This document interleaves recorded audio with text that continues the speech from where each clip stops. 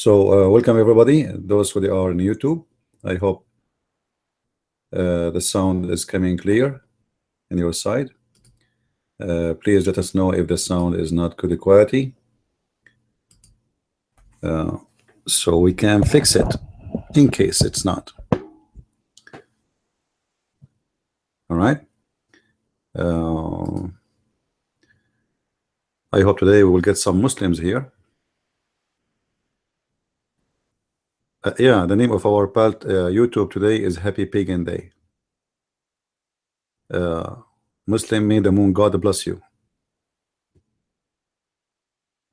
I mean, how nice I can be more than this, you know.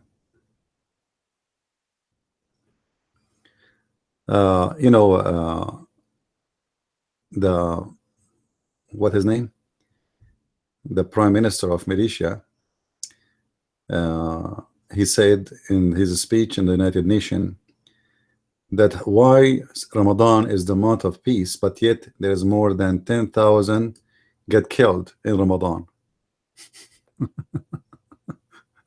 I mean, do you see how much this is the month of peace? This was what last year. This year the number is a lot bigger. The increase is like 11,000 according to Muslims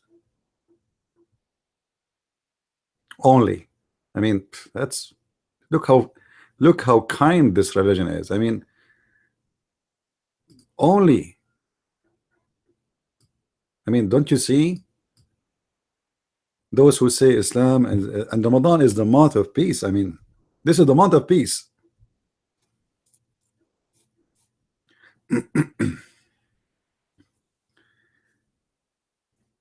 Anyway, I have a question about your Surah Al-Fatiha reference. I sent it to my Arab friend. He told me the word baraza does not mean go and do poo-poo. However, the word baraza, the same letter but with strong or sound, means that. So what the word baraza mean? What he told you? As long he give you the real meaning for the word baraza and baraza. What baraza mean? You have only one meaning for one word. Baraza, it's someone who went out. Baraza is someone he did poo-poo already. This guy is a stupid. Baraza, Baraza is somebody he did already. It's a past tense. So this guy who is an Arab guy, he's an idiot. The same as in English, you know, you have present tense, you have etc. So it says wherever he went out or he go out, this is what baraza mean. But baraza to do what? Baraza to do buraz. What buraz? Ever ask anyone. Coming from the word buraz. Buraz mean poo-poo. So he's trying to be smart, supposedly. Invite him here.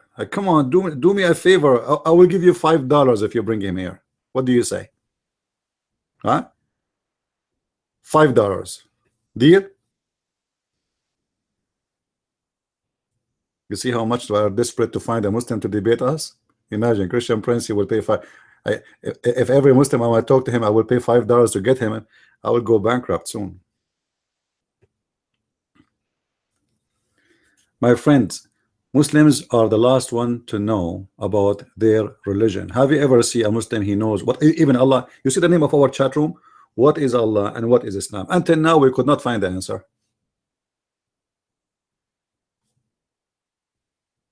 Until now, what is Allah?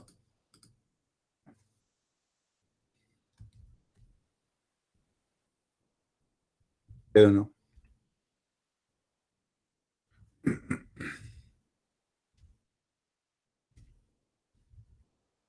They have no idea. Those are copy-paste nation. By the way, not only the Muslims are copy-paste, there's many Christians too. They are, you know, copy-paste too. But Muslims, they have no idea even who is their God. They don't know. They know nothing. Whatever the word nothing mean.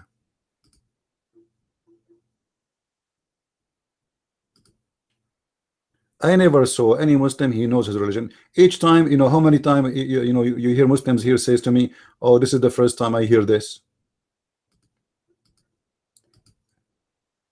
Do you remember the donkey he used to come here? Nightmare. Who told me that his God is a spirit? Imagine how stupid they are. They don't know even if their God is a spirit or not. 50 years old donkey from Morocco who spent all his life, he speak Arabic, he grew up in the mosque, he go to the mosque every Friday, he listen to the Quran every day, and he read Quran and he read the hadith and etc. And then he do not know if his God is a spirit or not. Then after 15 minutes he came back to me after I told him, are you stupid? Where you get this from? So he went and he came back to say to me, you are right, you know, Allah is not a spirit. Like, what the heck?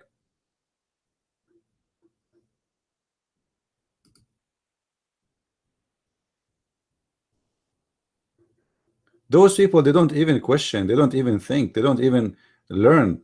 All what they knew, that they are born as Muslims in the religion, it's called Islam, and their God, his name is Allah, and the one who have authority, his name is Muhammad, and whatever Muhammad he say, we listen to him. Not whatever Allah he says, because as you remember, there's tons of things Muhammad he say, they read what Allah says.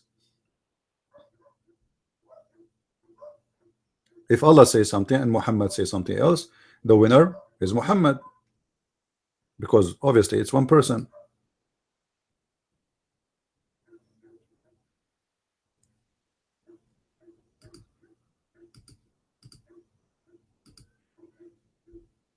All right.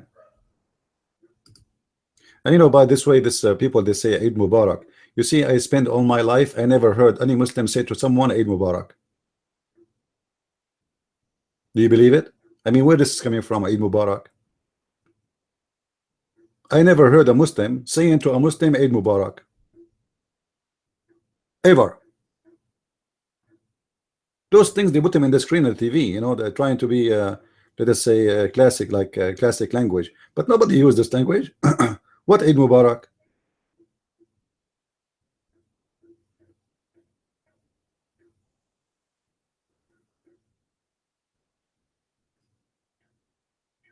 Yeah, you see, what ask the Muslim what Mubarak mean? They will say to you blessing. Then we ask them, it says Allah wa malaikatahu yusalluna ala nabi. What does that mean? They say Allah bless the Prophet. But he says yusalli mean Mubarak, or the word Mubarak mean Mubarak. Mean blessing. YouTube video is not playing? Really? No, it's playing. I'm watching it. I have it live in front of me. No, it's live. No, I have it. I see it in the front of my eyes. Refresh your video, refresh your page. I have the video running in front of me. It's running fine.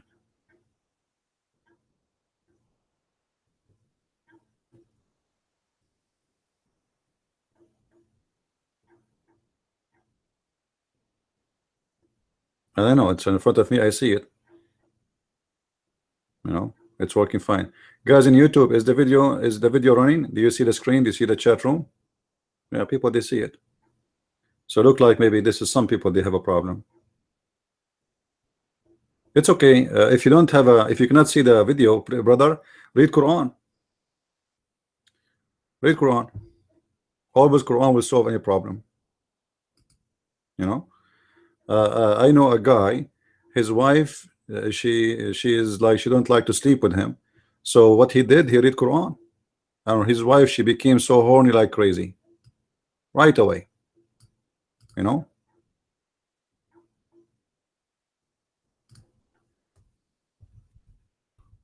read Quran will make anything run. Your chat will run, your YouTube will run, whatever you want will run. So if we have any Muslim, he have the courage and the knowledge to speak to us about his cult, his religion, Islam. By the way, ISIS this morning, they slaughter, I think, 11 Muslims, sacrificed to Allah. They slaughter them literally. I mean, do you see how this religion, this month is the month of peace and love? I mean, you know, this is Islam, my friend. So what they do in the morning, they slaughter 11 people, or I don't know, 12, for the sake of Allah. Well, what you cannot blame them, they are out of sheep, you know. Put yourself in their shoes.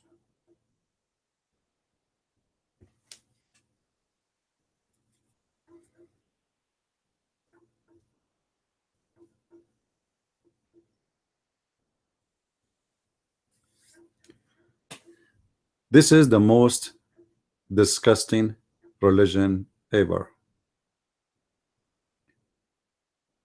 You know, I just saw in YouTube, by the way, a Christian lady, she is asking, why Muslims accusing our Bible to be corrupt without any evidence?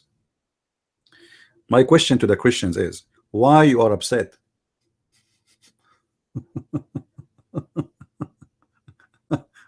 Why you are upset? Anyone knows why we should not be upset when the Muslims they say that? Anyone knows?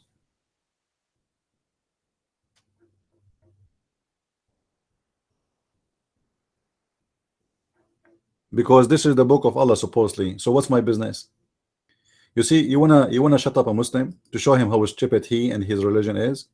Tell him, are you saying to us the book of Allah is corrupt? As in a second he will say, no, no, I'm talking about your book. I said, we don't have a book. This is the book of Allah. The Quran says that. Right away his face will turn yellow, green, blue, all colors, you know, rainbow, and he will change the topic.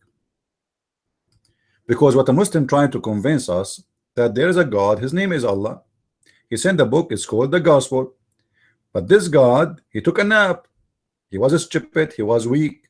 Some Christians, they kick his ass and they corrupt his book, and Allah can do nothing about it. He don't even have a copy of it. So why you want to debate a Muslim about this issue? Say we agree, your God Allah is stupid. This is actually additional proof that Allah, the God of Islam, is a false God. Because the God who sent books and he cannot protect them, he is a false God. There's no question about that. Otherwise, why he sent them?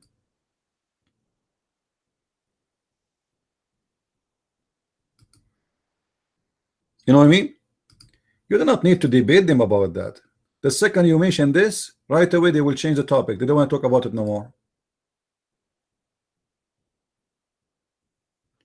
This is why we are here. We are here to teach you how to get Islam busted. Islam is the most stupid religion, and you do not need to be genius or a scholar to get Islam busted. This is a religion of stupid people. Like, you have to be officially stupid to believe in it for a second. So it's not going to be hard to get a stupid religion busted. It's very easy.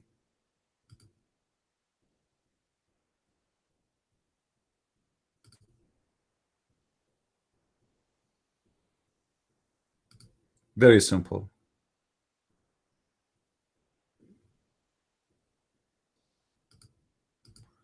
Now, do we have any Muslim here? Well, you know, for me, I'm not really doing what I'm doing just to debate the Muslims. Most of what I do is to show the Christians how we can refute this cult. This is a very stupid cult, and you do not need to be really a scholar. You do not need to be Christian Prince to debate Muslims. You do not. You do not need to know Arabic. Like, you need to know Arabic if you are debating someone he is, let us say, a professional. But debating as a normal Abdul is very easy, right?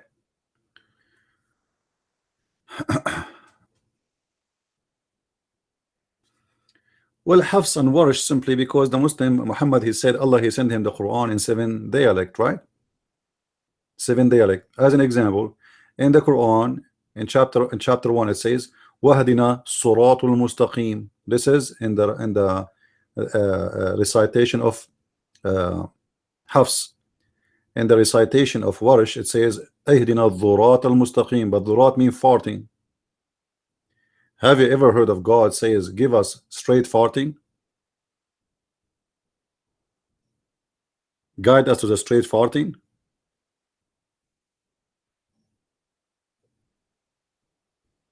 Yeah, farting. Dhurat mean farting.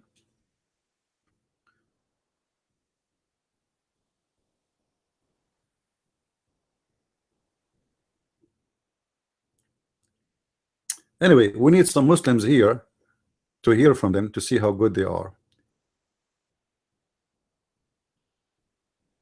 There is no fast in Islam, my friend. The Muslim, they just change the day and the night. You know, me myself, I eat once a day, honest to God. God is my witness. I eat once every 24 hours, sometimes even more.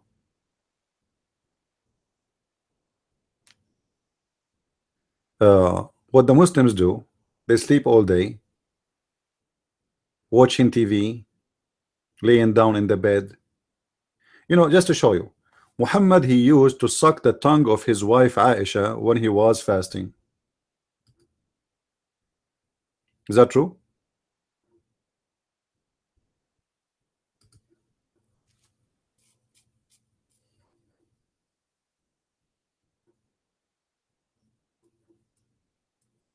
A prophet of God is fasting, but he is sucking the tongue of his wife. So why you suck her tongue? I thought you are not allowed to suck any liquid. Her tongue have saliva.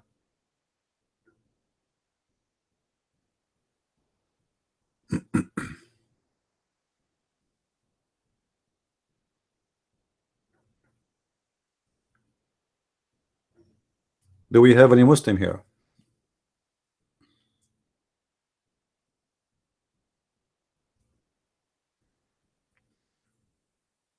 Do we have any Muslim? Any Muslim in YouTube?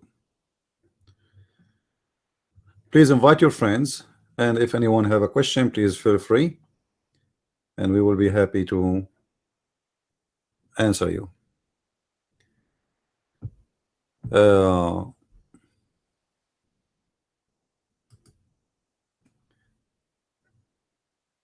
The whole idea of Islam is not to use your brain and try to be stupid as much as you can.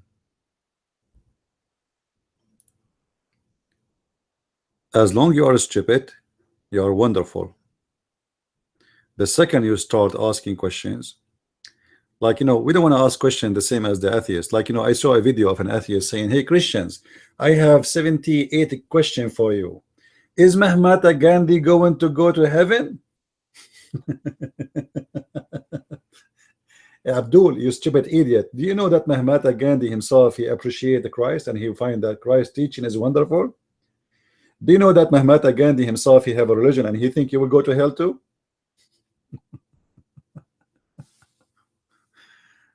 Stupid people.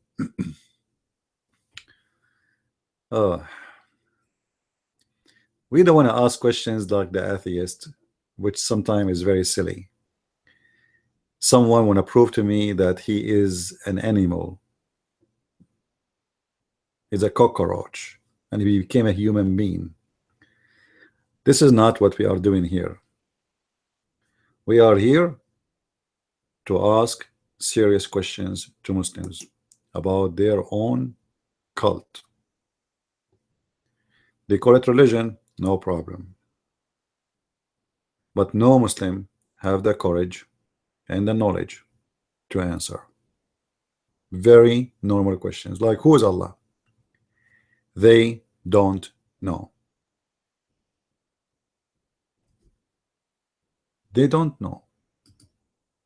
And how they will know?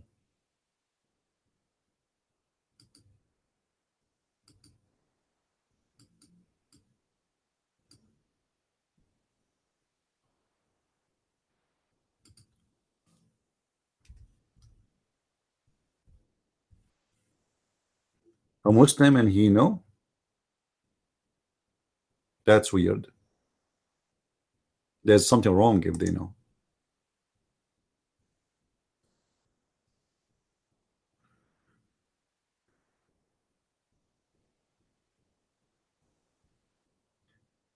Once an atheist asked me if God Almighty can commit suicide and die. Well, we're in Christianity, we teach and we believe that God commits suicide. Anyone can show me where it says that?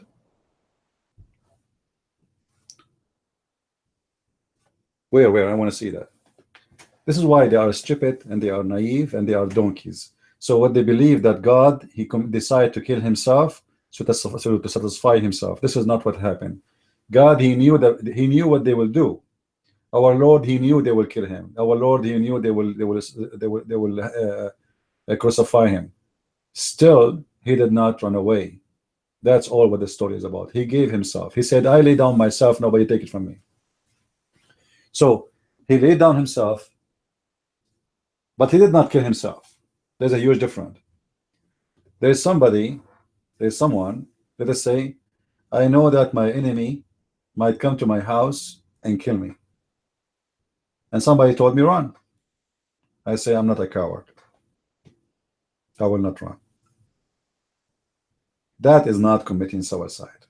Suicide is somebody killing himself. So if somebody can show me where in the Bible it teach that Jesus killed himself, you are my hero. Otherwise, this is a very stupid argument from stupid dummy donkeys.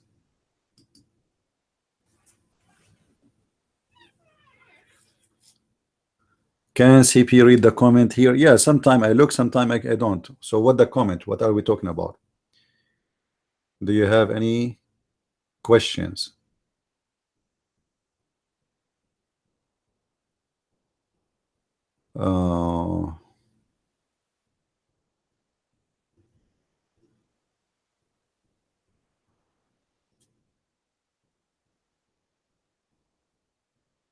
Any question in YouTube? I don't see anything.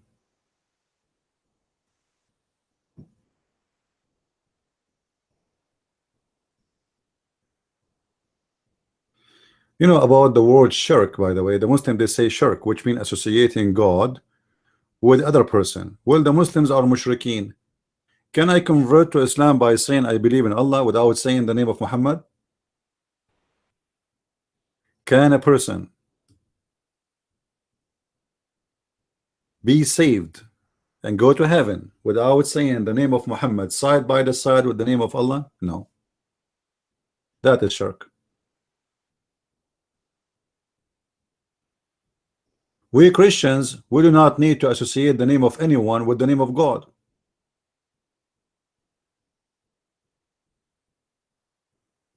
Muslims, they cannot be Muslims unless they associate the name of God with the name of a man. His name is Muhammad.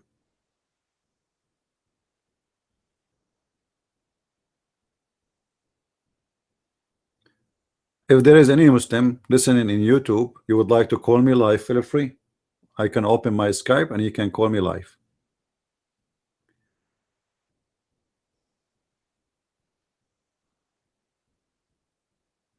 Yes, well, a Christian, God sent Torah, Bible, Quran. God, he sent Quran. Which God? Worth. Which Quran? Which God? Who is that God who sent those books? What his name?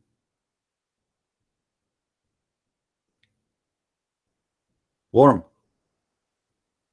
What the name of that God?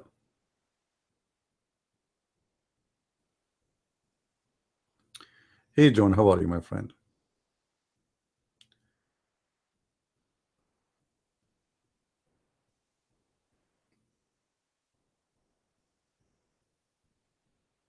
All Muslims are scholars. Don't, are you kidding me? All Muslims are very powerful.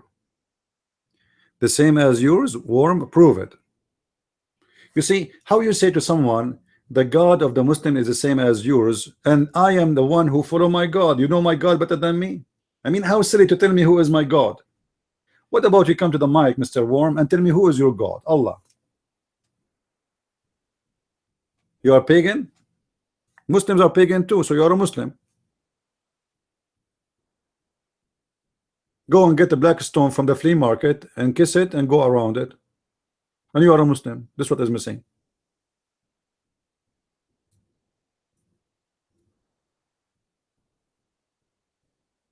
Guys, honest to God, I wish I can turn on my camera and show you what I can see in my TV in the month of Ramadan.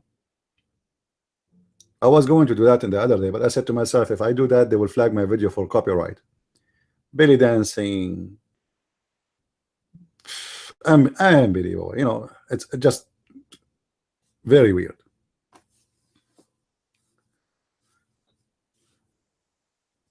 Do we have any Abdul? Hey, Sirazi.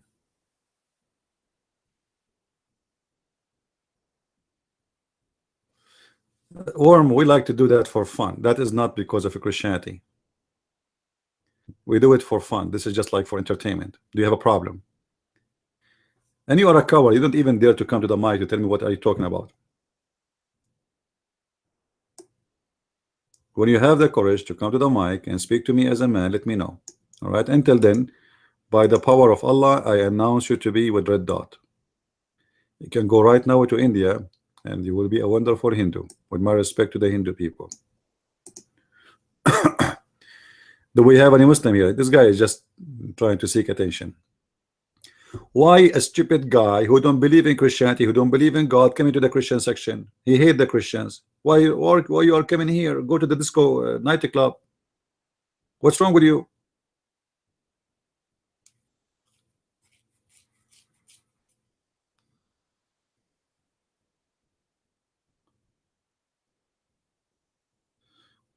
We have a lady in YouTube. She said she married a Muslim and her name is Mary Love. She said, when I married him, I was not a Christian and I convert to Muslim, but then the Lord Jesus had another plans for me. But lady, why why in the world a woman she will marry a Muslim? You don't hear that Muslims they can beat their wives. You don't know that Muslims they can have as many wives as they want, 4 women at the same time, but as many as they want. They can replace them as much as they want, as much as they wish. Why in the world any woman she will marry a Muslim? I understand if someone she is born in an Islamic country from a Muslim family, she marry a Muslim, that makes sense. But someone she is, I mean, why? Are we blind? Don't you see the news? Don't you see how ugly the skull? Don't you see how scary it is?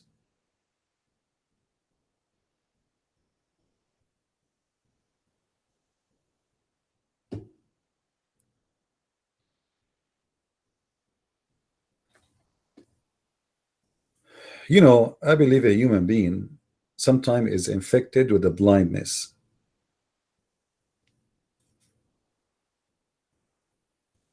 The first thing you need to find in a partner is what he believes in. Because what he believes is what he is. Now, all of us, we commit sin. There's no question. I'm not saying the Christian men, they are the perfect angels. No, all of us, we commit sin. The Bible says clearly, there's no good but God. All of us, we are sinners. But a Muslim, sin for him is permitted. So for him, he can have 4 women in the same time. The soul, you people, you keep repeating words is not even exist in Islam. No Muslim say to anyone Eid Mubarak. Those things they say in a stupid Facebook and Twitter, but Muslims don't say that to each other in the street. I never heard. I spent all my life in the Middle East. I never heard a Muslim saying to a Muslim Eid Mubarak. Ever. Never. You know what? Ever, never, ever. Those things you hear it in TV. It's like, you know, it's like it's a language nobody use. Anyway, they don't say Eid Kareem. What Eid Kareem? I never heard of Eid Kareem. They say in Arabic كل سنة وانتم بخير. كل سنة وانتم سالمين. Nobody use even the word Eid.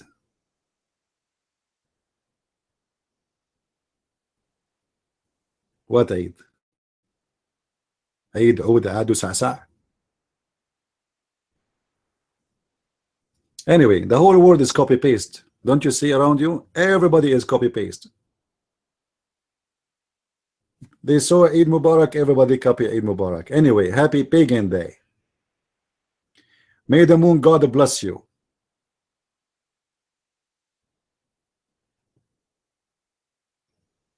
Any Muslim here who worship the moon god would like to tell us why he break fasting when he saw the crescent moon? Why he stopped fasting when he saw the crescent moon? What happened exactly? Any Muslim can tell us? Oh, crescent moon, let us eat. Oh, crescent moon, let us stop eating. What the heck?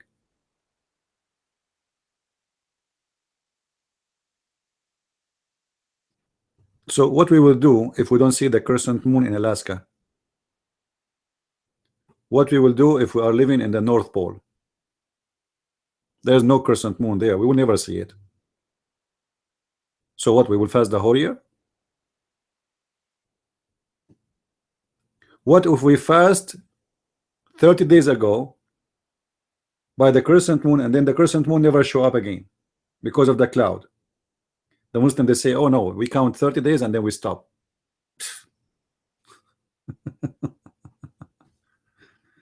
But the Quran doesn't say that. The Quran says when you see it, you have to see it.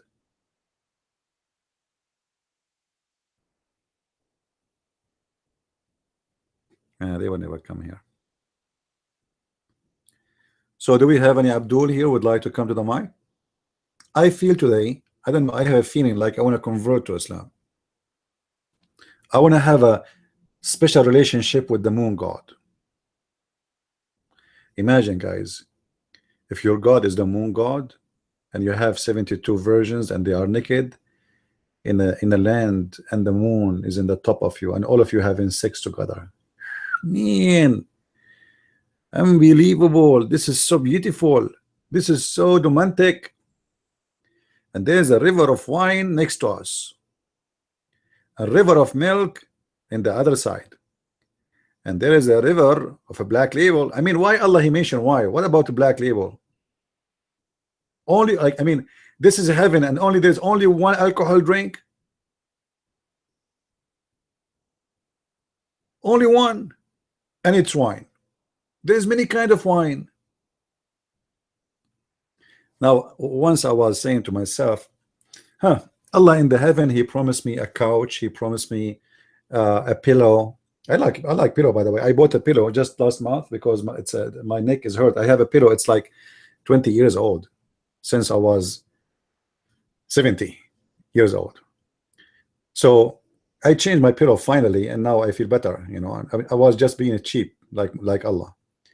So I love pillows, you know, and this pillow now I will not replace it with all of you. All of you. If the moon god says to me, those people in the chat room, which one you choose to save, them or the pillow? I will say the pillow. Pillow is very important. So Allah, he promised me in the heaven pillow. I mean, that's amazing. God, the creator of the universe, he is thinking about how we will sleep. But hold on, the Quran says we will never sleep. What? Yes. So what the pillow for? Oh, the Quran say what the pillow for? We will recline on them. Oh, we will recline on them. Aha. Yeah. That's very important. Now I ask myself, okay, I go to the heaven of Allah. Now, after I saw movies and TVs and hundreds of TV stations, I mean, how boring this heaven will be, which is concentrated in physical things like wine, food, women. What if I want to watch a movie?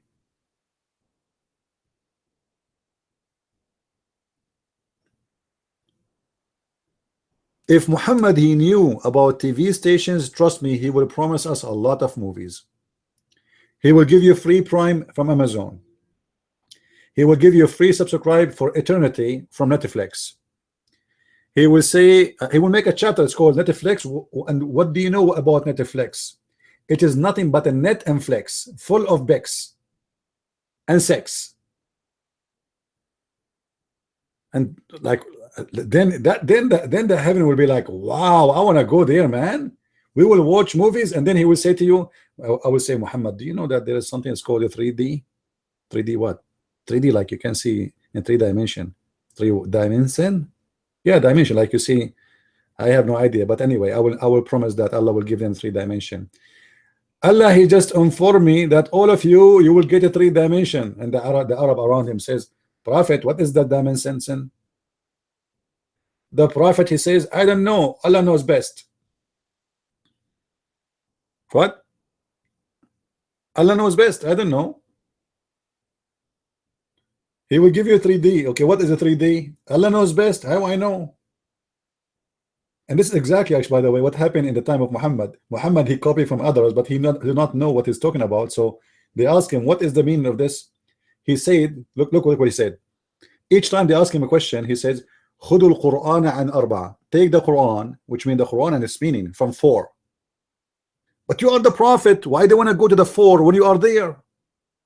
Because you don't know what to say. It's very embarrassing. It's like somebody coming to me and say, Christian Prince, what is the answer for this topic? I say, okay, go and ask the guy who learned from me.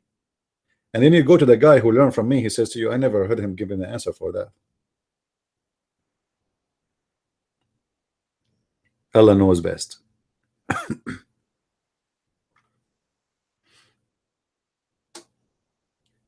Do we have any Abdul? Any beautiful, wonderful, peaceful Abdul with suicide belt is welcome.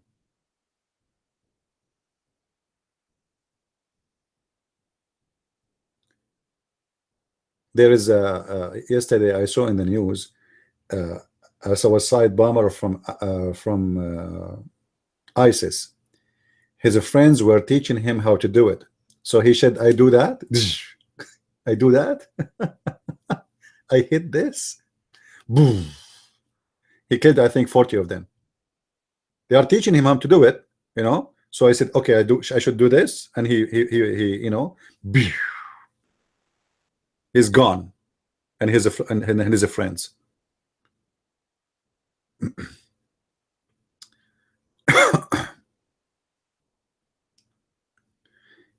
You watch my videos before sleeping? Come on, man, go and watch something. You know, I just told the people today, I downloaded the program. I'm saying to myself, let me try to broadcast in those programs. So I download a program. It's called Live Me. And then I open this program, and who is the one is being watched there? If I open there, nobody will watch me for sure. Girls wearing short skirt. Girls, their breast is coming off, like of the shelf. A woman, she have one nipple coming out and the other nipple in her mouth.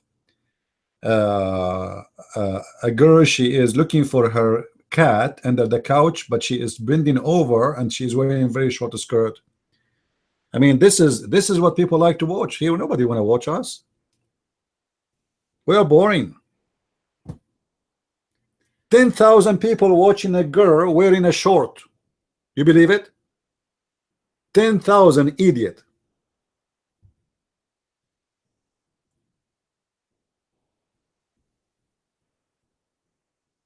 And you will see a guy, poor guy, playing guitar. Nobody's watching him. He's very good. He play very good. Nobody is watching him. There's other guy is teaching people how to play guitar. Not even one there. I was the only one who entered his. But I don't care about guitar. I feel sorry to leave. I said, man, you are good. But I feel sorry to leave. But I have to leave. I mean, I'm not really interested of any of this. So, what's wrong with this world? If I am a girl right now, put some makeup, short skirt, and I will put halal bra and halal panty and halal lipstick, and then I open my camera, and then a lot of people, they will be watching.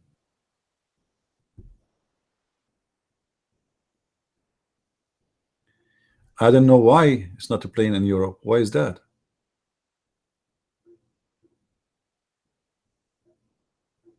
I'm not sure. Maybe Paltalk, they changed, YouTube, they changed the rules.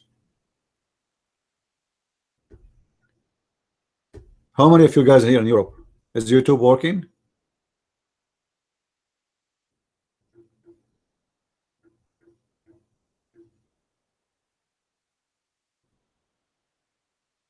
Okay, but please think he is from Europe. He can see it. So I mean, there's something wrong. Something there is an error. Okay, let us fix the problem. Let us read Quran. Bismillahirrahmanirrahim.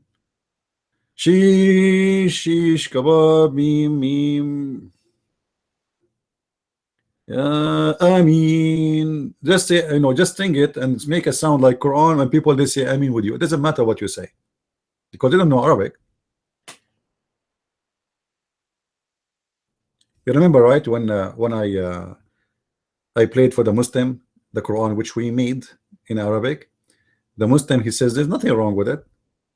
Are you sure? No, nothing wrong with it. And then I said to him, you either this is not even Quran. Just sound it like Quran, and they believe. And it doesn't matter what you say. The guy who is making this Quran, which is a Christian guy, saying that Muhammad is the devil and Allah is shaitan, and we will put the cross in the Kaaba. The Muslim he have no problem with it.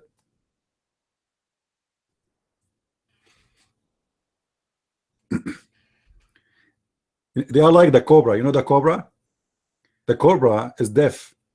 The cobra. You know when you see the Indian guy playing with his music, many people they think the cobra is dancing. The fact that cobra is not. The cobra, like the snakes, are deaf.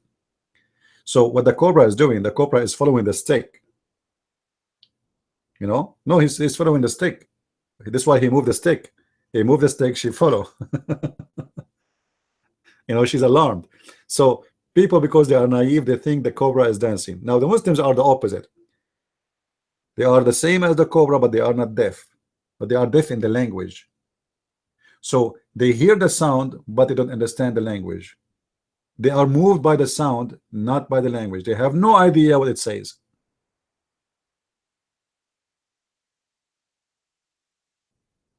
By the way, guys, today yesterday I was confirmed that the church was inviting me to do a seminars. I would do at least 2 seminars with them. This week they confirm that it's happening. So look like we are going to buy the ticket this week. So those who want to join, you can contact me in private, and I need to ask the church first if they are welcoming. I would like non-members. I cannot invite by myself unless they approve it. So no, it's going to be close in the borders to Canada. So if anyone is interested, let me know. Later we can give more details.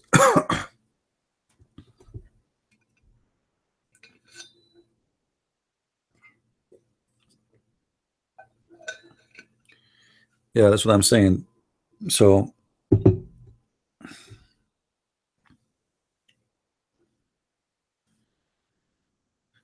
and then maybe after that we will do some seminars in Asia again.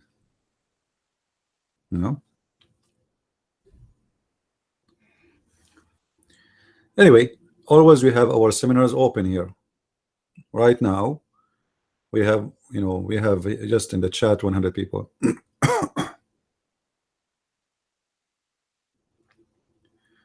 There's nothing it's called the Eid. What Eid?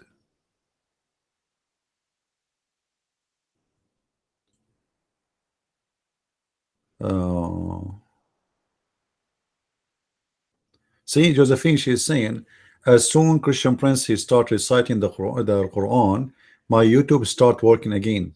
MashaAllah, MashaAllah, Alhamdulillah, Alhamdulillah.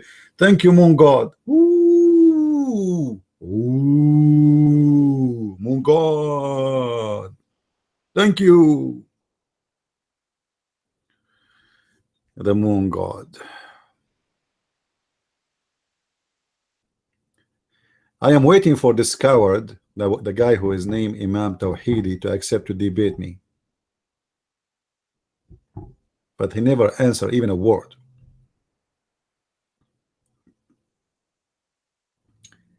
He want to debate only Linda Sarsour.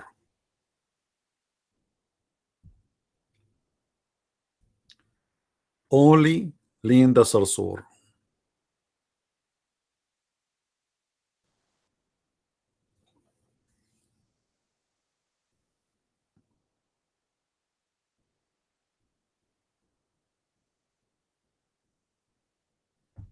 Yeah, because he is speaking things they never heard before.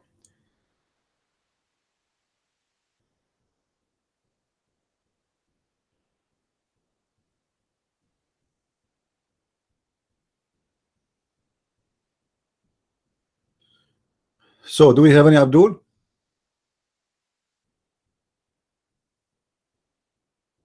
Because she is a girl. When you are a girl, everybody want to debate you. I will give you an example. Any girl want to debate me? Any girl would like to debate me? See, when you are a girl, everybody want to debate you. Go right now to a Muslim room and change your name to Linda or Susu or Fufu. You will see everybody in the Muslim room, he add you without even asking you. And then you will start receiving text messages like crazy. Do you have a camera? Hey, do you have pictures? What is it? Why you don't have? If you put pictures in your profile and you have like short skirt, forget, man. Not only people in Paltalk, they will add you. Allah Himself will add you. Muhammad from the grave, He will send you a text message.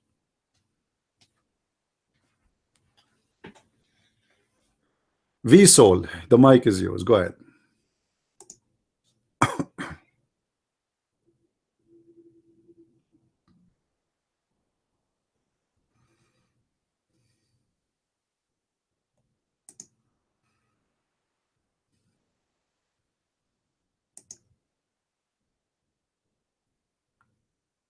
Look like something wrong with his connection. Do you hear me?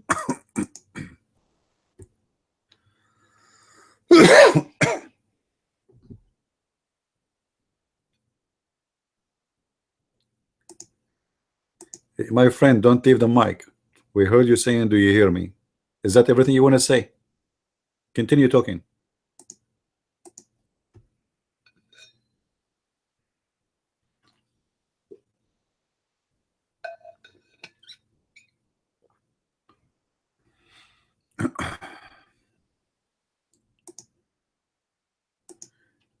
Uh, I think you have a problem.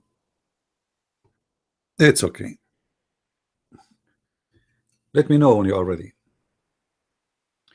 Do we have do we have any Muslim when I come to the mic? Do we have any Muslim would like to come in the mic?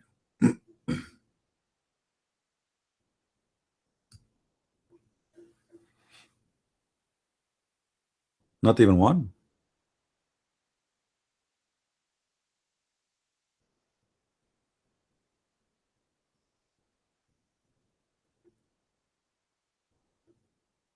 So who is going to invite me this coming month to his church to do a seminar? Remember, we do it for free.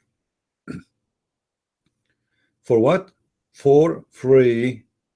I am not Muhammad. Do you know what for free mean? For free.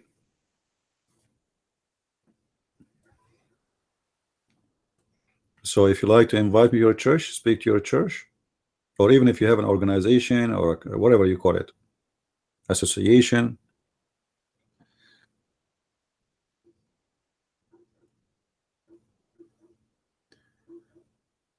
Those this Linda Salsour, she is not a feminist. She is just joining them so she can penetrate the system. The Muslims are smart and the Western usually are dumb. They join every group to penetrate the system, to have a footstep inside.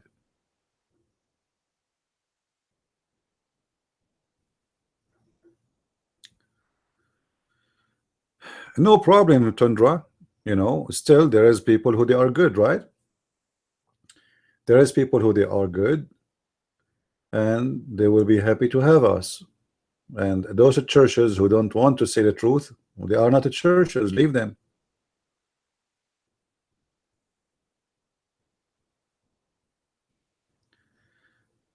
Come to my country, just pay to passage and the rest is for me. What country is yours? Visor.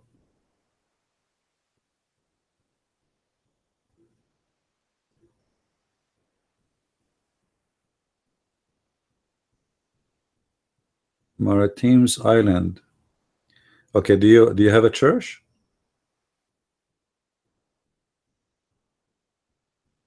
Let your church contact me, and then I will go. I did not say no. So you ask, you say, I just pay for a ticket. I just pay for a ticket. I don't want to go there because a lot of churches here. Here, there's a lot of churches too, but I want to go where people they welcome me. Otherwise, I'm going to talk to who? Right? You have to organize things for me before I come. I cannot just go and stay there. You know, always trips are costly. You pay for a ticket, you pay for hotel, you pay etc. just to go and wait until somebody invite me. You have to prepare things. You tell me like in this day you have a seminar for you, etc. Then I will go.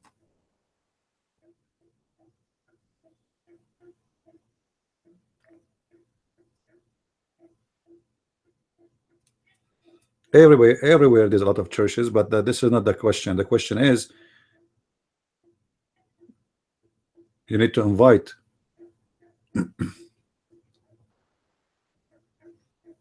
Not only well,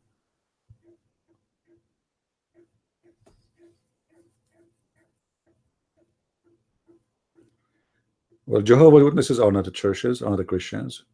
Seven Adventists, they have, you know, it's like for me, they are Christians, but they have a lot of weird stuff. You know, close to be a cult for me. I saw a guy from the Seven Adventist church.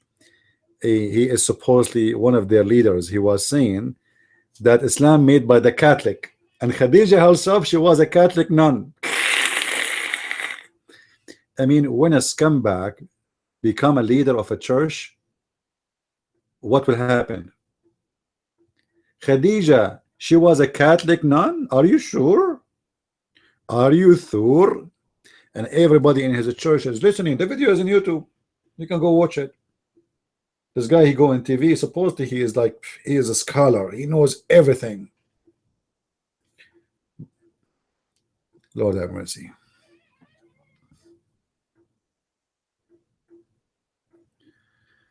This week, our church. Okay, John, what about if you want?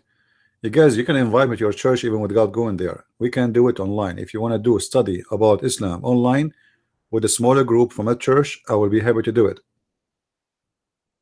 You know what I mean?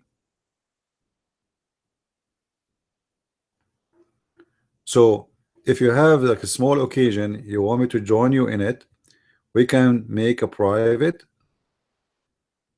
you know, streaming for that group in Skype and YouTube. There's many ways, and we can do the same.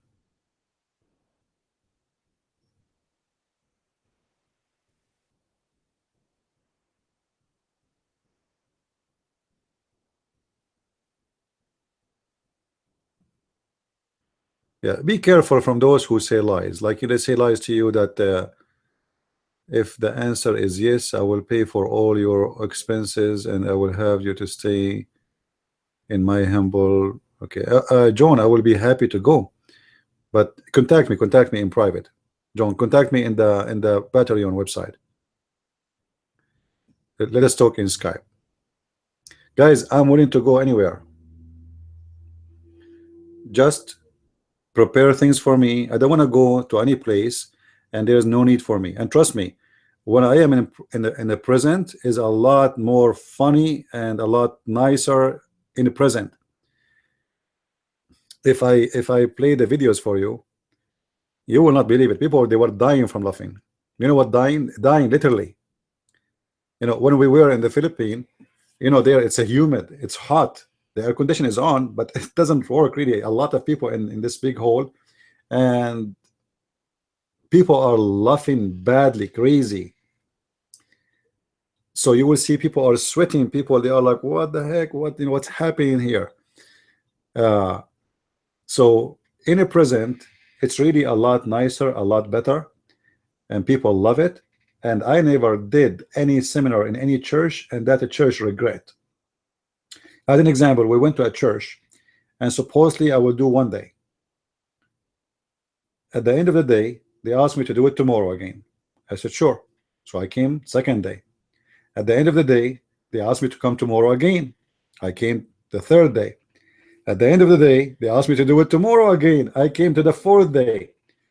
But the problem is the church is not, those group is not there. This is not their church. They are renting, let's say, not renting, sorry. They are like borrowing the space from another church. So in the fifth day, that the original church who owned the building, they have activities. So we have to stop. Otherwise, it's supposed to be one day and became 4 days. 4 days, and people, they don't, the first day, not many people show up, like maybe, let us say, 150, something like this. The second day is double right away, and many of them from those who came first day. Like they came and they brought people with them. I saw a woman. She came to me. I said, I saw you before. She said, yeah, I go to every seminar you do. I said, aren't you bored? She said, you know what? I never saw a seminar like you, of yours. It's the same as the other one. I thought it's going to be the same, but each time I listen to you, I feel like I heard nothing yet. So people love it, people enjoy it, and you will not see somebody is yawning. Don't do that. Don't do that. If I'm there, I will put my finger in your mouth. Trust me, I will do it. I'm not shy. I will walk between people, and if somebody is yawning, I will put my finger in his mouth right away. What are you doing? Are you are you yawning? Do you know what yawning do? There's a there was a smaller group, and one of them, he started yawning. Like, he's an old guy.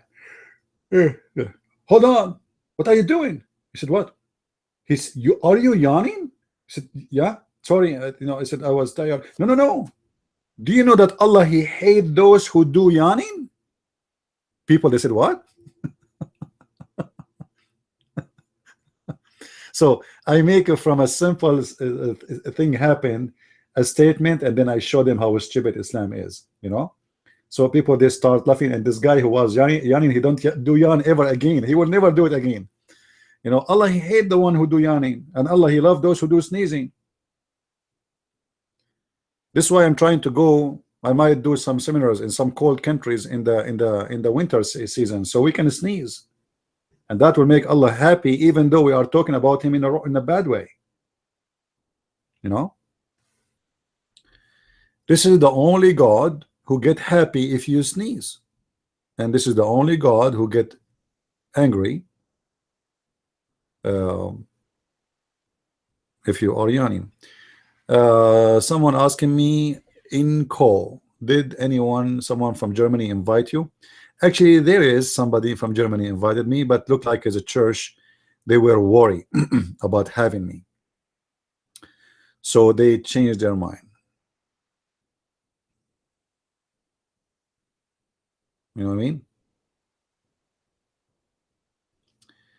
Show me a reference for Shahr is moon.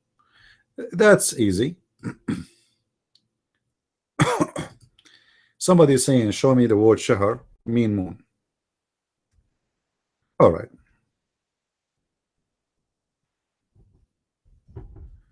We made a video yesterday for those who do not know.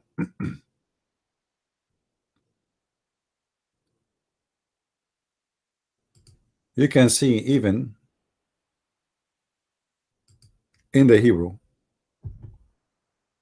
but let us see.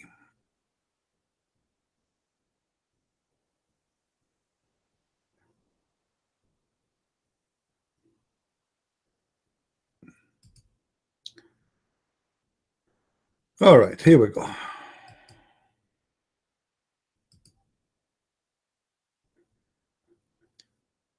The one who said, show me the word Shahr or any proof that the word Shahr mean moon, you do not need really, it take you a second to go and do search about it, and you will find it. This is a Hebrew, and this is the website. I will post it in the chat room, and you will see the word Shahr.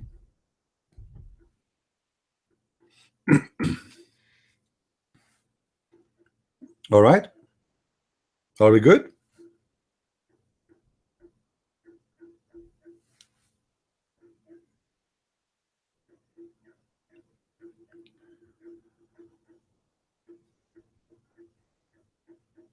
Do we have any Muslim here?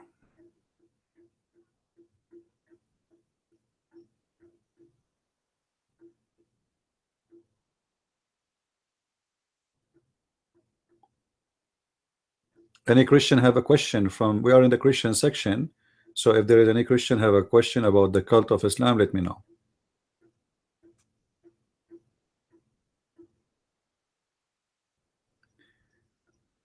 I understand you ain't God. What does that mean? I cannot answer. Okay, good name. Try. Take the mic. Let us see how smart you are. Look like your questions are very difficult. Go ahead.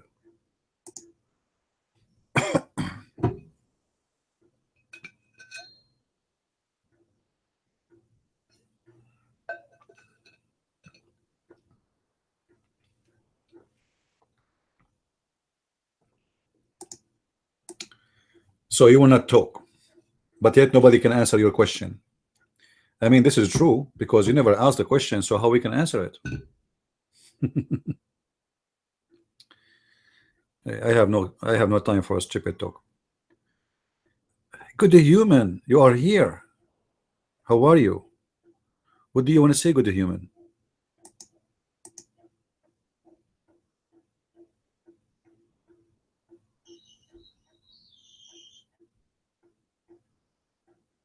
Hello, everyone.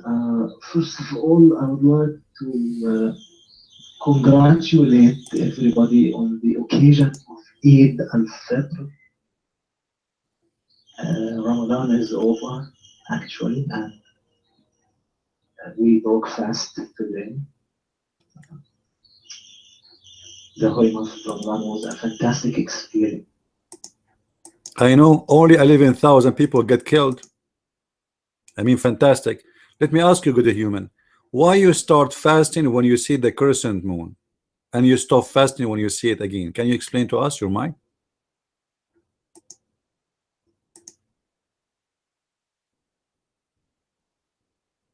I don't subscribe to violence against people, and I support peace, and I want people to. That is based in which religion? The Quran says that Ramadan is the month of jihad. How many wars you Muslim did in Ramadan? If you are against war, show me where it teach that you should not go for war. Your mic. Isn't it the Quran says cry not for peace when you are the uppermost? Now we go back to zero. Why you Muslims start fasting when you see the crescent moon? What the crescent moon have to do with your religion? Your mic.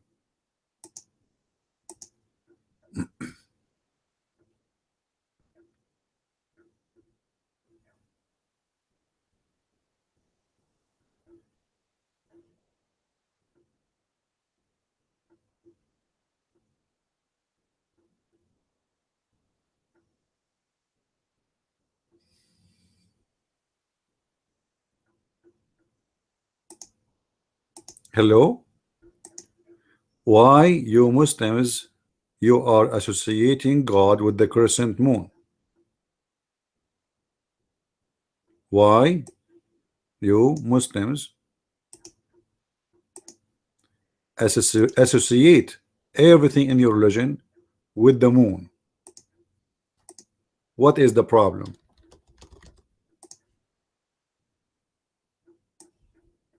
Take the mic.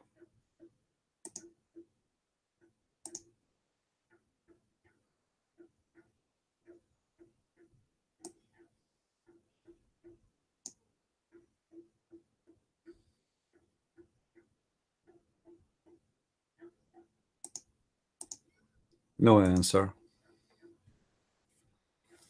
All what we asked them,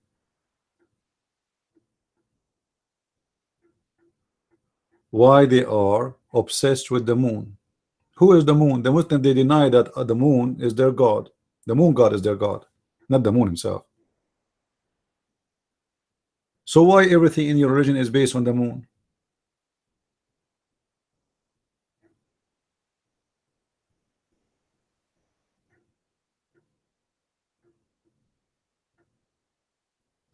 Somebody in YouTube is asking me, what do you think about Jay Smith?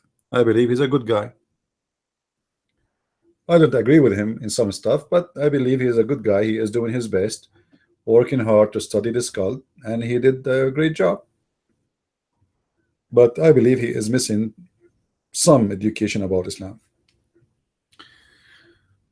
But he's fine for me. He is fine in my book.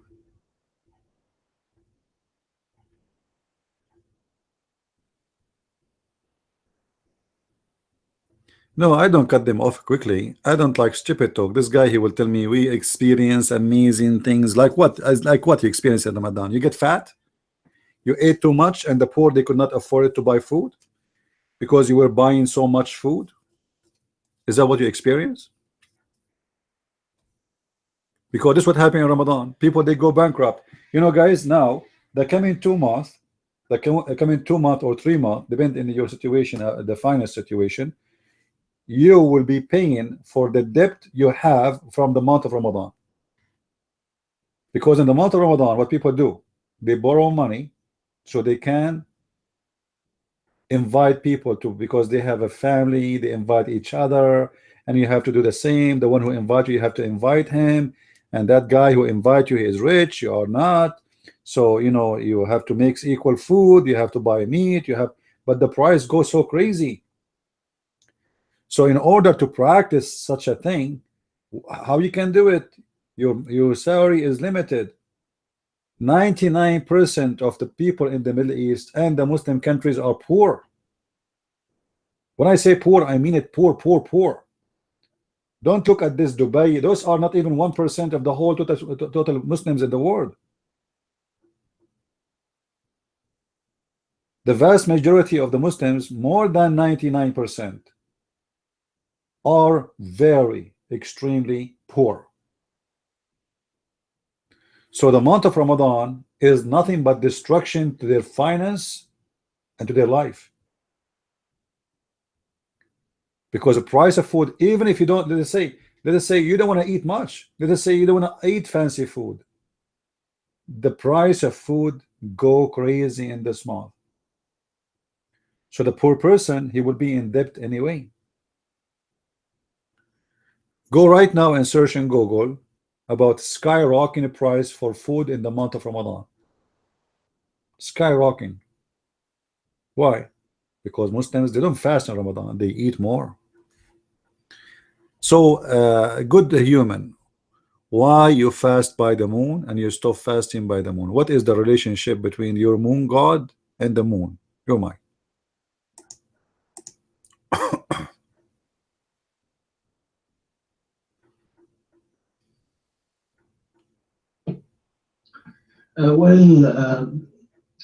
I think that yes, some people actually consume a tremendous amount of food during the holy month of Ramadan. And this is Some, huh? absolutely legitimate because you abstain from food uh, for maybe 15 consecutive hours. 15. I think this is legitimate. You have to buy a lot of food because you get hungry all day long, and eventually you have to break fast and start eating. There's nothing, so it's logical. Now, the moon, yes, the moon is a symbol for is an Islamic symbol. And it refers to the Islamic calendar, the lunar calendar. So yes, what's wrong with this?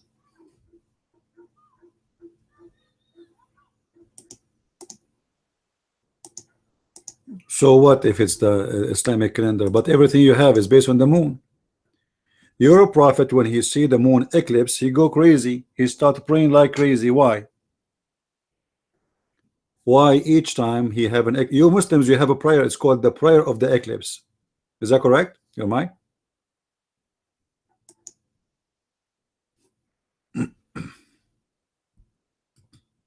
Well, to be honest,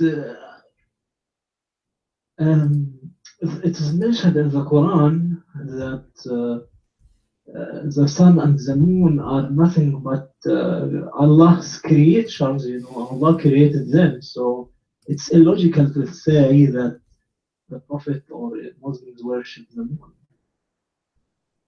You know.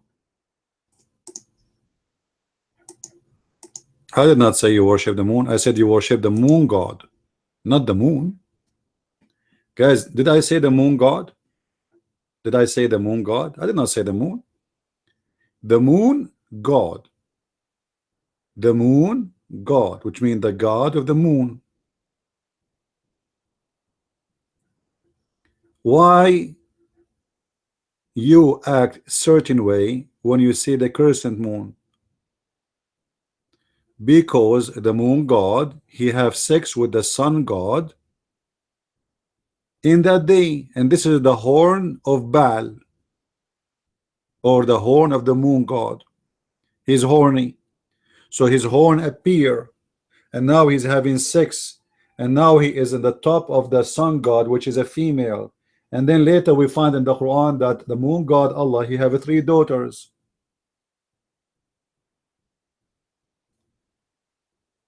What do you say, good human? You're mine.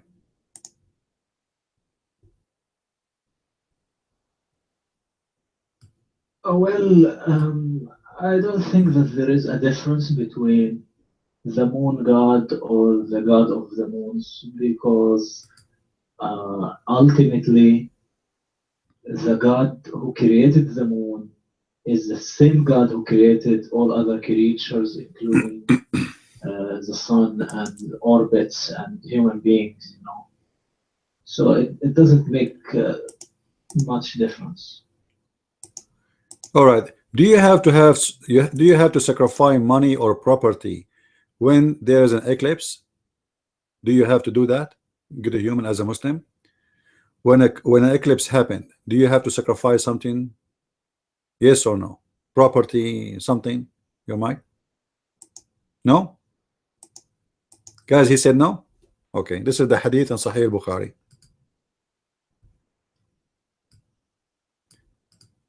When there is an eclipse, you have to free a slave. Why?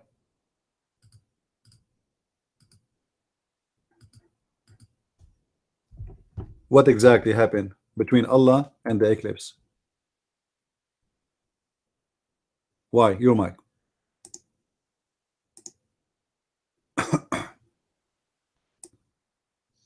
Well, if I don't think it is obligatory to sacrifice or do this. Maybe it's recommended. Maybe it's amicable. It is preferable, but it's not. Look, we have 5 pillars of Islam. This is the real deal. You know, you don't have 5 pillars in Islam. You don't. I challenge you to show me where Allah he said the 5 pillars in Islam. That is nothing but a fabrication of Muslims. Now, don't change the topic. Why you have to free a slave when the eclipse happened? Guys, the question is very simple, right? Why we have to free a slave when the eclipse happened? What is the relationship between the eclipse? Why? What about free a slave today, Ramadan, Eid? Why in the eclipse day? So what the point? Go ahead.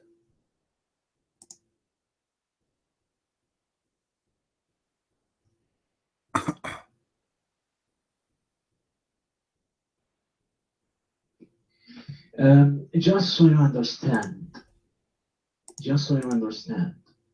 there are things that took place at the time of the Prophet Muhammad, but now they are outdated, like slaves. You know, we don't have slaves now.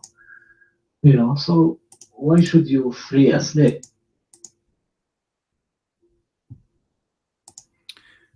There's a Muslim country, it's called Mauritania. 85% of the population are slaves until now, 2017. You Muslims still have slaves. Now, go back to the topic. Why I need to free a slave in the day of the eclipse? Is that something the pagans they used to practice before Islam, and Muhammad practiced after Islam, because they think that God is angry, the God of the moon? Your mind?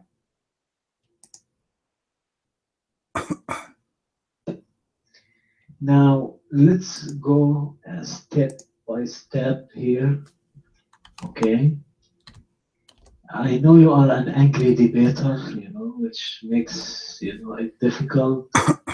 You are all angry. You debate with anger and fury, so it's not everything. Now, no, really, really, he debates with anger. Now I'm talking here very honestly. Okay, you say there are slaves. I can't let you get away with this lie. Where are the slaves that exist nowadays? Your mic. All Muslim countries never signed the human right law against slavery because it's against Islam, and the slaves are exist everywhere. Saudi Arabia, Emirat, Bahrain, Qatar, etc. Muslims are people of slavery.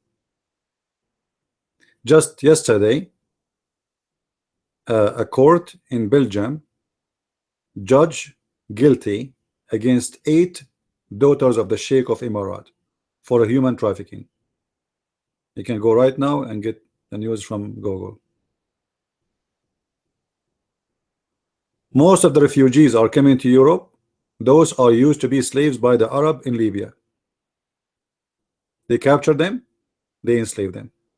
6 slaves, and then the lucky one, he ran away for his life. So stop playing games. We go back to zero. I'm not talking about now anyway. I'm talking about why your prophet, he ordered you to free a slave when the eclipse happened. What exactly the reason? Your mind.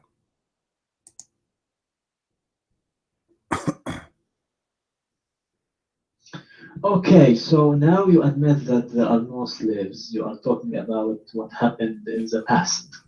Okay, good. Actually, Funny, Abdul.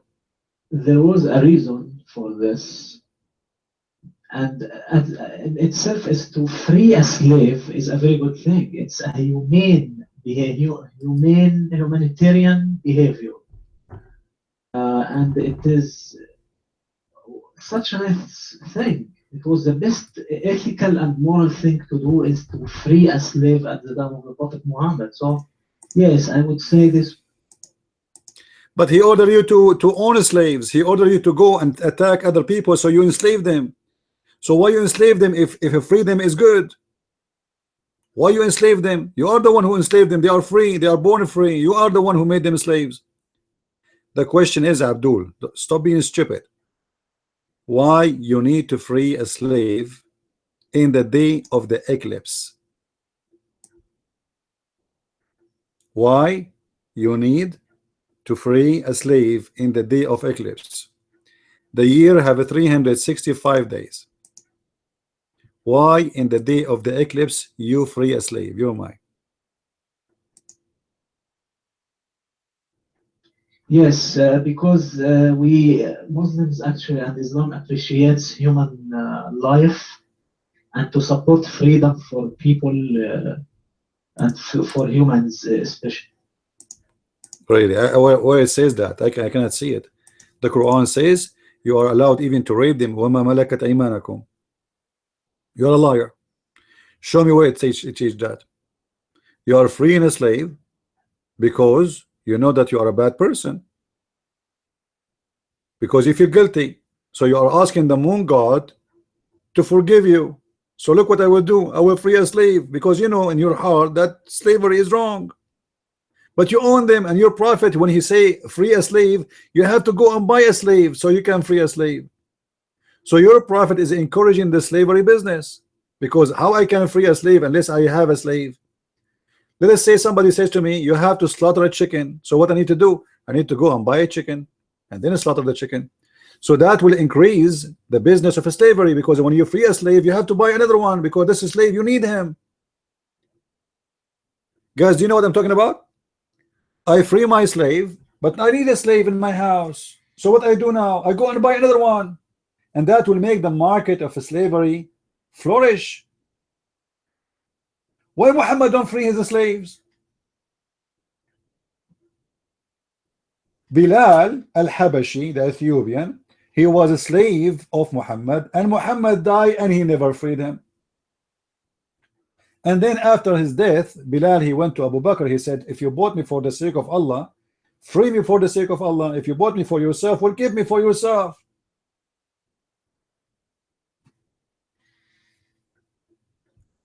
So Muhammad, he ordered you to free a slave in the day of eclipse because he worshipped the moon god. Number two, because when you free one, you have to buy another one to replace the one you freed, and that will increase the business of slavery. So it's obvious that Islam and the eclipse, they associate together. Look what this hadith says. Muhammad, he have a special prayer. It's called the prayer of the eclipse. The prayer of the eclipse. Why you have a prayer is called the prayer of the eclipse? And this is the hadith. Why it's called the prayer of the eclipse? Go ahead.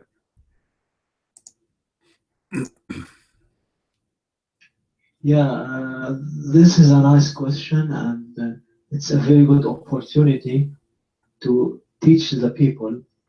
So yes, the prayer is meant actually at the time of eclipse in order, because when the time of eclipse comes, it is a danger to the people who live on earth, and it was dangerous to it could be a sign of Allah's wrath on people.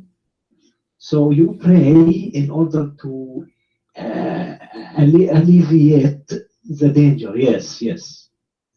It's a danger, and it could alleviate the danger, the prayer. When you pray to Allah, He can remove this eclipse, this danger. Yeah. No, it is the eclipse, not Allah. There is a difference here. I'm not saying that Allah is. You think so. This is false claim. So, briefly, the prayer is to save the earth and to save people from danger. Okay? I hope you understand. As simple as that. It's a very good opportunity to school. Yeah, it's as simple as that. We got it. So you Muslims believe that when the eclipse happened, that's mean God is angry from you. Guys, did you hear it? When the eclipse happened, that's mean God is angry from you. That is the moon god. That's why he's making the eclipse. So what do? You start praying, slaughtering, sacrificing, etc. So may God, the God of the moon, forgive you. And everybody heard you saying that. Now, according to science, eclipse is something normal to happen, and there's no dangerous. So your prophet proven to us that he's a false prophet. Actually, in USA, this coming August, we will have a full eclipse almost in 14 states in USA. Full eclipse for almost 2 to 3 minutes. Something never happened for 100 years. So you Muslims, what you will do? You will start Allahu Akbar, Allahu Akbar, Allahu Akbar, forgive us Allah, forgive us Allah, forgive us Allah. Slaughter the chicken, slaughter the zucchini, slaughter, let us slaughter. The eclipse is coming. The eclipse. Allah is angry. The moon god is angry. This is a proof that you Muslims are following wrong false teachers, because the eclipse is something normal and there's no dangers of it. And everybody heard you saying, oh, obviously that we ask God to forgive us from the wrath of the eclipse. What wrath of eclipse? What eclipse would do? If Muhammad is a prophet of his God, he should not be really so much scared and worry about it, and he should not make a prayer for it. To the point, the prayer is called the prayer of the eclipse. This is a pure pagan practice. Your mic, good man. Good question was raised by MU Smart. I don't know, your nickname is very weird, very strange, but anyway. He asked me, why did Allah did not tell the Prophet Muhammad, peace be upon him, do not worry, it's natural phenomenon. Well, because the problem is not with the phenomenon itself. It is a very good way to approach and worship Allah. You know, we are not just satisfied with 5 prayers a day. Some people think it's miserable, but non-Muslims think so. But it is a very healthy thing to do 5 prayers. Some people do more prayers, actually. So it has nothing to do whether it is a natural phenomenon, whether it's dangerous or not. The real deal here is to worship. So we take advantage of any natural disaster or any natural phenomenon. Okay, I will prove the opposite now. Your prophet, he forbid you from praying when the sun rise. He forbid you from praying when the sun rise. We just heard you saying that we take advantage of any natural phenomenon and we do what? We pray more. That's not true. Your prophet, he forbid you any day, any time from praying when the sun rise. Why? Your mic. That's a good question too. Well, I said a natural phenomenon, and it is called phenomenon because it doesn't happen that often. You know, the eclipse doesn't happen, but sunrise that happens every day. You know, so it's not a phenomenon. It's a natural thing that happens every day, but it's not a phenomenon. It's not something weird. People are used to it. It's familiar, you know. But the eclipse, yes, the sun rises every day. What's up? So why somebody want to pray to the moon god? He cannot pray when the sun is rising. What the problem? What's up? I'm the one is asking.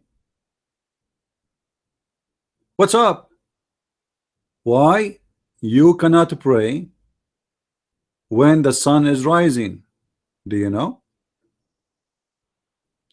Is it true? Because your prophet, he said the sun rise from between the 2 horns of Satan. Is that true? Go ahead.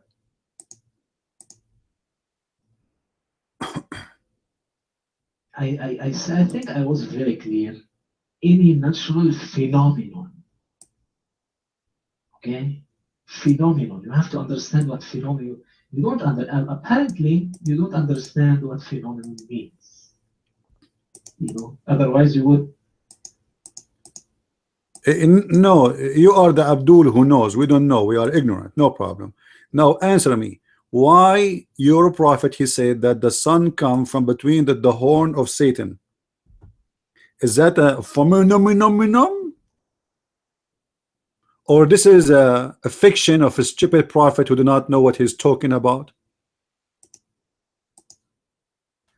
Guys, there's 2 gods, the sun god and the moon god. Those who love the moon god, they hate the sun god. As simple as that. So the sun is the harsh on the desert who burned them. This is sent by the devil, by Shaitan. The sun god. The moon god is the nice, is the cool, who give us light at night. He's nice. He's the moon god. He's the god of sex, because people, when there's a moon, they have more sex. They are more romantic. So your prophet, he forbid people from praying when the sun rising, because this is the time where the sun god is active. And the moon god will not be happy for that, because that means you are worshiping the sun god. And look what he said, not my words. The prophet stood up beside, huh? And he pointed his finger at the east and said, affection are there, affiliation as there are there, from where the side of the head of the sun come out. By the way, the translation is not accurate. In Arabic it says the horn, the horn. The Muslim liars in the translation didn't give the accurate translation. Just to prove it to you, in different hadith, the same story, the stupid translator, he gave correct translation. Looked like he forgot to lie.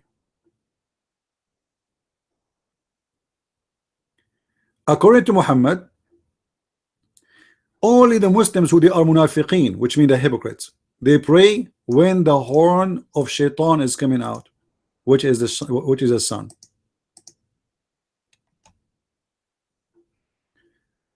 Guys, does it say there that the sun was between the two horn of shaitan? Does it say that? And this is the Muslim translation. So your prophet believed that the sun always appear from between the two horn of Satan, and this is a very clear pagan statement. You're my good man, good human.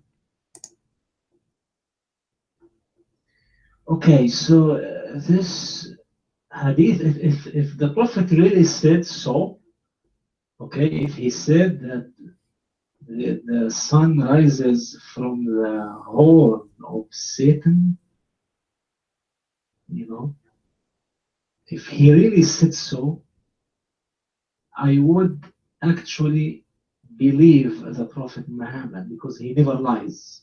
He is an epitome of honesty, modesty, and yes, I would believe it, definitely. The Prophet Muhammad said so. I wouldn't even question it, never think about it.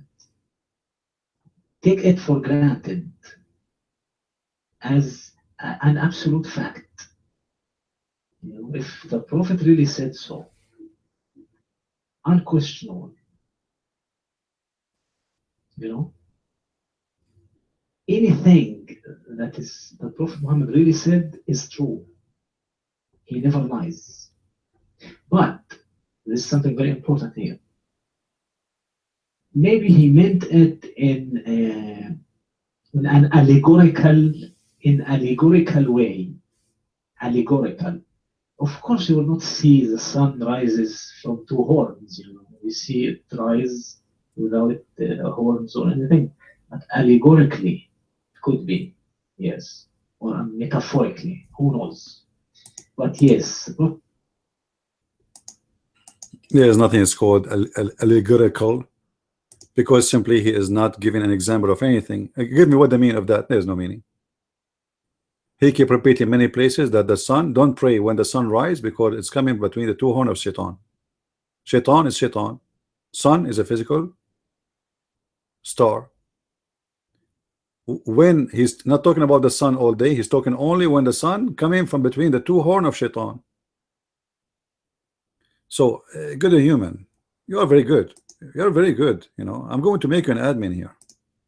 All right. Okay, let me ask you a very simple question about the moon. When your prophet he went to the seventh heaven, did your prophet see the moon?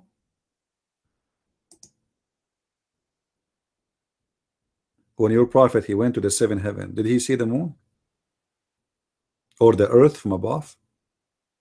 If yes,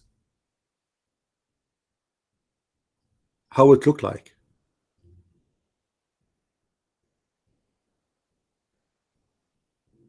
Do you know?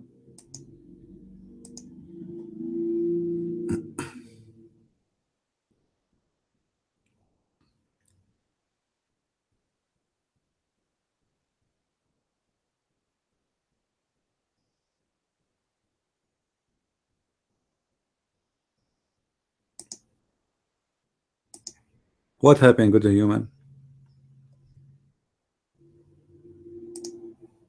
You see, the Muslims, they say to us that Allah he took Muhammad to the seven heavens, and there was seven doors, seven gates, seven guards.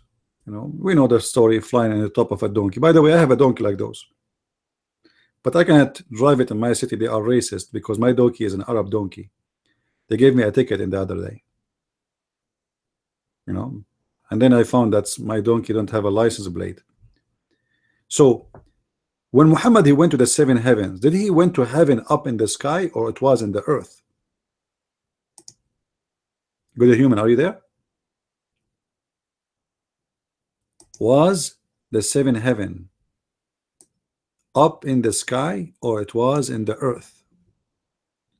Who is a Muslim have an answer for this?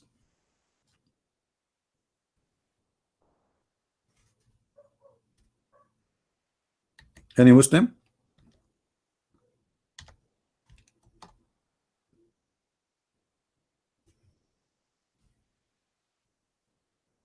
Was the seven heaven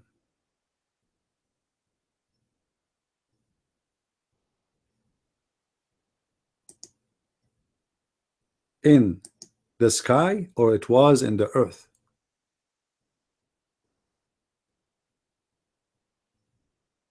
Any Muslim wanna tell us?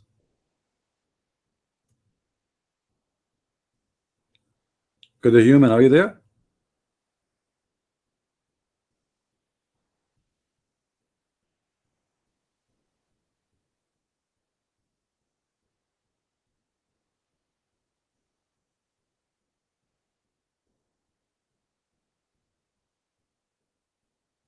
Just to show you that Muhammad is a liar. According to Muhammad, there is four rivers coming from the heaven. There's four rivers, are the rivers of the heaven.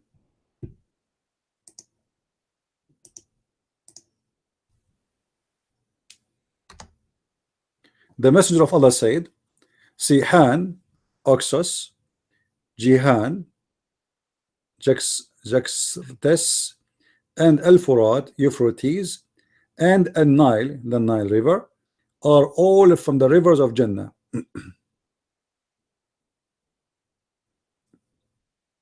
So is the Jannah in earth or it's in heaven?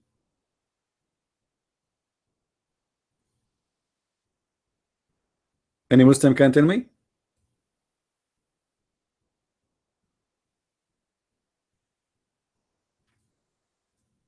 This guy, according to him, he went to the seven heaven in the top of a flying donkey.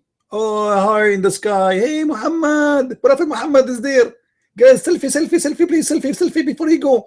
He's a flying with the mule, two wings. Selfie. Chick, chick, chick, chick, chick, chick, chick, chick. And I look at the phone. I did not see Muhammad in my background. Not even the donkey. I saw only a mule without two wings. And that was my friend. His name is Abdul. So how Muhammad he claimed that he went to the top of the seven heaven in a flying mule with two wings when he says that those rivers are the rivers of the heaven and those are river in the earth?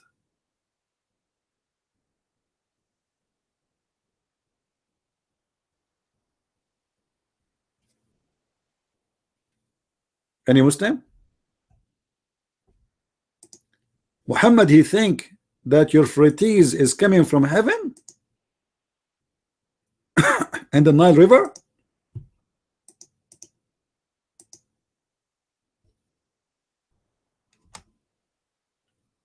Do we have any Abdul have a comment?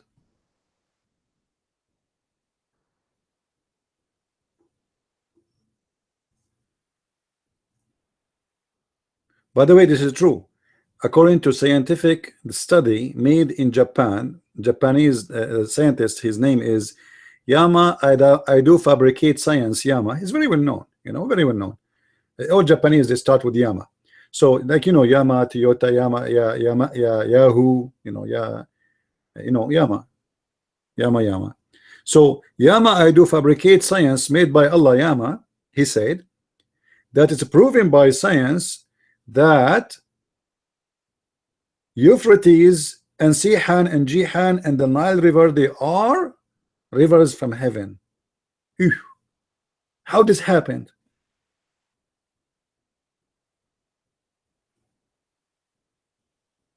Oh, get the human here have an answer. Hold on, your mic.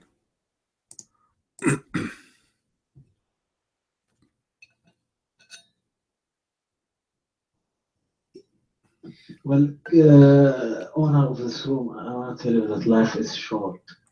Repent to Allah before it's too late. Apologize to the Prophet Muhammad, peace be upon him. Okay, let me apologize. Prophet Muhammad, please, please, I'm so sorry for every word I said about you. I said you are honest and it was a lie. I said you are good, it was absolutely a garbage lie I made. I promise you, I will never say a lie against you again.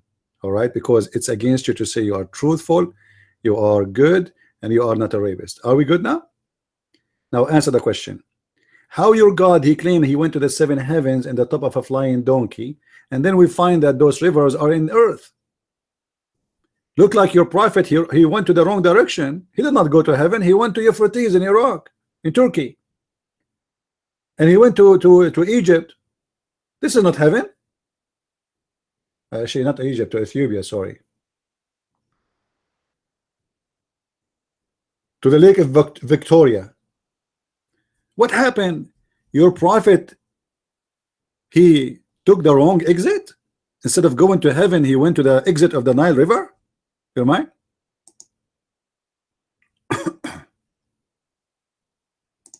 Okay, hello Ashley, can you hear me? How are you doing? Long time no see, can you hear me? I think Ashley is one of the very good personalities in. Yeah, Ashley Muhammad, he says hi to you. By the way, one of the names of your prophet is Ashley. I can prove it to you. And the real, it was not Ashley, it was as he. If you want me to show you the reference, I will show it to you. Now the mic is yours. Oh man, that was funny.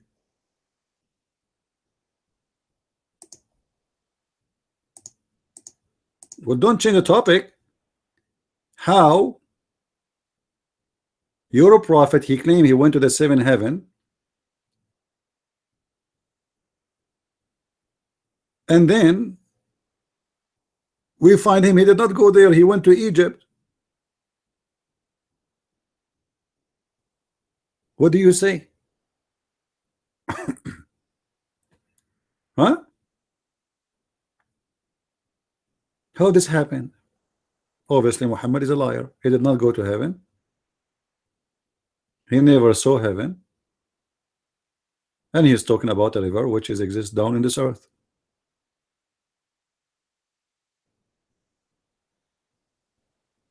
How you Muslims believe in such a man? He lied to you. Don't you want to use your brain? Oh, I forgot, you don't have one.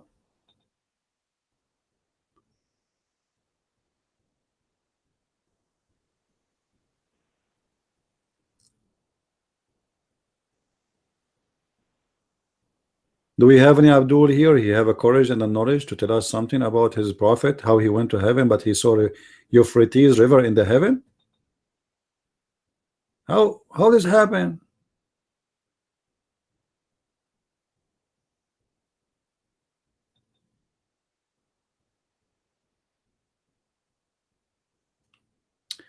Now, by the way, Muhammad, he gave a prophecy about the Euphrates river. Anyone heard of the prophecy of Muhammad about the Euphrates river? Muhammad, he claimed that under the Euphrates river there is a mountain of gold, and people, they will fight over this mountain, and from every 199 they will be killed. Oh boy, how this will happen? How from every 199 will be killed? That's mean one person can kill 99 and win.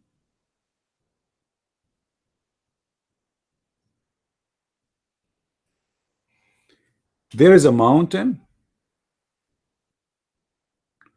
How are you, Mr. Nur Islam? How are you, Nur? Do you like to come to the mic, Mr. Nur Islam? We have a Muslim here, his name is the Light of Islam. Maybe he can help us. Do you like to come to the mic, Mr. Nur? Ask Jesus about killing. I asked Jesus about killing. Go ahead, your mic. Welcome in our room, Mr. Noor. And happy moon god Ramadan. Your mic.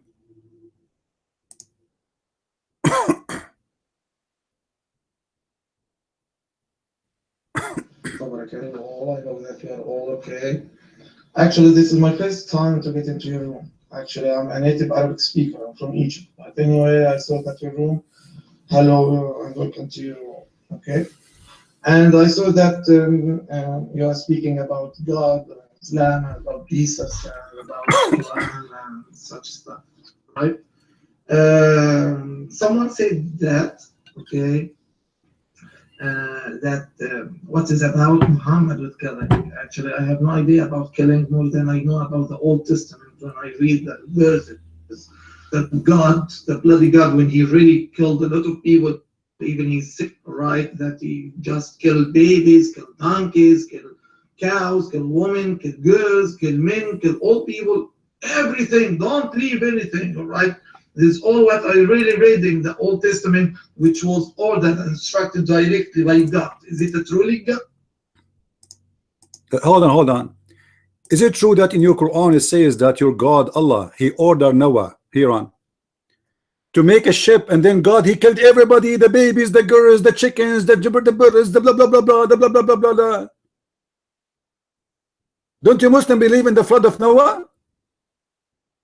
Do you? Invite him back, invite him. Let's do barbecue. You see how stupid they are?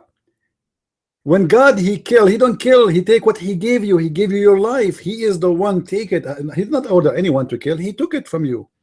When I die, God killed me, if you think about it. But the fact they call it death, I die. Why? Because God take what he gave me.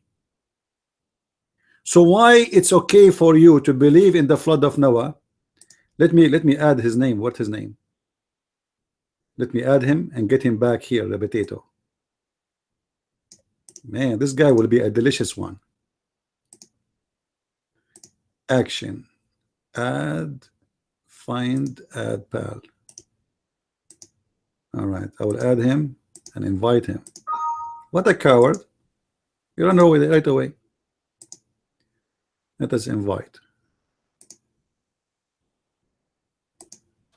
Nurul Islam, huh? Yeah, right.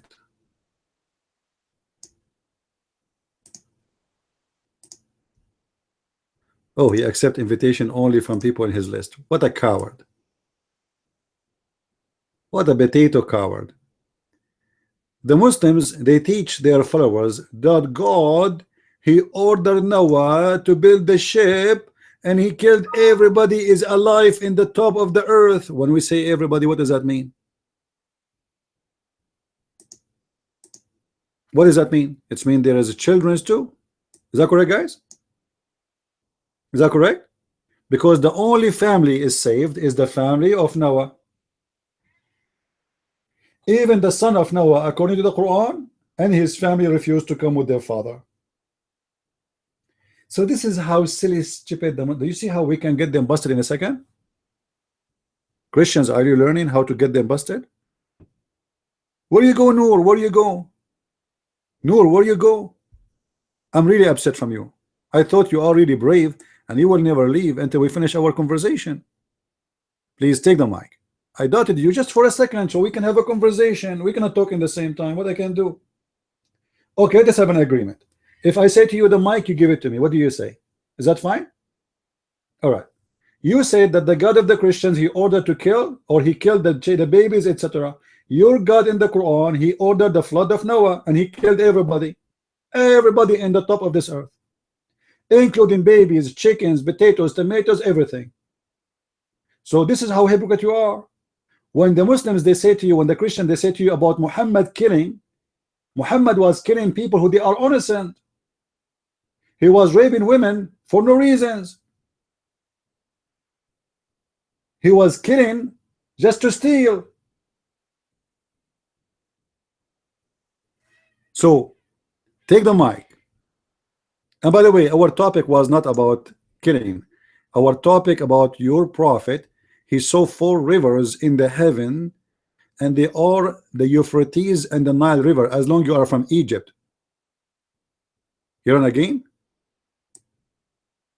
Yeah, potato.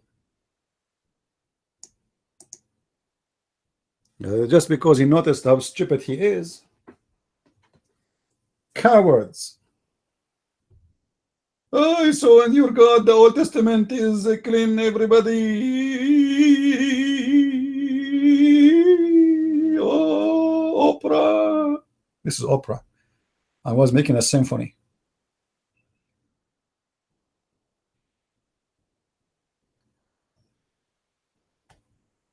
Can you find me a Muslim have a brain? A Muslim, he don't wear a brain in his head, he have a shoe. And even his shoe have a lot of holes.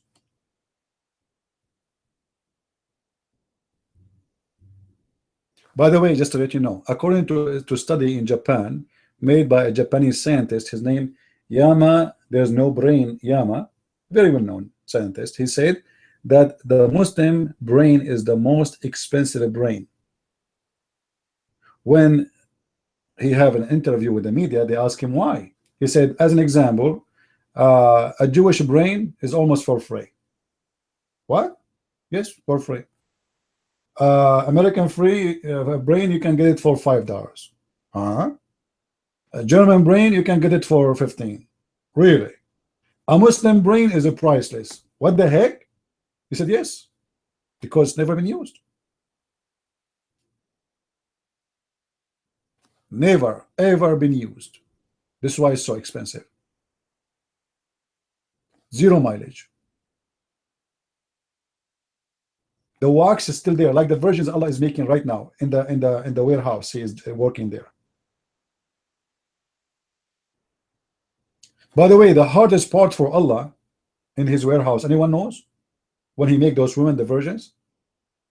Anyone knows what is the hardest part?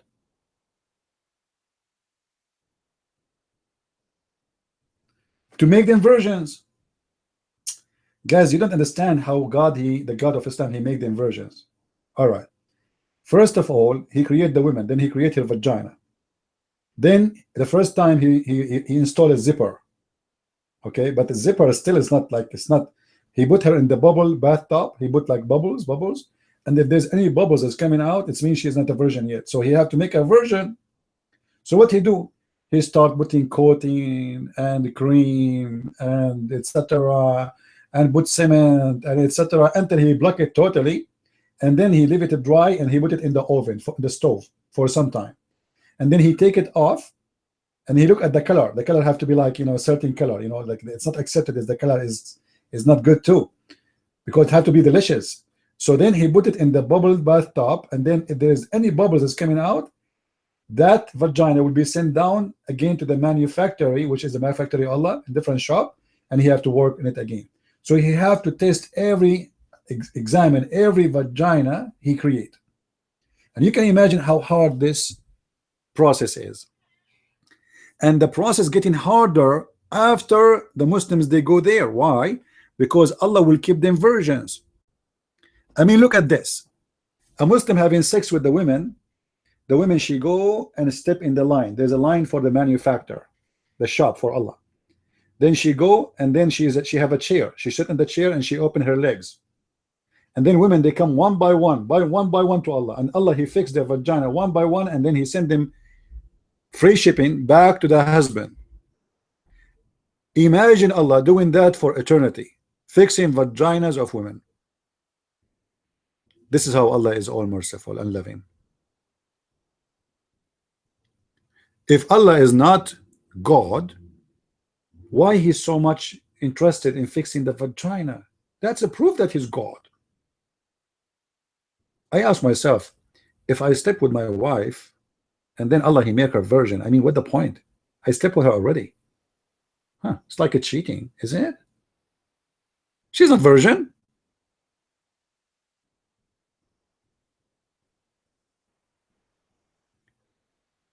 There's a product made in China. It's called Virgin Again.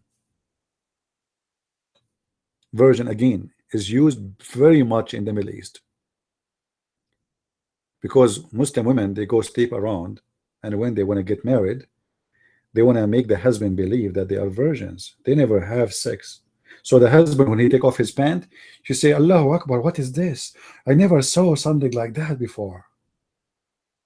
wow, you know. But the fact she saw a museum of them, all kind of collection.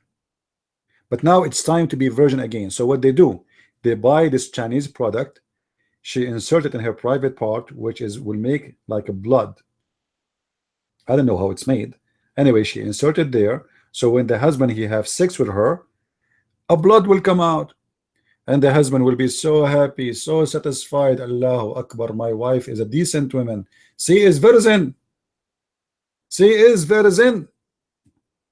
No genie and no man touch her. I mean, what do you want more? What do you want more? My friend, please think the mic is yours.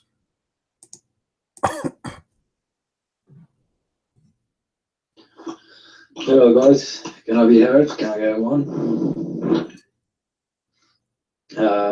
Noor Islam was funny. I've had those conversations with Muslims, and you know, oh, in the Bible, Old Testament, God killing, and I'm like, was it wrong for God to kill him? Yes, of course, he can't be God.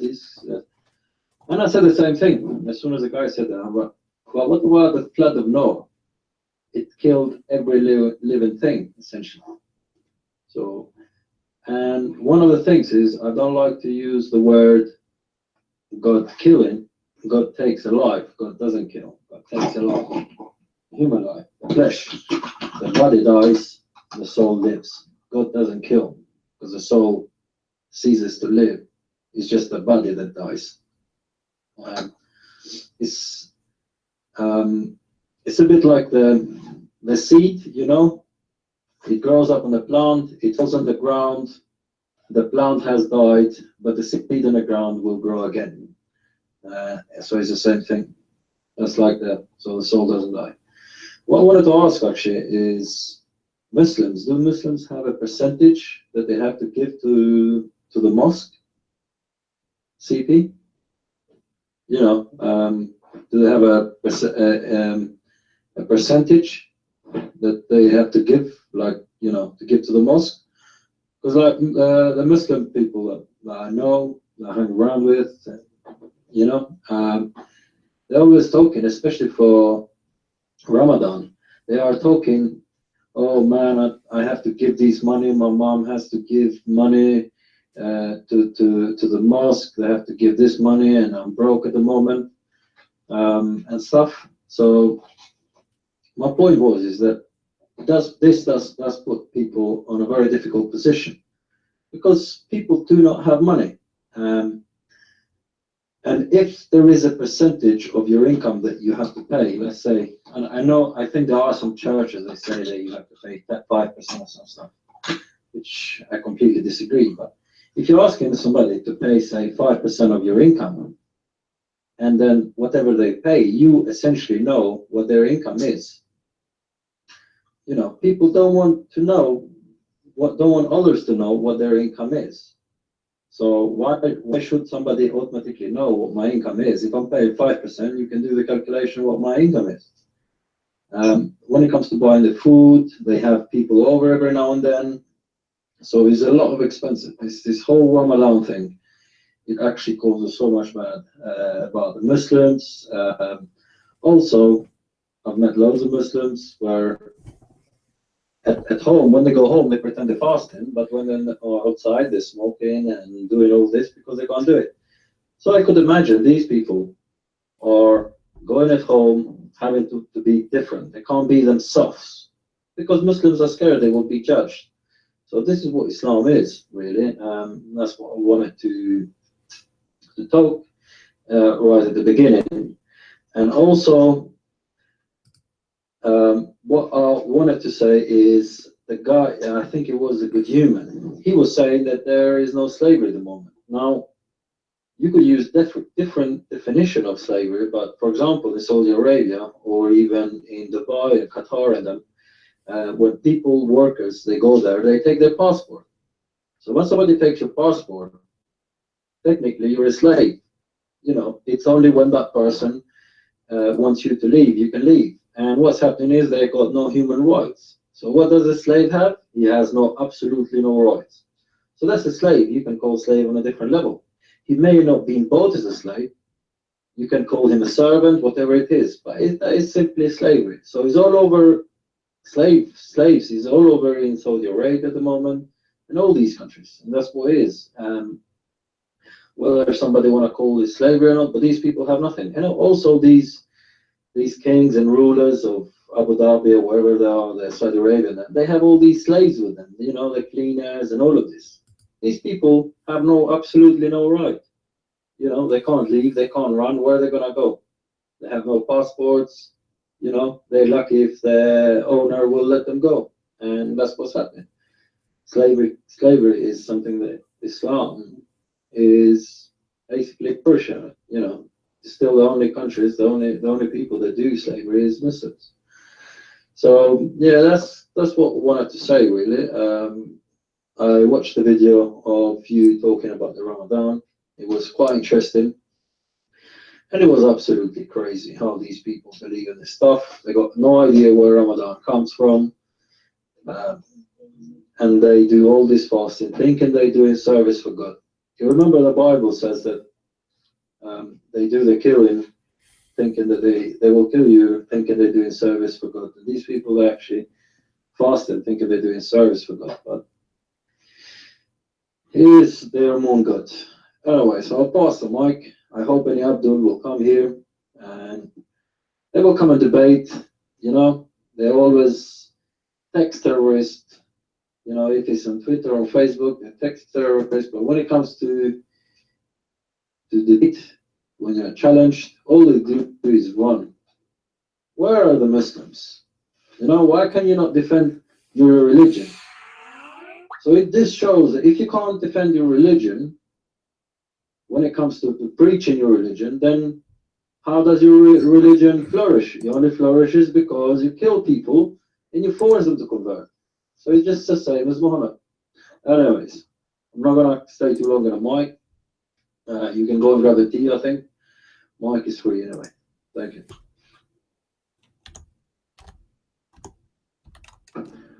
I just want to back them up on that. I've noticed Islam cannot survive without being in a state of ignorance or submission. That's the only way I've ever seen Islam work and survive. So what you just said, please think, is absolutely correct. It cannot survive criticism. It can't survive it. It's dead in the water. So there it is. You've wrapped it all up pretty much. And of course, Islam doesn't have an olive branch, so there's no room for compromise on any aspect of it.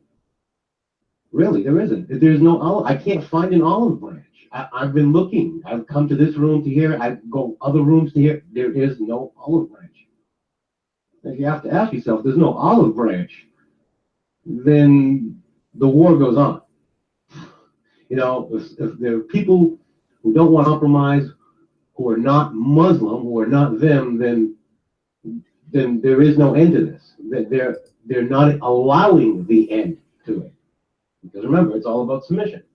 So the only way it can survive is either you submit to it or you live in ignorance of it. That's it. Done. There's no other way it can survive. Open mic.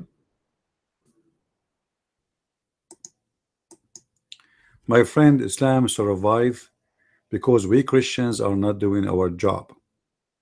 If we start exposing Islam centuries ago, in every churches, Islam would be dead long time ago.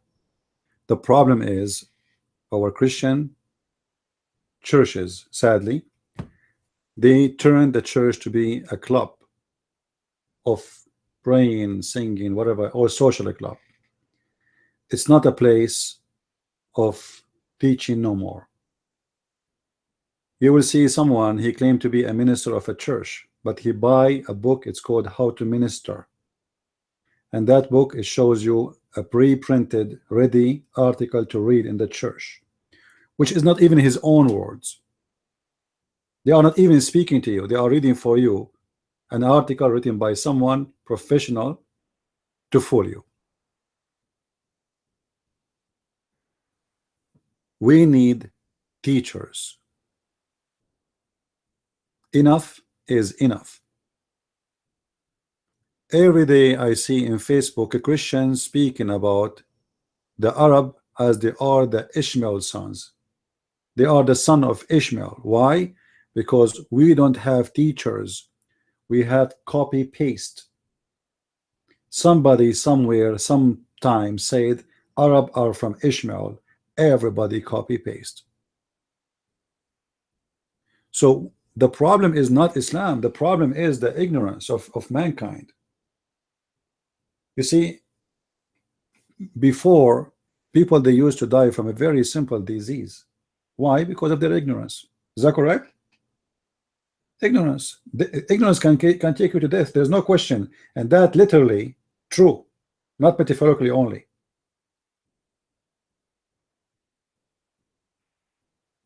Until now, they are talking about terrorists and they want to fight terrorists, but nobody dare to say we need to fight Islam. Nobody want to say what is the problem. The problem is not the terrorists. The terrorists are victims. Those terrorists who everybody is angry from them, those are the victims of Islam. They've been fooled. Those guys, they believe in this garbage, and this is why they want to kill, and so they can go to heaven.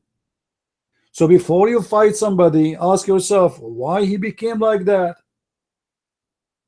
It's like, you know, this is what the world is doing today. You take a sick person to the doctor. He said, okay, we need to shoot him. Hold on. What about we shoot the sickness? You know what I mean? And instead of shooting the sickness, they want to shoot the sick.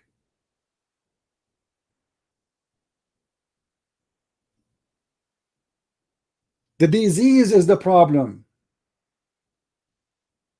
and nobody want to acknowledge the disease. Nobody want to say that the true disease is Islam. Those terrorists are poor victims. They've been lied to. They've been fooled. That's why he is so desperate to go and kill you. He thinks he is doing a favor to God. Jesus said, time will come and people will think by killing you, they will be doing a favor to God.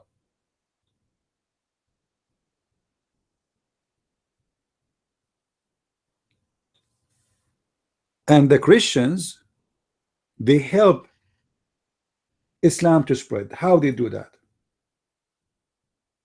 Go to any church and ask them, what do you think of Muhammad?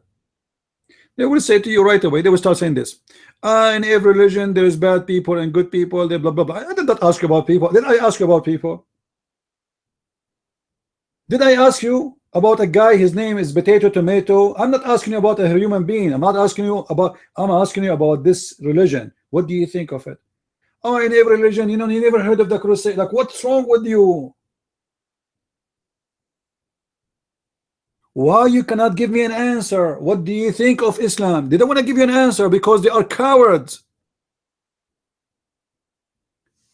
Because they are fake. Because they are false.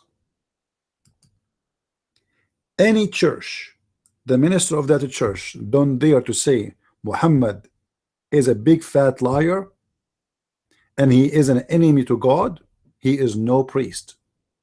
It doesn't matter what the church name you go to, Protestant, Catholic, Orthodox, I don't care. The one who don't dare to say things as it is garbage.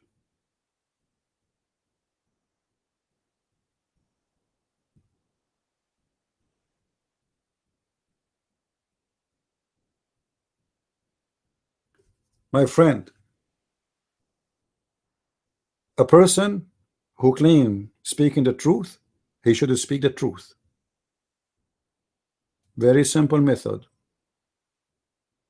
A person who don't dare to say the king is naked, he is a slave of that king, not our king.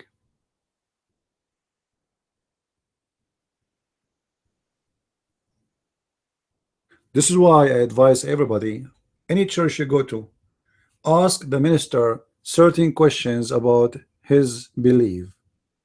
See what he will say. if he start playing blah blah blah blah blah blah blah, just clean the dust of your shoes and take with you as many as you can from those who attend that church. Save them from that church, because this is not a church of God.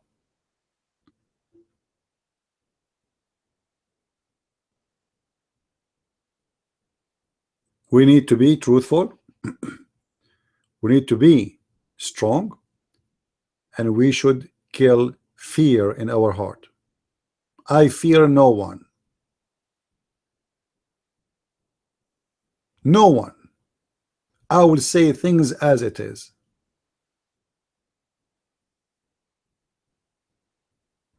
You know, when I was in the Middle East,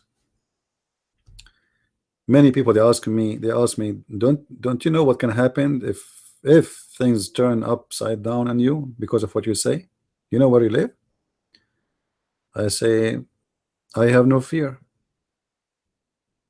I have no fear. I remember once in the school, the teacher was teaching the Muslims, and us for sure, about the Zionists who want to take the land of Israel. The filthy Zionists, the criminals. Then I put my hand up. I said, sir, not you again. What? What? What? I said, sir, in the Quran it says Allah is the one who gave them the land. So how Allah and why Allah gave them the land? You should see his face. It doesn't say that in the Quran. Where you get this from? I said, chapter 5 verse number 21. He said, it doesn't say that in chapter 5 verse number 21. I said, read it. He said, okay, we will read it, but next class, not now. Sit down. The Zionists, they want to take the land of the Muslims. The Zionist, the coward, he don't want to read it. He jump over it.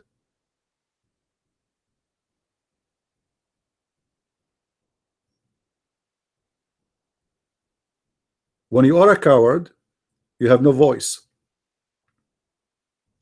And when you have no voice, the truth will be covered. So let people hear your voice. Authority, you want to take the mic? Your hand was up.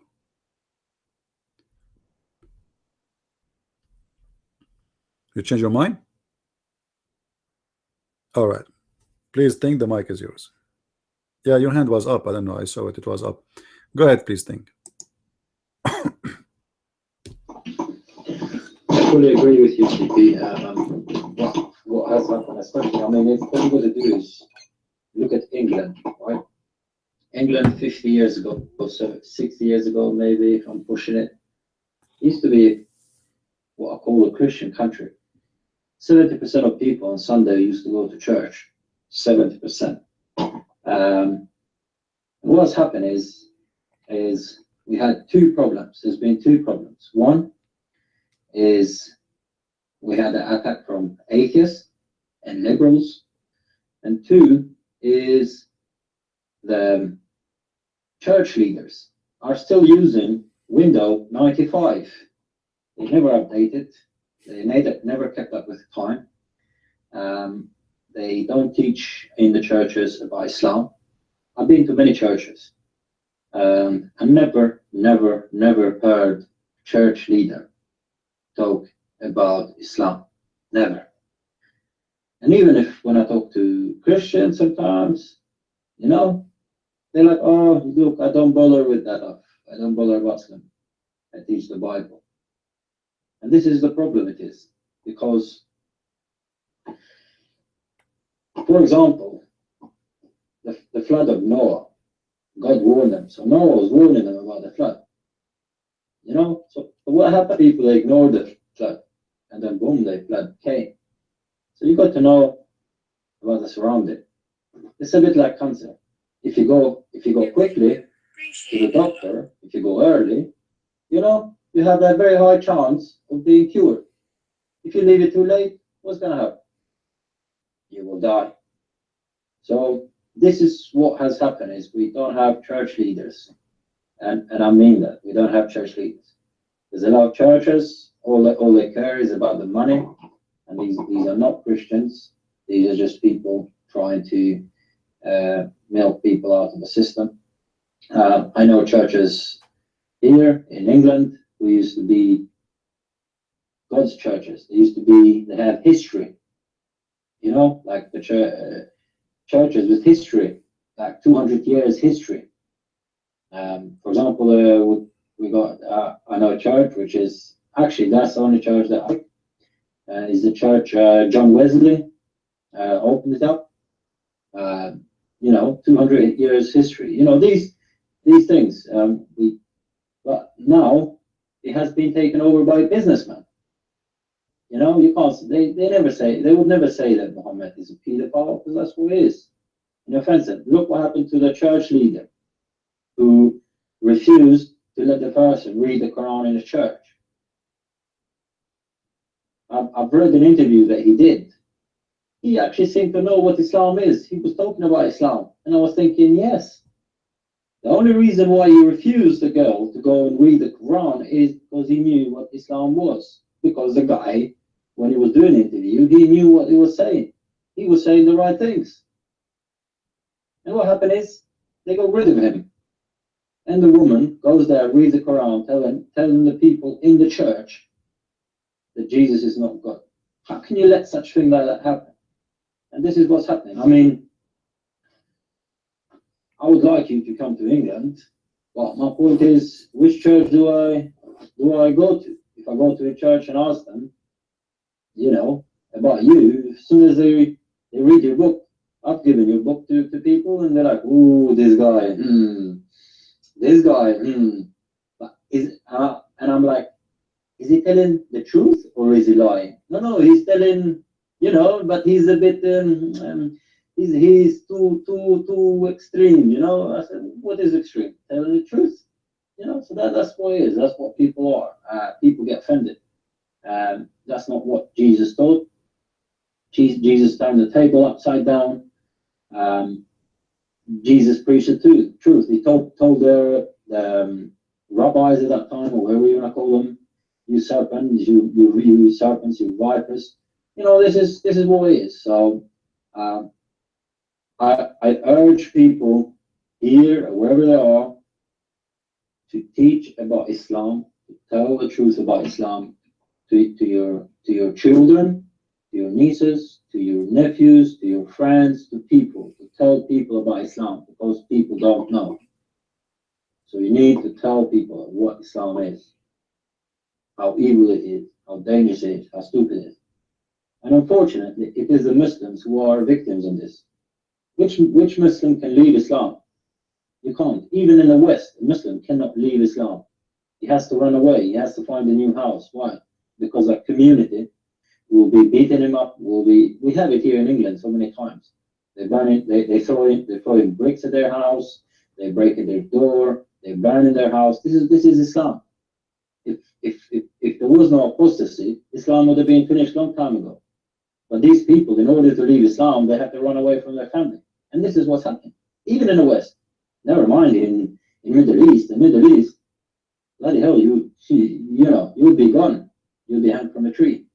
So I fully agree what you say, CP. And this is a problem today. But what I've seen as well is I've seen loads of people who are coming to the knowledge. It is a bit late, but then again, it's never late. A lot of people are coming to knowledge of what Islam is. A lot of people actually now are coming.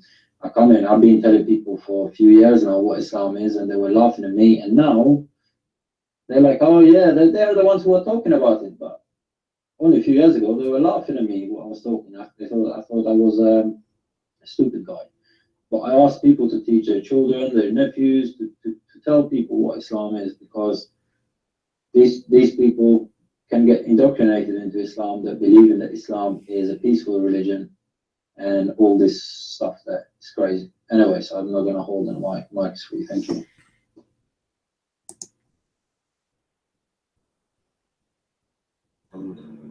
Could I have the mic for about 2 minutes? I have a question for you, CP. I've been on Pal Talks since, I want to say, I think 2000, either 2007 or 2009. Not sure. It's probably somewhere on my my profile. Can you hear me okay? Hello, 1 2 1 2. My mic's still okay. I'm not. Am I too low? I'll try to get closer. There are some days that I'm going around Pal Talk where I feel very I'm probably going to use the wrong word, but very discouraged. The reason why I say that is there's sometimes that I'll go around Pal Talk and I am looking for that particular Christian to step up and do his job. Now, I've already said to the room and anybody who knows me in Pal Talk is I'm not a Christian, but I'm a monotheist. And I leave it at that. I listen to everyone, believe none of it, until I can, of course, substantiate it in my own research. And I'm sure, Ashley's heard me say this, Ed has heard me say this, a lot of people have heard me say this. And what I find disparaging is a monotheist believes that there's a one God, a single God. That's all that means. It's not really, I don't want to confuse things. Here's, when I hear you say the Christians need to voice, they need to really get up in arms and get their voice heard. I totally agree with you, because there are times I'll go around in Pal Talk and there'll be Muslims taking over conversations. And of course they're doing not the dawah, but what they're doing is the Tyriyah part of it. And then everybody gets caught up, and then it allows the dawah to happen. Now, a lot of people will sit there and fight with a Muslim for an hour to 2 hours and can't get any straight answers out of them. Of course, we all know that's how they operate, just like you demonstrated with Good Human, aka Oliver. Here's the problem I have. When I'll come in a room and I'll notice they can't get a hook, line, and sinker on a Muslim, I'll bring up the Muslim dilemma to them. And because the Muslim dilemma thing, you know what I'm talking about when I talk about chapter 3, verse 3 versus chapter 6, verse 115. I'll bring that to their attention. And here's where I'm getting the flack. I don't get the flack from the Muslim, because the Muslim is already four-cornered in that conversation. Where I'm getting the flack is I'm getting mortar fire, friendly fire, from people who are supposedly on the same side as us. And sometimes that's hard to deal with, because they're not my enemy, if you understand what I mean. They're not our enemy. We're supposed to love everyone, including thy enemy. I hate it when they say, no, it's supposed to be love thy neighbor. No. That's not what it says. And it says love thy enemy. So sometimes what I'm trying to say is the cannon fodder comes from our own side. And I think we need to start backing each other up, whether people are Christian or non-Christian. You got to get along. Regardless, there is power in that Muslim dilemma argument, because it wins every time with them. And I've seen people struggle with Muslims, and I can come in and bring that argument, and then they just fall. They fall like a deck of cards. But I still get friendly fire, and I think that needs to stop. Or maybe you have any suggestions on that cannon fodder I speak of. Maybe you know what I'm talking about. Open mic.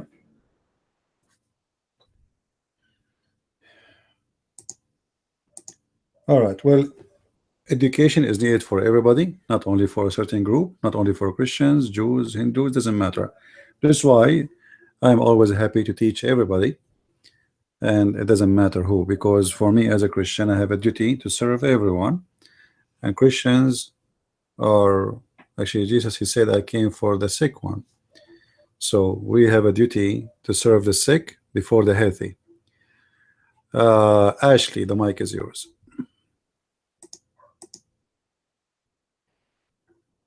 Well, thank you for letting me speak. I want to get one thing perfectly clear. This with Oliver, or Good Humor, aka Oliver. I am not a Muslim. I despise Islam. I am no way, shape, or form with him at all. So I don't want anybody in this room to even think that I would follow such filth. Thank you, Christian Prince, for letting me um, speak my piece. No problem, Ashley. By the way, I look like a Muslim. That's why when I go in the airport, I don't believe what happened. Once I was in Atlanta, Georgia. You know the Atlanta, Georgia airport? It's crazy. And I have like just a few minutes to catch my airplane, and the line is so long. What the heck?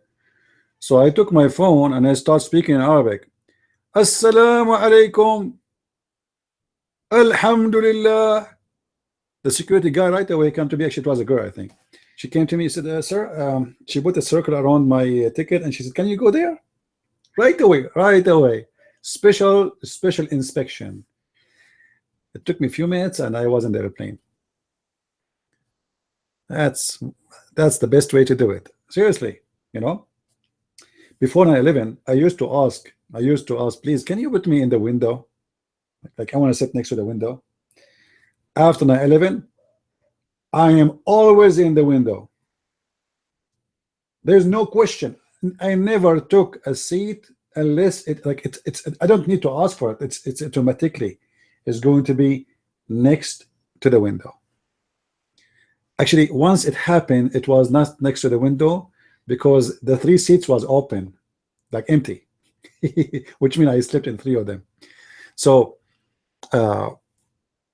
what we are talking about is very simple.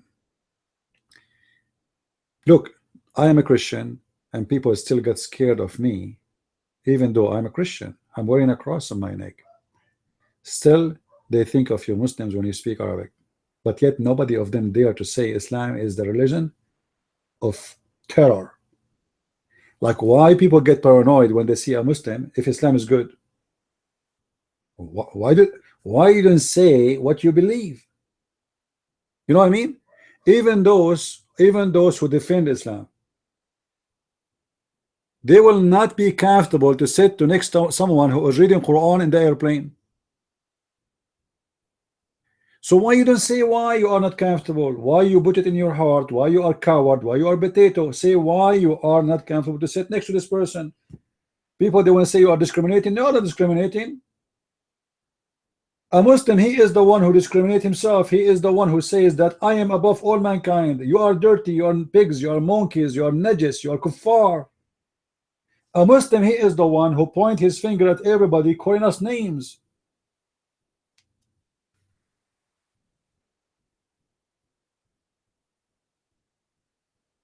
I wonder once, like when we are going to see CNN as an example, the TV station of Islam, they will say that the Quran say that people are apes and monkeys, and those who they are not Muslims. Imagine if we are teaching this in our churches. CNN, they will be on the top of you day and night. Imagine if a priest in a church, he said, those who they are not Christians, they are apes, they are monkeys, they are pigs. Muslim, they can say that and nobody talk about it. It's in YouTube, it is in TV, it's everywhere, it's in their book, and nobody speak of racism or hatred. In the top of that, we see a president, he go on TV, he says Islam is a wonderful religion. Islam is the religion mean peace. The Prophet Muhammad was the most amazing rapist.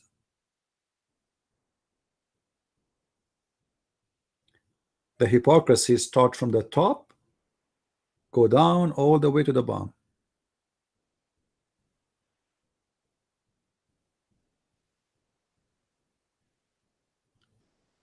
When you live in a society of hypocrisy, how you can find the truth?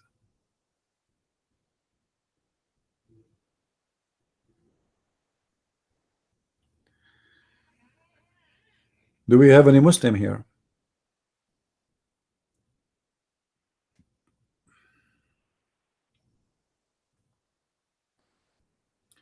Heaven and hell are not proven places.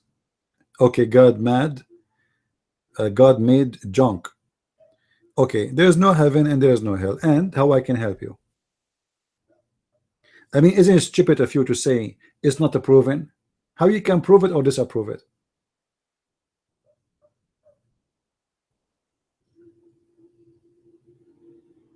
How you can prove it or disapprove it? Do you have a way? Can you help us? What about we send you to die? What about you die today, come back tomorrow and tell us what happened?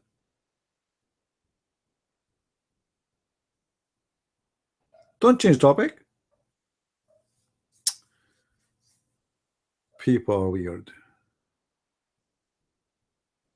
No, my friend, Christianity is not dying. Christianity is fast growing. It is the biggest faith in this earth, and it's growing unbelievably. Go and see China. China is the coming giant country to Christ. I believe strongly that China in less than 20 to 30 years is going to be a Christian country. Not long time ago, Korea used to be zero Christian. Last time I was in Korea, Korea is almost 90% Christians. There's only 10% Buddhas, while the whole country used to be Buddhas. All the country used to be Buddha. So people, they have wrong ideas. Christianity is growing in the Middle East. Just yesterday we have a person here who is from Saudi Arabia who became a Christian. Just not yesterday, it's Friday. Correct? So you know, the propaganda is not working. Christianity is growing, big deal. There is many countries, like you see, there's many people, they get angry from Trump as an example, for he accepted refugees coming from Iran. But what people do not know, that Iranian are #1 converting to Christianity. And I believe as soon as the regime of Iran, the Islamic Republic of Iran, collapse, Iran will turn to Christ. Iran will be a wonderful country. And Iranian, they don't want to be Muslims. You see, people, they have wrong idea about Iran. They think everybody in Iran is a terrorist, and everybody in Iran, he is a Muslim. The fact, Iranian, they are not in love with Islam. They hate it. You can go right now and search for Iranian or Persian in YouTube and see women from Iran and see the hijab they are wearing. You will see the hijab is hardly covering the half of their head, which means they are wearing the hijab because they are enforced, but nobody wearing the hijab really.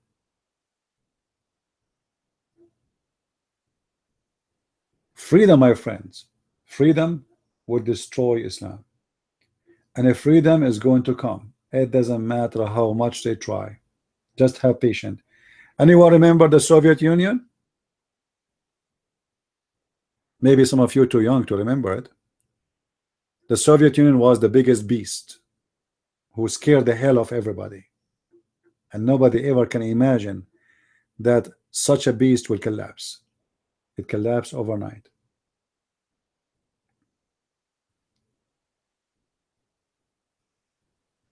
Islam is a big religion, but full of gas. It's empty. And all what you need to destroy this religion is to speak out. You see, Muslims don't have a problem with American army attacking their countries, because you kill one, they have 10 babies more, unless you want to nuke them all.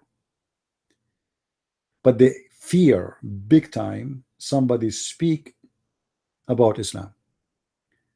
And if I go right now in Arabic and I search about any topic about Islam, you will not believe it what the Muslims are saying about Islam. Muslims don't believe in Islam. Go and see what's happening in Algeria, in Morocco, in Tunisia, in Egypt. Those who believe in Islam, they are the one in the media, but those who they are not, they try to hide them. But things is changing so fast because we have now, you know, the whole, it's a new world. It's like, you know, now you can broadcast live. You don't know, before to be in TV you have to be a rich person, you have to have a connection. I can broadcast right now and millions of people watch me for free and nobody can stop you. Old days is over. The internet destroyed Islam. Some they say to you the internet is doing the opposite. I don't believe in that. The internet is destroying Islam. And what happened in the last 10 years, it was really amazing because people, they were able for the first time to capture the true image of Islam in video. You see, if there was a video camera in the time of Muhammad, people, they can see how ugly, disgusting Islam is. But there's no camera. Today, the Muslims themselves, they are doing us a favor. They are capturing their crimes in camera and they are publishing their crimes in the internet as if we are paying them to do that. Just yesterday, the Muslims in Iraq, they slaughter 11 human beings as a sacrifice for Allah. And this is captured in video. You can go on right now and search for it.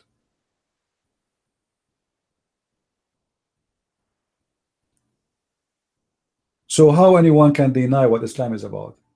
The speech about Islam being, do you notice that nobody is talking about Islam as being peace no more? Do you notice? Even those who call themselves prime ministers, etc. Like before, they used Islam is peace, George Bush or Obama. Those voices is dead. Because now, if they want to say that, people will laugh at them. You know what I mean? They are not saying that no more because they will look silly. Is in the Quran where says they wrote in their own hands and claiming is from God. I'm not sure, what do you mean? What do you mean, Hayati Rohi? Make the question more clear, please. Yeah, what do you mean in their hands? You know, what do you mean? Let us hear what authority want to say and give me the question, please, so I can understand you. Go ahead, authority. You know, it's what I witnessed with Oliver doing what he did to Ashley. That was very strange because Oliver knows, and it was very strange that it seemed. It's surprising to see him actually that he came into this room. I was really shocked to see Good Human in this room, but to see him act like he was like in cohorts or friends with Ashley was very strange of him. That was very, very weird. The other thing I wanted to say, yeah, where the internet really did change things. If Islam has been doing this for 1,600 years, this generation is the only generation that I've ever seen that actually can get the materials now. So now we can win the war intellectually without the bloodshed. I really believe that can happen. This generation. So what you said about the internet is absolutely correct. Generations before us didn't have that opportunity to fight this. So they hid under the guise of ignorance. But the internet is not allowing us to be ignorant anymore. So I agree with you on that. But here's the problem I'm having with people on Pal Talk. I'm dealing with people who want the world to burn. And that's where I'm having problems. Because I can engage the Muslim one-on-one. I have no problem with them as far as having a debate with them. But when the people who want to stop me from debating with them because they just want the world to burn, that's a little bit of a problem. And I need the Christians to kind of help around. And I'm just saying, you're going to see this. I understand. Oh, there's more than the anarchists. Frank, you've seen them. You've heard them. I'm not mentioning any names, but they make it very difficult sometimes in this battle because they really believe it's got to be bloodshed. Have you noticed how all they keep doing is praising the white van over and over? I'm not mentioning any names, but it kills me to see them do that because it reminds me of, remember the guy, the Breivik, what was his name? Breivik. You read his itinerary. It's kind of like the same thing. You know what I mean? So that's I just want to make sure that the Christians actually know that this is a problem also that we need to overcome. And I think what CP is saying is, yes, let's start voicing. Speaking of voicing, Sharp Blade is saying he's a kid that really voices what he needs to say, and that's good of him too. I think more people need to be like that. Nice to see you, Sharp. But yeah, it's not only the Muslims. Right, he was a cold-blooded killer, Frank. Right, yeah, he just went berserk. Exactly, and I'm seeing that kind of mentality in Paltalk. Is what I'm saying, Frank. Those personalities are the ones that are hindering. You know what I mean? For us trying to teach him what the Quran is really about, what it really calls for, where the contradictions are, and making that Muslim think about it. They're not letting us do that. They just want to shove it in their face, over and over and over and over. And it's like, it's kind of tough, you know what I mean? Because you don't want to really be in that kind of environment. You don't want to go down that road. We hear the hate all the time, and we understand the hate and why. But we have to refrain from that. And in those kind of environments, it's very, very tough to engage the Muslim. So I'm just saying, if you guys, when you notice that, let's start backing each other up. That's all I got to say. Open mic.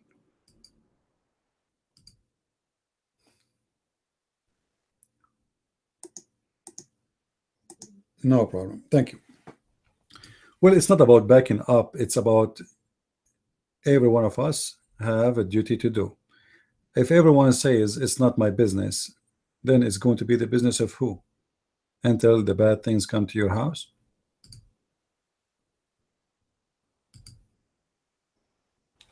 So we should stop saying that this is not my business. Yes, Hayati, are you asking me to explain the verse? I don't know what do you want me to do? Is that what do you want?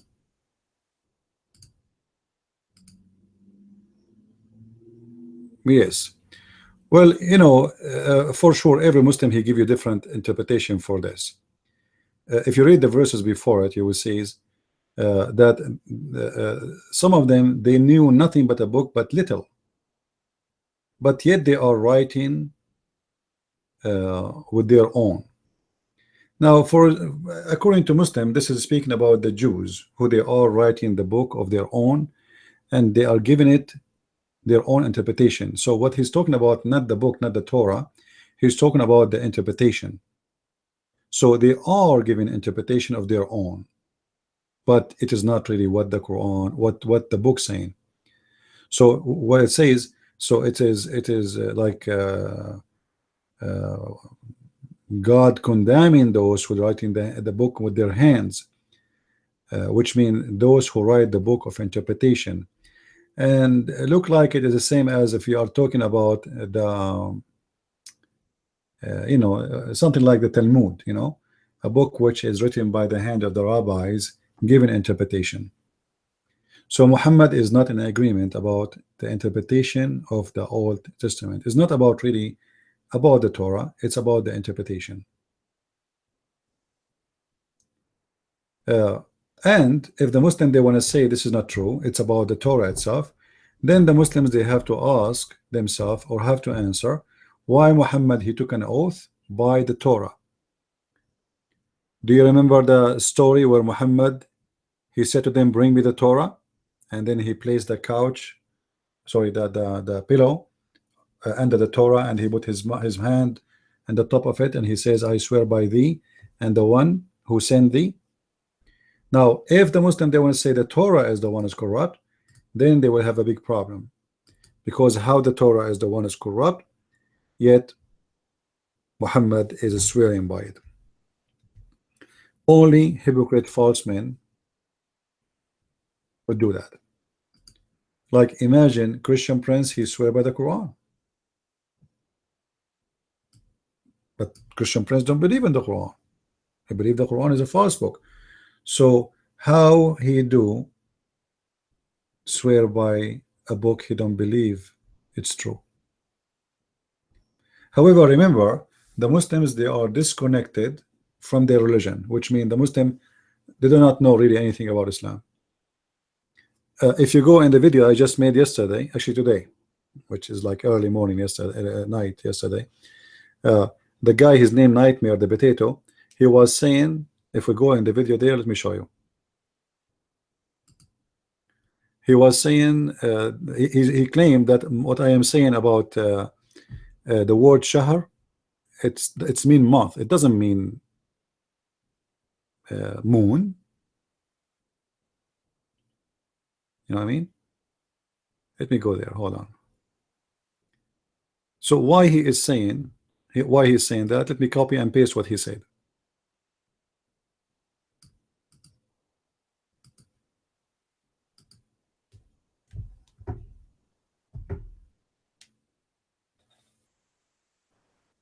Look what he's saying. The donkey does not distinguish between the word shahida and shahada with alif. The first one mentioned in the verse mean to bear witness, depose, give evidence, give testimony, testify, witness, be present. At the second one means observe, see, view, watch. You see the stupid, he is telling me that I'm wrong. Look what he posted. He posted me proving me right, because the word shahida mean witness, observe, see. How you can witness for something you did not see? You know what I mean? The second you say witness, you cannot witness timing. Time is not to be witnessed. Anybody can see time? Nobody can see time. Time is not something to be seen. So the word shahida in the Quran is about eye sighting. So whoever sighting the moon, you cannot eye sight the month. Anyway, Ashley, you're mine. And Ashley, when a Muslim come here and he say he is your friend, don't get offended. They are trollers. You know, they have you know, we know them. Nobody believe them. Take it easy. All right, they are a bunch of donkeys. It just, they try to say that it's just like to insult, to make you angry. Don't let them do that to you. You're mine.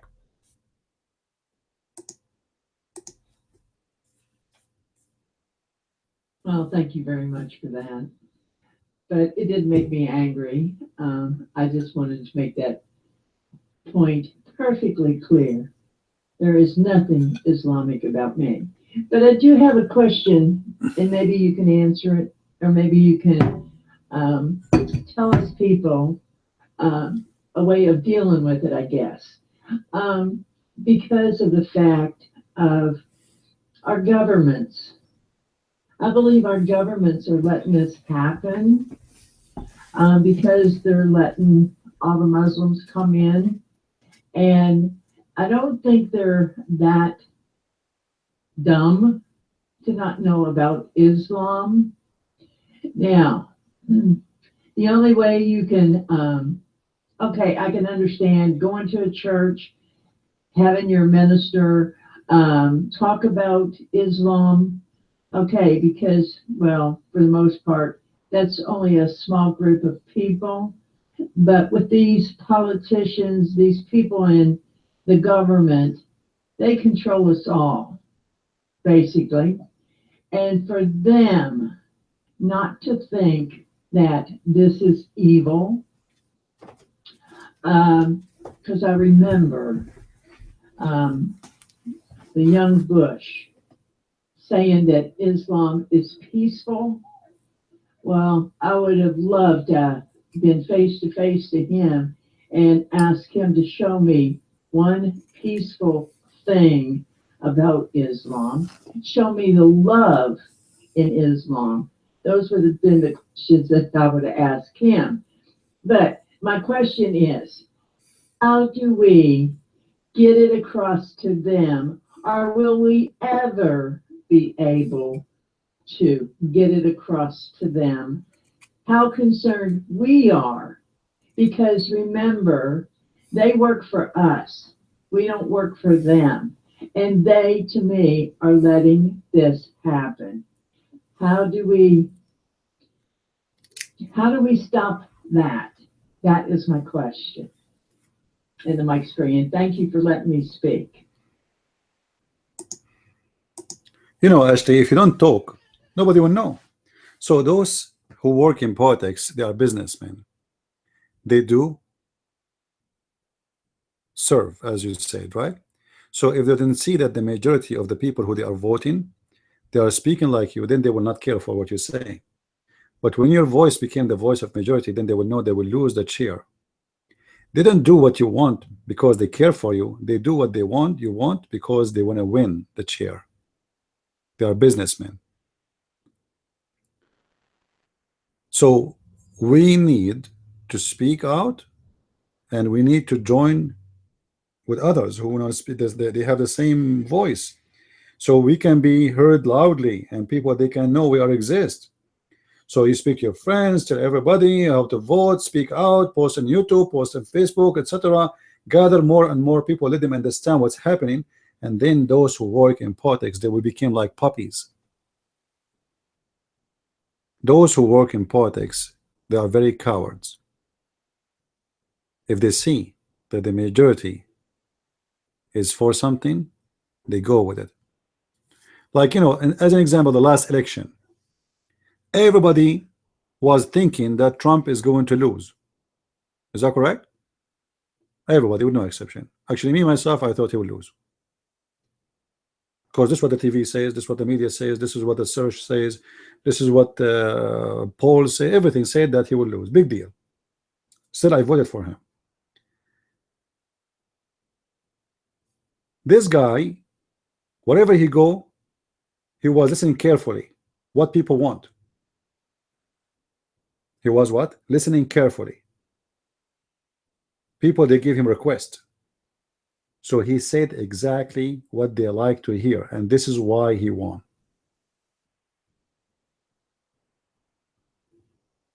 He went to Michigan, which is a state of Democrat. This is a state always for Democrat. There's no question about that. He won Michigan because he listened to what they want. He promised them what they need. So people in politics, their promises is about what they hear. So if you don't deliver your message, if your voice is not there, how he will know what do you want and why he is wrong and why you will not vote for him again? So you have to show him. It's like we are like a threat for them. We are not really, we are a threat because we are the one who put them there. We are the one who take them, right?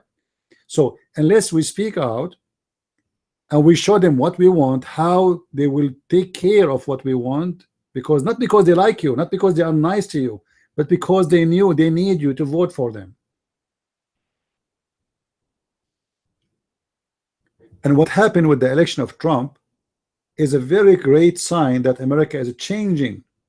The liberals, they thought they owned the country, they controlled the country. That's why they went so crazy when he won. They took it for granted. 8 years after, under Obama, screwing everything. And then suddenly, they found themselves losing everything. It was a disaster for them. Me, myself, I could not sleep that night. You know, in the day of the election, I remember, I don't sleep early. I said to myself, I want to go to bed, man. I don't want to see this. So I went to bed, honest to God, like 8 o'clock, 8:30 something, and then I can't sleep. So I opened my computer, and I start seeing like, oh, he won here, oh, he won there, oh, he won there. And this is showing you that what they say to you in the media is absolutely a lie. All the media was saying something, and what happened is something else. The media in the West is the same as weather news in the Middle East. In the Middle East, if they say to you tomorrow is going to rain, it's mean next year.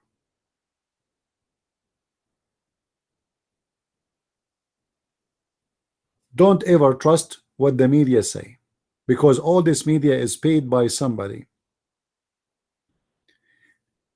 The whole idea of the media, actually, I advise people not to watch any news agency of any American TV station. All of them, they have a propaganda behind, even Fox News. None of them is truthful. When I say none of them, I mean none. Fox is no better. It's run by a bunch of scumbag. The only way to find the truth is the following. If you want to see the news, if you are interested in news, try to hear the news of the opposite directions, and then you try to find out the truth between them. Like as an example, I have a news app in my phone. In the news app, there's an app news coming from BBC, RT,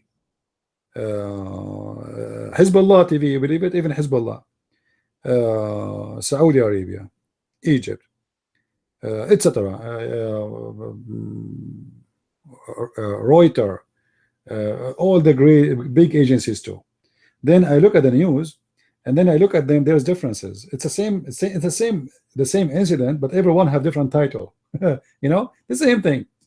So from the title, you can analyze how they align about the same story. So you have to take the news in your own way. You have to study it, analyze it in your own way. Don't believe what they say to you. Everybody says to you news based on his agenda, not based on the news.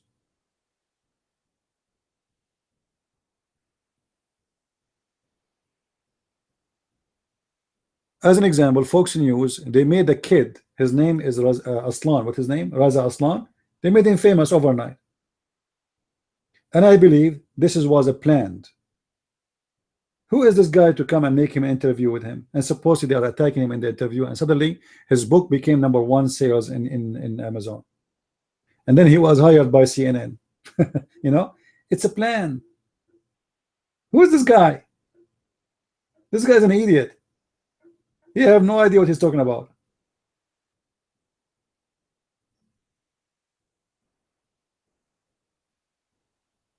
They are the one who made him famous. It was the plan. But you know, people, they always take what they think it is there.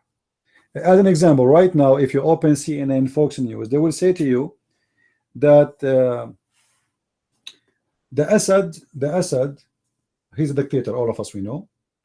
He is killing his people. The Assad is an ugly. The Assad is disgusting. The Assad is blah blah blah. Okay, but nobody talk about Saudi Arabia. Nobody look.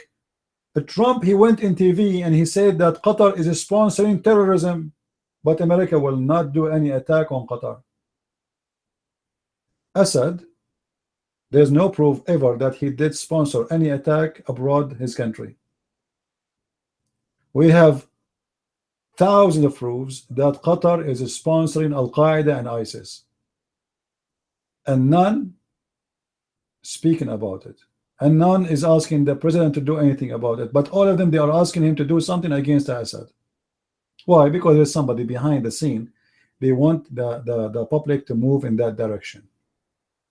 Let us attack the Assad, let us change the regime, and who is going to be next? Who care? Because those guys who are the businessmen who own the world, they are the one who will decide who is going to be the coming president or the coming government. Why they want to change the Assad? By the way, I'm not with the Assad. The Assad, this guy is a criminal, the same as the rest of them. But at least he is secular. He don't give a damn about Islam.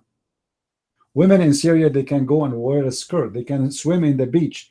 They are in the police. They are in the airport. They are doctors. They are engineers. They are even taxi drivers.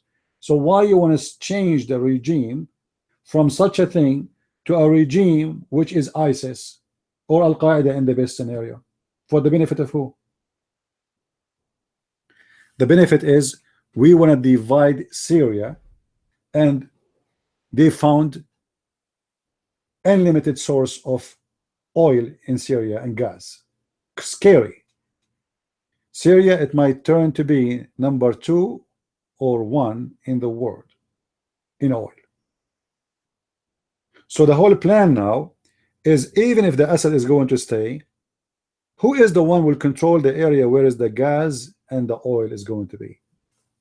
And their worry is that the Assad is going to be the winner, and that means Russia. People, they think it's about freedom and democracy and all this garbage. They don't believe in this. Those are people who worship money.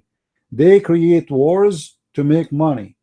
They stop the war to make money. War for them is nothing but a business.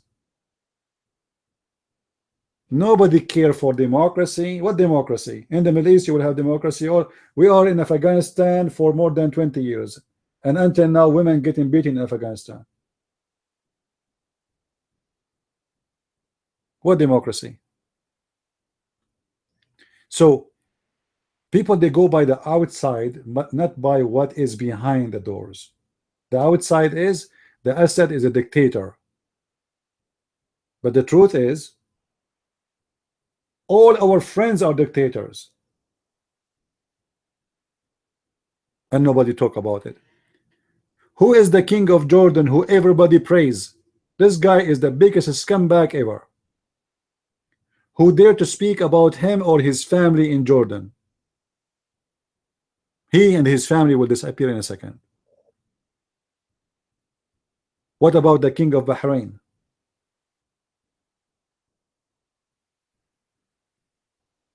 What about the king of Saudi Arabia? 70 people are executed just because they are posted in Facebook and Twitter. This is the truth. If you are with us, if you are giving us money, if you make us business, then it doesn't matter what do you do. We go blind on you. If you are not with us, we will make you look like the devil. And the American are naive and educated people. They go by what they see in CNN and Fox News. If you remember, about 3 years ago, when Obama was in the office, Fox News every day, they are insisting why Obama don't attack the Assad. Question, why you want to attack the Assad? If Obama attacked the Assad at that time, ISIS will be controlling the whole of Syria, and all the Christians will be slaughtered. And women, they will be wearing burqa. So why they want to do that? For the benefit of who? For the benefit of a businessman who is paying for this station, who owns this station. Because it's for his benefit to replace this regime. They change government. They make president. You know, if you go in Europe right now, who is the true president of Europe? It is George Soros. Before Obama leave, George Soros was the president of USA, Australia, France, England. He is the president. He is the real king. He is the emperor. Those are the people who decide the future of nations. And you, the poor you think you are the one is voting. They make you vote. They let you go and vote, but they brainwash you. They do, you know, brainwash before you go to vote, because they control all the media. They make you believe in a guy and hate the other guy. When they want, they will make Trump is the devil. If they want, they will make Trump is the most beautiful angel of God. All of us, we remember when they start broadcasting the video of Trump speaking about grabbing a private part of a woman, correct? Do you remember? It's everywhere. Unbelievable. The guy became the devil because he did that. We hear the F word every day. Even those who speak in CNN and Fox News, they say the F word. They say the most ugly, disgusting words. Hypocrisy. Suddenly, this guy, just because he said that, he is the evil. He is the devil. But they themselves, they practice it every day. And they themselves, they brag about having sex. I got laid yesterday. She got laid yesterday. She was horny yesterday. She was this. This is how they speak to each other. But then when this guy, he says something, he is the devil, because they want to paint an image of him. So you don't vote for him. This is the whole idea. Clinton, he had sex with women in the White House who they are not his wife. He took a false oath. But they made people vote for him again. So the media is the one is voting. You are not the one who vote. Mostly, I spoke with a lot of people. Most of Americans, they are extremely naive. They go by a little commercial about a person. Right now, they can run a commercial about me, and they can quote from my voice speech here and there, and they will make me look like the devil, and you will believe it.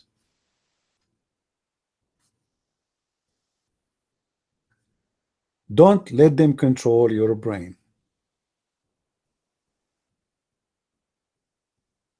You know, where I live here, a group of women, they come to my door. They said, they want me to vote against something, against drilling for oil. I said, why we should vote against drilling for oil? They said, because it's causing an earthquake. I said, I'm not shaking. Where is the earthquake? They said, no, it's going to happen if they keep doing that. I said, well, do you have a proof it's going to happen? How you know it's going to happen? Are they digging tunnel under the city, or they are going to make the water dirty? I said, why they will make the water dirty? They are far away from any how this will happen? And later I found out that the Saudi Arabia, they are the one who is sponsoring all those institutes to make the American vote no for drilling for oil, because the price of oil will never be back expensive again as long the American they are drilling.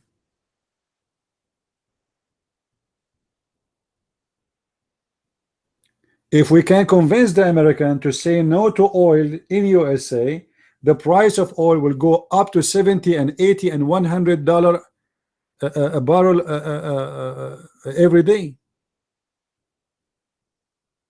The oil of America became a threat. So there is lobby behind this movement, and there is a lot of videos, by the way, in YouTube. You can go and see it. Media companies, they are hired, famous people, actors, they are hired by the Saudi to speak against oil drilling in USA. They want to scare you. Oh, it's going to cause cancer. Oh, it's going to, etc. They will destroy our park. They will destroy our trees. Will destroy our health. They don't want you to have your oil production, because that is a threat to certain organizations.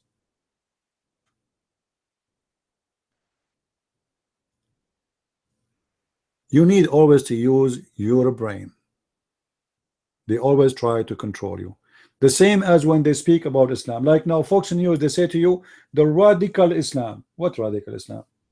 What do you mean radical Islam? What exactly radical Islam mean? Imagine we say the radical Jesus. Radical is somebody going by the authentic Islam. What radical? Extreme? There's no extreme. Muhammad was extreme. He's a Muslim. And those, they want to follow Muhammad. Why you don't say that this is Islam? But they want you to, or let us say, they want to cover their ass. They don't want to say, we are speaking against Islam. We are speaking against the radical Islam. The funny, the Arab themselves and their TV, they don't say the word radical Islam. Do you believe it? Saudi, Egyptian, Emirat, Bahrain, Qatar, I have all those TV stations, and they never use the word radical Islam. They say the Islamist.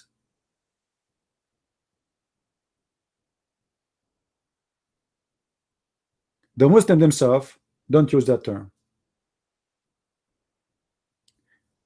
There is the head of police in Emirat. Anyone saw his tweet in Twitter?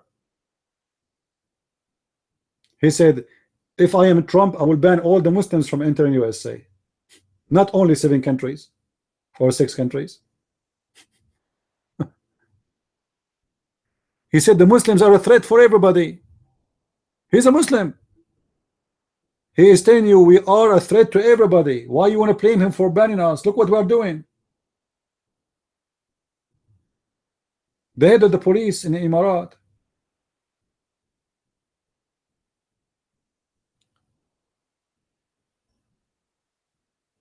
There is a video on YouTube. You can go and search for it too. The head of the police, the other one, there's other one. He was saying, why in the world those European even they allowed those refugee enter there? Do they know how many terrorists? We will not let them get our country because we knew they are full of terrorists. Muslims themselves, they don't want the refugees to come because they knew there's a lot of terrorists between them. Muslims, they are making fun of the West, how stupid they are. Muslims themselves, they will not accept the refugees.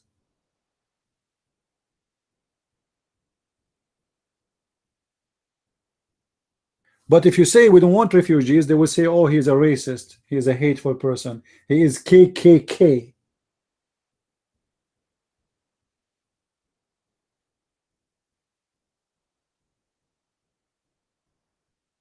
First of all, those are not refugees, those are immigrants.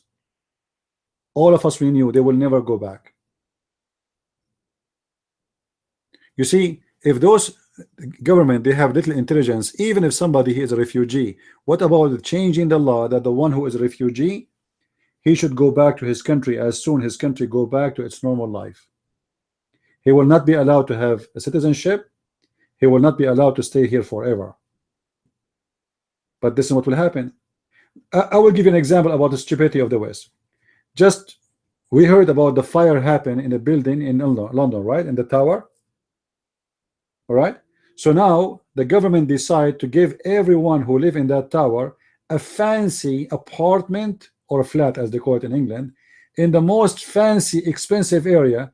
The prices start with 1.6 million pounds for every apartment. Just wait. Soon you will see how many towers they will have fire, because those guys, they will say to them, all what we need is to have a fire. We will have a fancy apartment. I mean, do you see how stupid they are? They will create a fire in their building so they can get a fancy apartment. Why in the world I want to live in a trashy apartment if the government will give me an apartment in the most fancy area?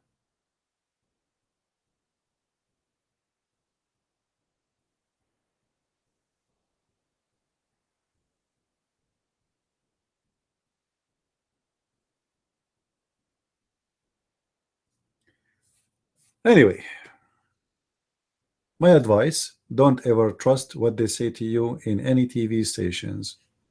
All of them, they lie. The one you like and the one you don't like.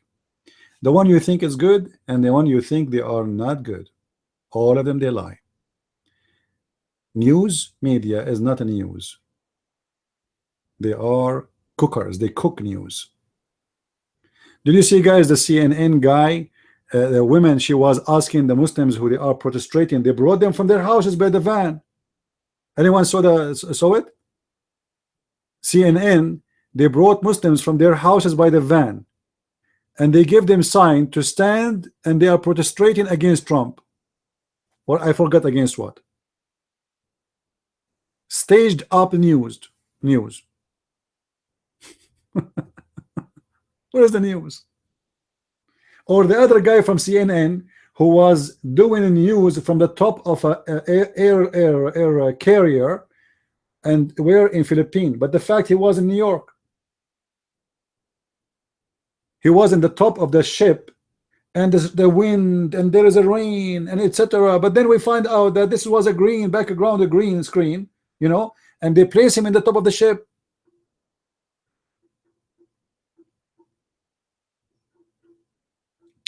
There's a woman, she covered news from Al-Mosul. She posted on YouTube.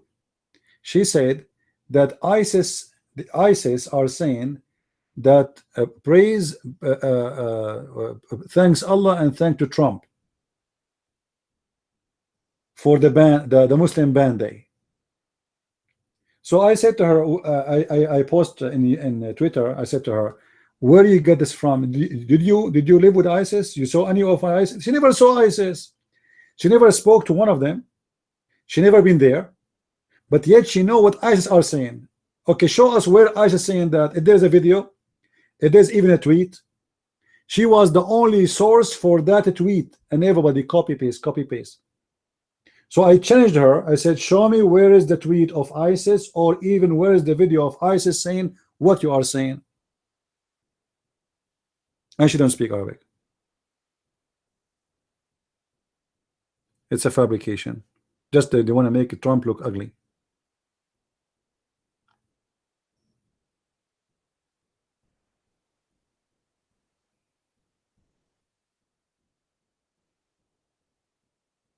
I know this guy. He will never debate me. Come on. I will start getting him busted. I will start making series of videos for this guy and get him busted. But I will make them short, so people they can copy them easy. All right. They are potatoes.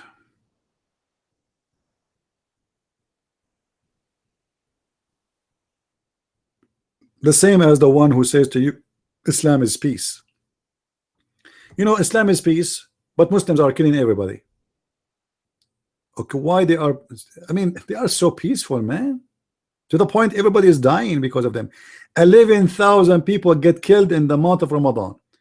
The Prime Minister of Malaysia, he made a speech in the United Nations, says, in the last month of Ramadan, more than how many said? Let me check it online.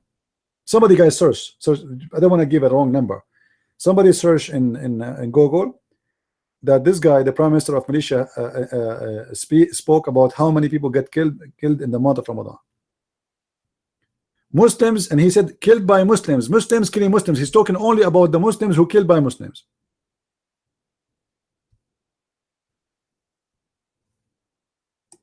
How the Muslims themselves, they are saying that a lot of people getting killed in Ramadan, and yet we have a president who says to us Ramadan is the month of peace, where people they practice great habits of sharing and giving. Sharing what? Suicide bomber?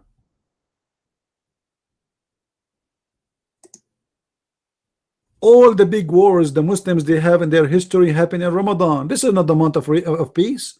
When the Muslims they gather together and they attack Israel, what was the month? Anyone remember? It was Ramadan.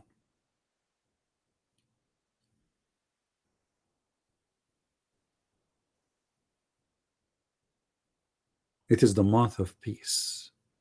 You are right. A lot of peace. I will search for the news as long as nobody search for it. People are lazy.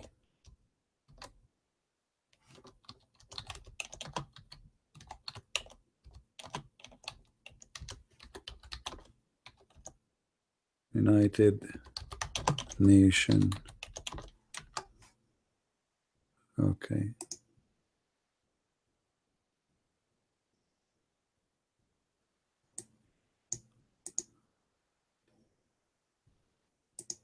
I will find it. Hold on.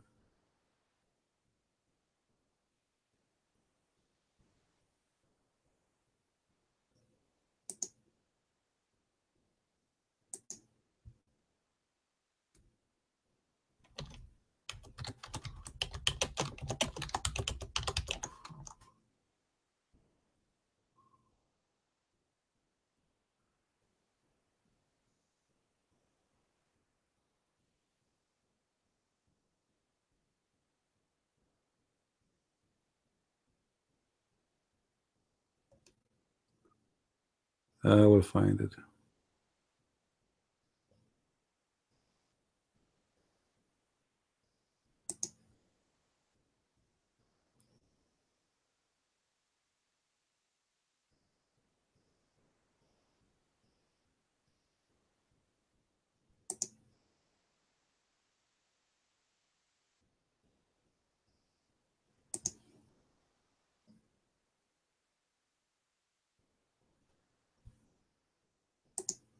I'm just trying to remember the actual number they mention. It was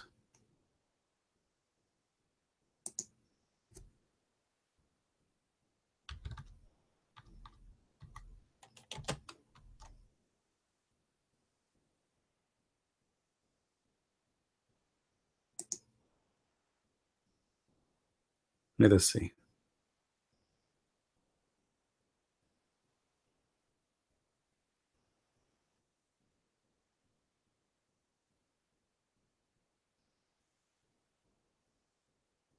There's even the video, there's a video of him speaking about that.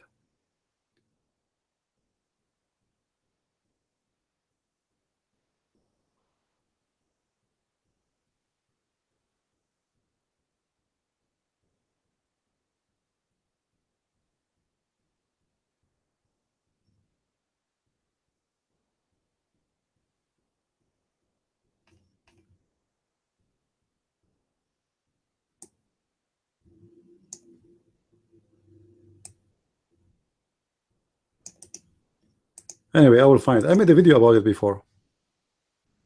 I have a video before about this news.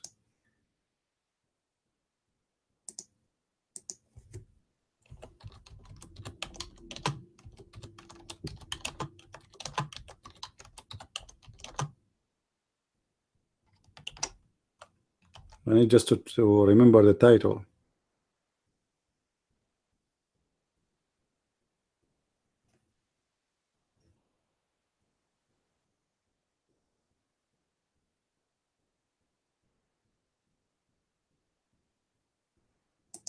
When you search for it, all what appear is the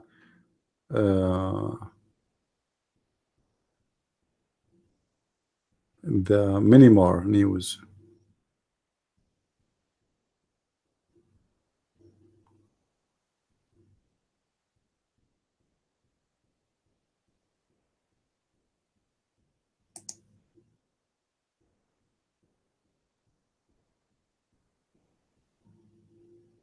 Is that the one, Smith? Is that the one about Muslims killing Muslims? Okay.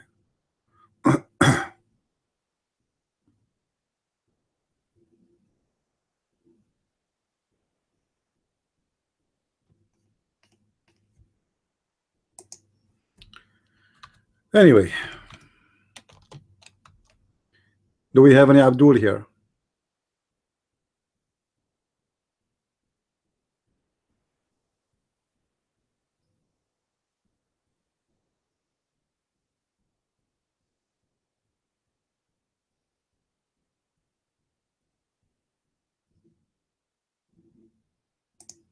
Any Muslim? Do we have any real Muslim here?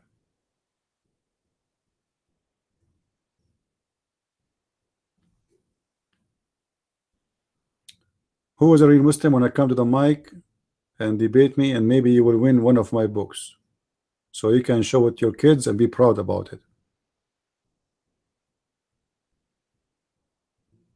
Any Abdul? Not even one. What is the problem?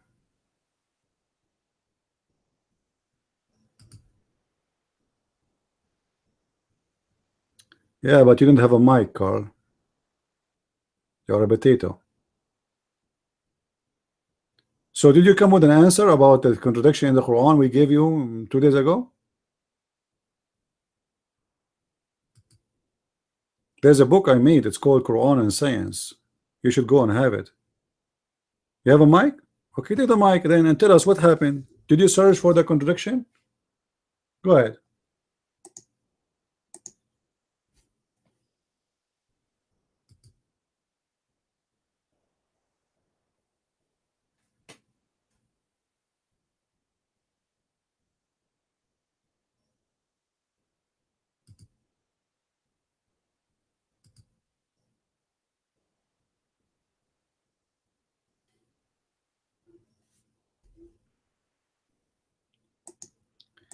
Come on, you are not being honest. You are not being honest, but it's okay. You're a Muslim. I mean, a Muslim and he's honest? That will be strange. Actually, it will be disappointing. Even people, they might accuse me that you are like fake, you are not real. They will not believe that you are a Muslim in my room. They will think that I paid you to come here, and so I understand. We spent 2 hours yesterday or 2 days before, to show you the reference, which is very clear, and now you are telling me that something. Okay, yeah, right. Any Abdul here? Those who they are watching YouTube, don't forget to subscribe, please, because every end of Ramadan we are going to give a gift for the winner, and you might get a gift, and the gift is one-way ticket to Afghanistan. So if you are the lucky, we will send you to the heaven of cocaine. A lot of cocaine. Liz, my Dutch book is not published yet because it's not done yet. It's as I know, they are doing proofreading right now, so it's almost there. But we have the German book out a while ago. So if anyone would like to win one-way ticket to Afghanistan and enjoy all the cocaine and the heroin, you know, in Afghanistan, by the way, everybody is addicted to drugs. Children's, adult, kids. The whole nation live in drugs. The whole nation is high.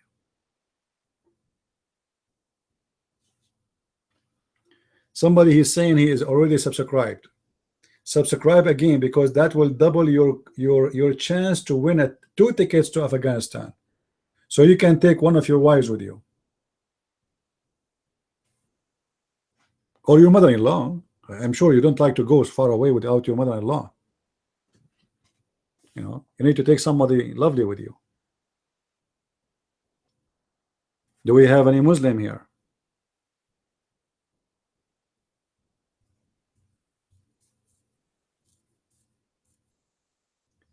For those who do not know, we made a video yesterday. It's very important. Please watch it. It's about Ramadan, the pagan month. So please watch that video. It's very important, full of information. You will learn a lot of things there. Just go to my YouTube page. Well, I should give you a link. Go to Christian Prince, not the video today, the video yesterday. It's about Ramadan. Today we call this video, this broadcast today, Happy Pagan Day Muslim. May the moon God bless you. How are you, Mr. Youth? You too. Sorry, hard to say your name. 16 years ago? You know me for since 16 years ago? Really? What was your name at that time?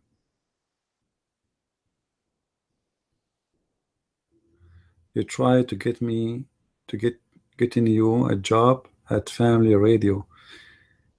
Yeah, I remember once somebody told me that. Yeah, right. Yeah, good to see you, my friend. You're welcome. You're welcome. But I don't think it was 16 years ago. It was 16 years ago? Man, I'm getting so old.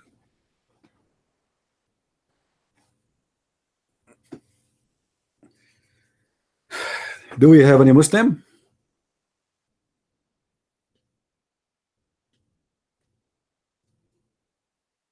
Not even one. Very embarrassing. We have Isa 525. How are you, Isa? Surah Umran 118. What about it?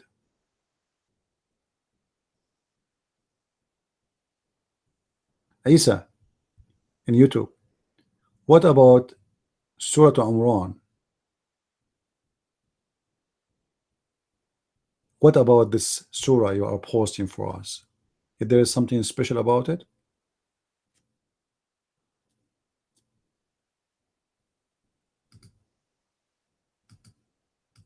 You see, Muslims, they have the courage to speak in the text, but they don't want to. Anyone?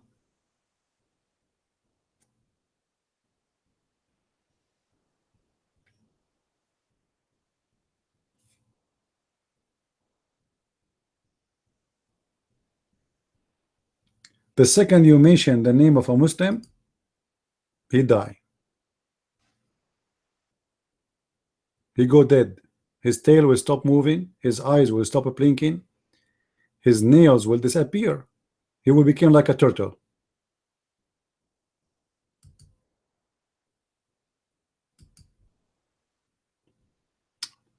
Good to see you back, John.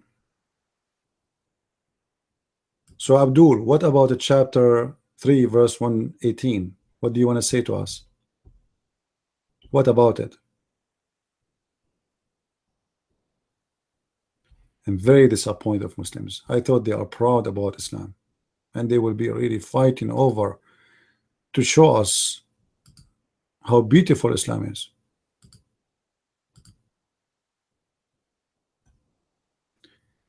In the Surah, Quran says you can be friend with other people. Ew. Guys, you can be friend to other people. It says that. It doesn't say that. Pause the verse.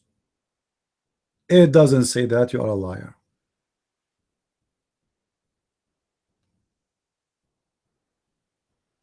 Post it. You cannot even be a friend to your own parents, Abdul. Liar. Guys, somebody post for me chapter 9 verse number 23. Somebody posted. Let us get the Abdul posted. Even your own family, you cannot be a friend. Yes, I am not kidding. Here we go. I will post for you the video, the translation of the. Here we go. This is the verse you mentioned. It doesn't say anything of that. You're a liar. In chapter 9, verse number 23, you cannot be a friend to your own father and brother if they are not Muslims.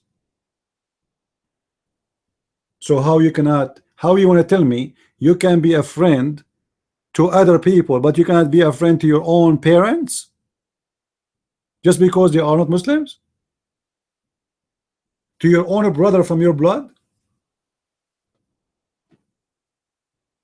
You see how they lie? Your father, the one who had your mother as a wife, the one who made your mother pregnant, the one who did spend his life feeding you and taking care of you, you cannot be his friend. Why? Because he is an infidel. And a Muslim liar, he want to say to us in Islam, we can take non-Muslims as a friends. And for sure, there's many verses in the Quran say clearly you cannot take anyone as a Muslim as a friend. But I just got him busted with the one about his father and his brother, so he can shut up. Right?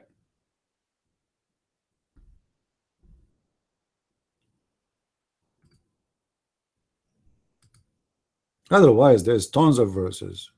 Tons.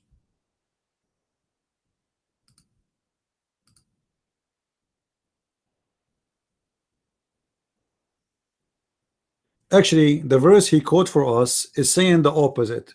Chapter 3, verse 118. It says, don't take them as a friends. But this stupid Abdul, he think it's saying take them.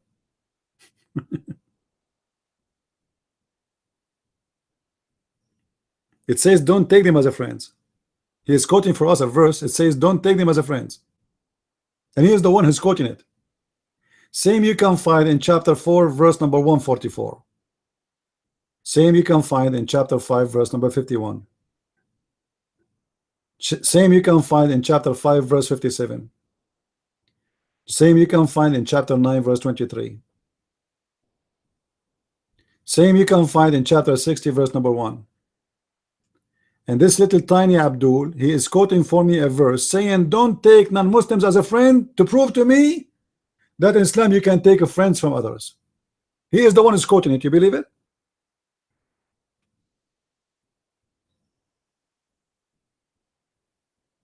I think he was reading the Quran interpretation by Michelle Obama.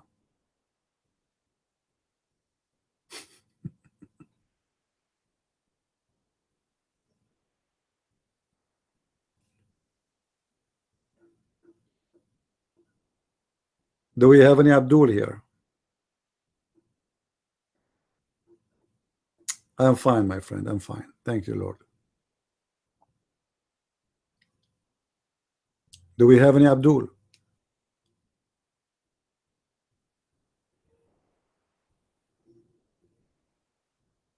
Not even a single one?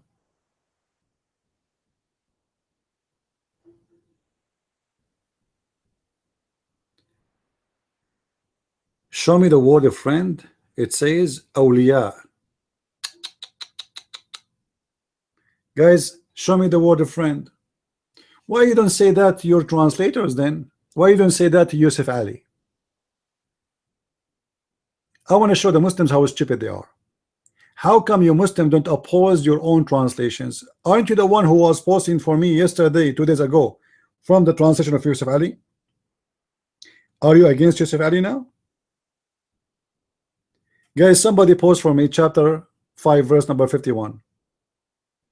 Yusuf Ali. Are you against Yusuf Ali?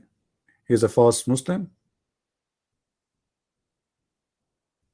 Yusuf Ali for the Muslim Sunni, our big Imam, and now he is a false Muslim. Okay, what about I show it to you in Arabic? It says don't take them as a friends. What you will do? Because in chapter 5 verse number 51, Abdul, it says the one who take them as a friend or protectors, he is one of them. Now who wanna challenge me? I can show it to you from your Islamic scholars, not even in English, in Arabic too.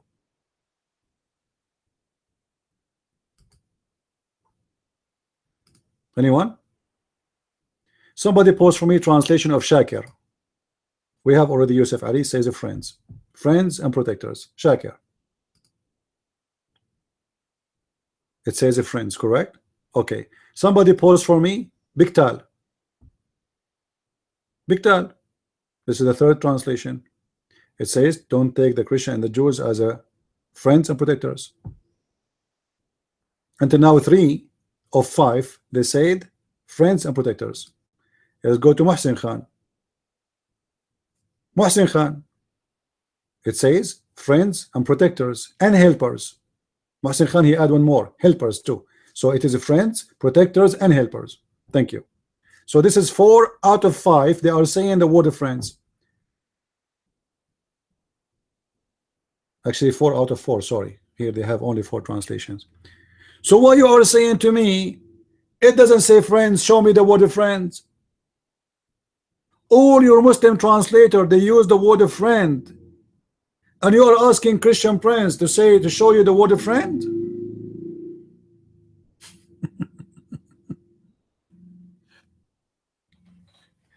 You see, guys, the fabrication of the Muslims, they have no shame. Their own translators, all of them, we post 4 translations, all of them they use in the word of friends and protectors and helpers, not one alone, together. And then show me where it says the word of friends. Okay, show me, I want to see it.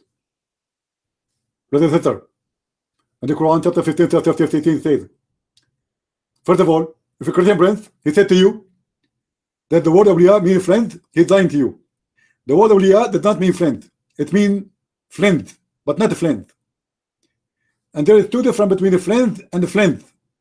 The first friend is somebody in America they call him friend with benefit. The second friend is somebody you borrow from him like his death or his laptop. Show me what?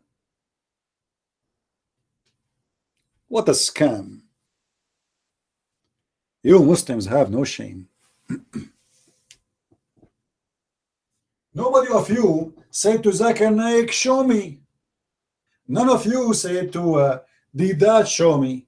But whatever a Christian said to you, you say to him, show me. And after he show you, what do? You put your head between your legs and you hold you and you bite your tail.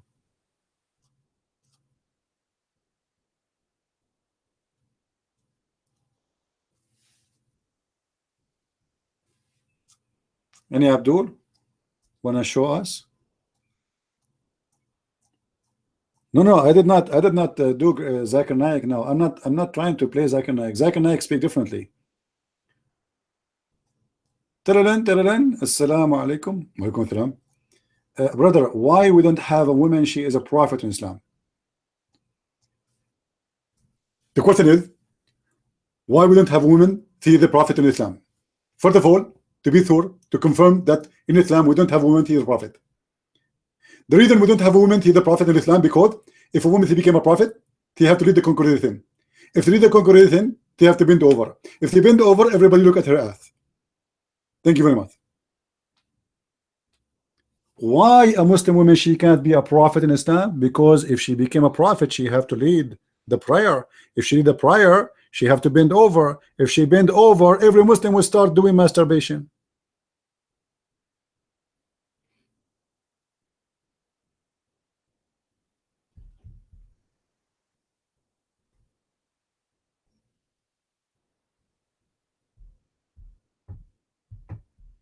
Because the prophet ass is so wonderful.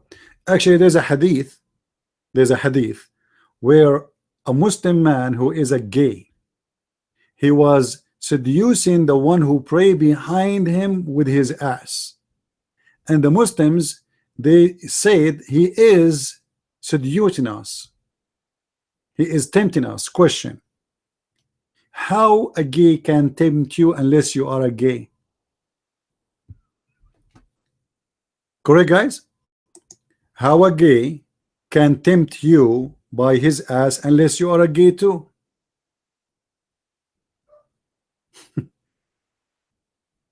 Here we go, the hadith in front of you. That's mean everybody behind this guy in the mosque is a gay too. Otherwise, how you get tempted by him? He's causing fitna. Please, Caliph, please stop him. Each time he pray, we go so crazy. What? We go so crazy when he pray, especially when he bend over. Who go crazy? All of us, you, all of us, the one in the mosque. The second he go down, and then he's wearing short thing, you know, like we see it, we cannot. Please stop him, stop.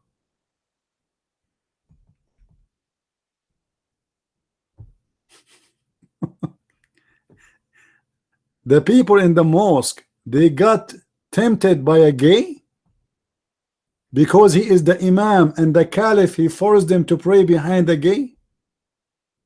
Like, look at the caliph. The caliph, he did not say, okay, I'm going to kick him out. The caliph, he says, okay, so what? Pray behind him.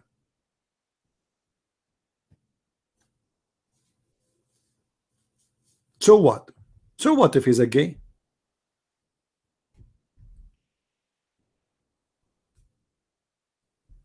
You see, these days, like when they wanna like they work in a main, they say fire in the hole. In the time of Muhammad, they used to say gay in the mosque, gay in the mosque, and the Muslim get tempted right away.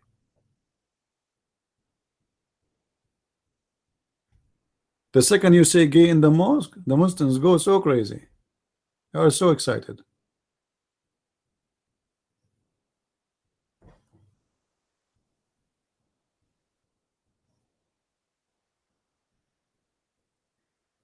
Do we have any brave Abdul here?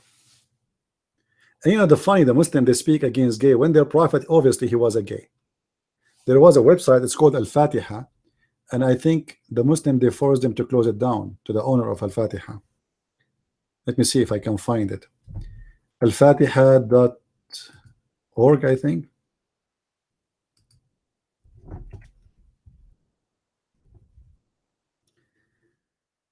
uh,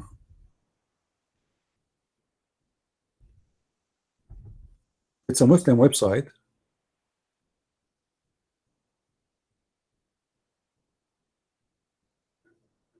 Here we go. It's in Wikipedia. Al-Fatiha organization was disconnected from the internet.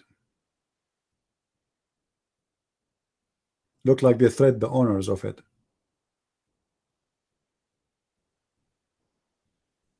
Yeah.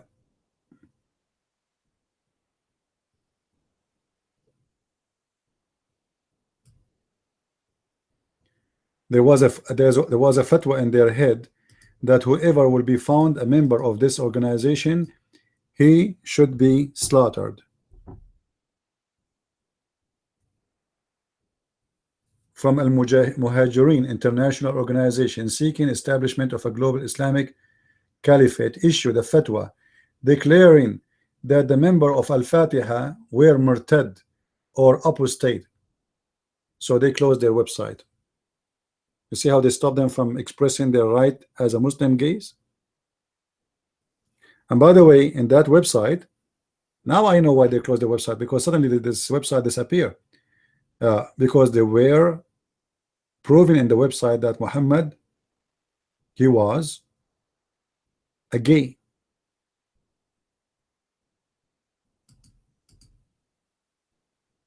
He was a gay.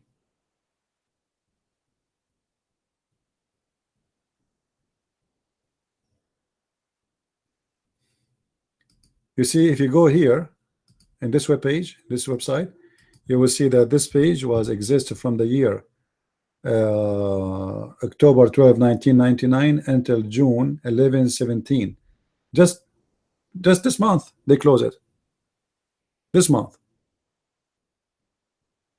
What a shame. You know what? I'm going to open it for them again.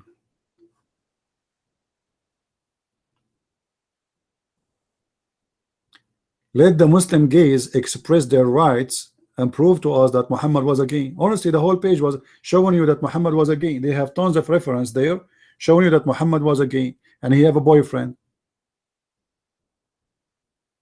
Actually, all of us, we remember the hadith where Muhammad, he promised Muslims in the heaven to have sex with men. Anyone remember the hadith? To have sex with men? Yeah. In the paradise, there's an images, there's a market. In this market, there's no buying, no selling except images of men and women. And if the man he wish, he has to have sex with any of them, he'd jump in it.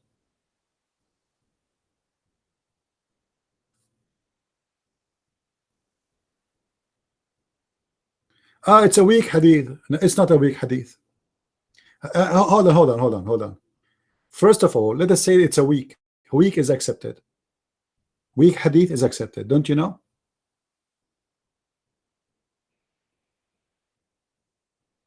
And you know that. Why you are a liar? You don't you accept strong hadith? Car? Do you accept strong hadith? Say yes. Okay, did this guy he say he accepts strong hadith? He said that. So if I show you something similar in a strong hadith, do you promise to say I accept it?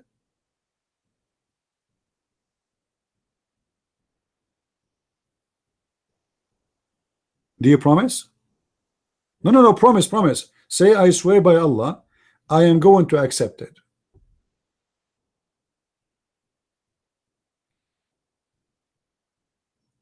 Of course I accept Sahih Hadith. That's wonderful. All right. Let us go there then.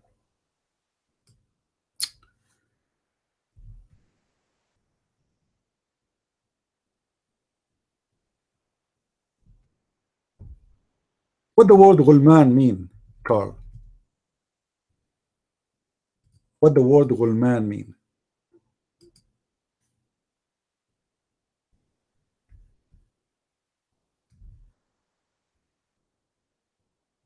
What do you mean you don't know? In the Quran, in chapter, before I give you hadiths, in chapter 52, verse number 24, it says that around you in the heaven there will be Ghulman. who they are beautiful like pearls. Is that true? The Muslim translation, they say the word gulman mean boys. Do you agree?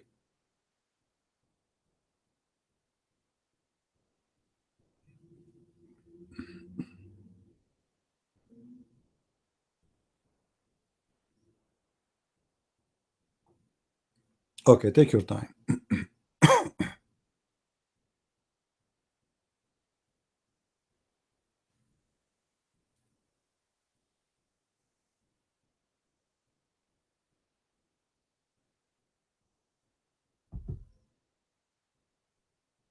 I'm waiting.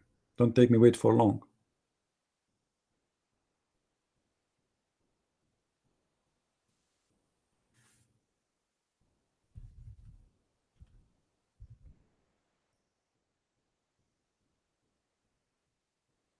Yeah? I mean, is it hard really to find it?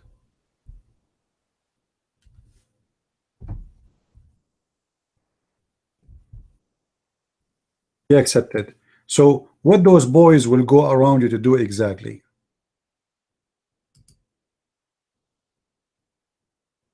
Those boys who they are so pretty, what they will do exactly?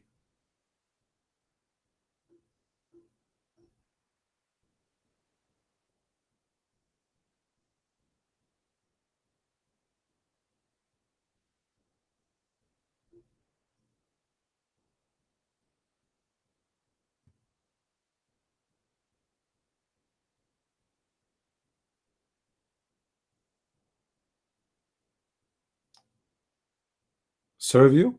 Serve you with what?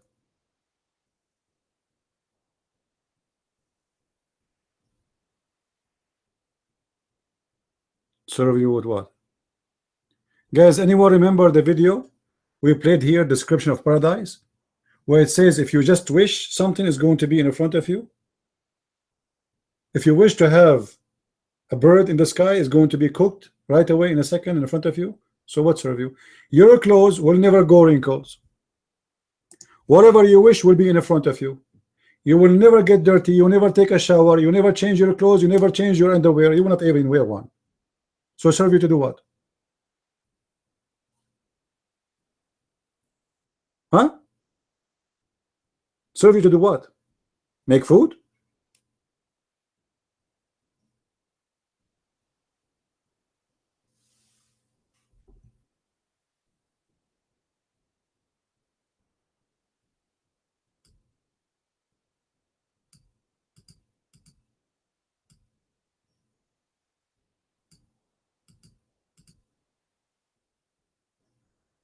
Are you there, Carl? If everything will be coming to you by just wishing, you do not need to order it. You wish, just you think about it, it's going to be in front of you.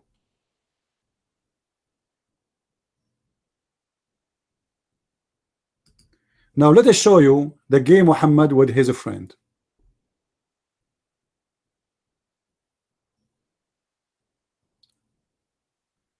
And I'm sure he will say that this is a da'if hadith. Is it da'if? For sure it's da'if. As long the Muslim don't like it, it's going to be da'if.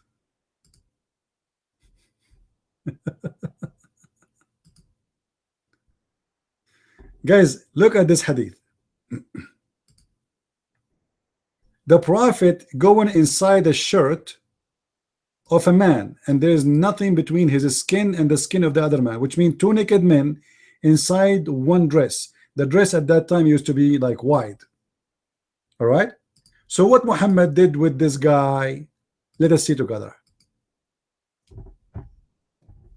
Who will read for us?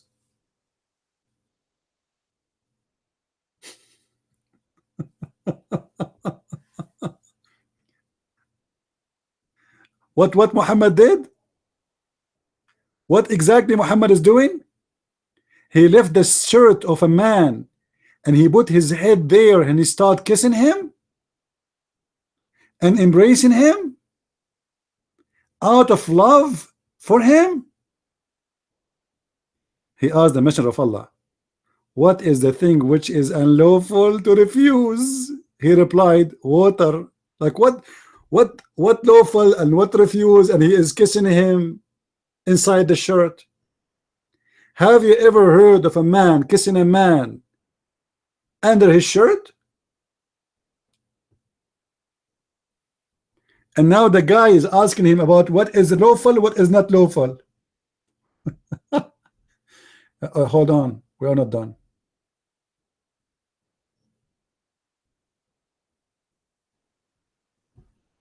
Are you there, Carl? Say it's weak. Please say it's weak.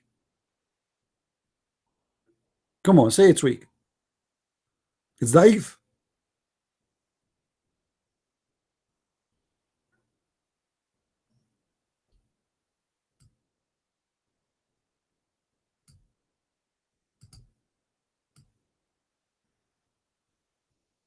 Are you there, Carl? Well, a man kissing a man under his shirt. He left his shirt up and he's kissing him. What that will make him?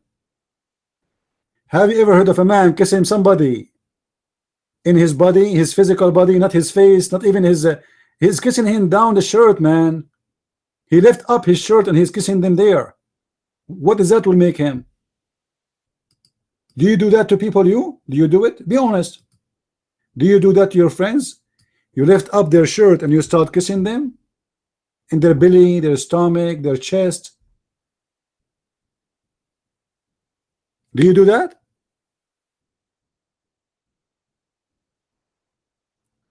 We are not done. We are what? We are not done. And by the way, the translation is not true. The translation is false. In Arabic is different, but we will go with it, no problem. Look at this hadith. Oh boy.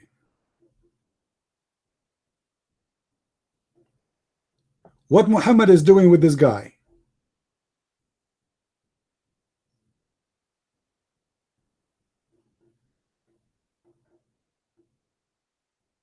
The man, the guy is naked. The guy is not wearing a shirt. Muhammad, he touched him with he have a stick in his hand. Then the Prophet, he hugged him and he started kissing him down his belly.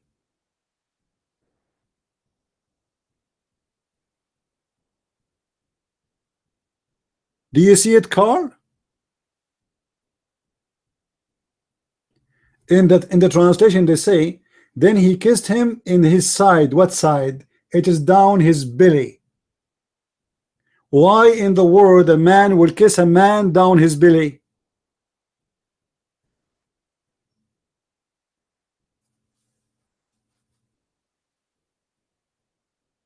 Are you there, Carl? Now guys, remember, Carl, he said he accepts Sahih Hadith, correct? Did he say that? Okay. This is Sahih. Open it, please, everyone. Does it say there Sahih?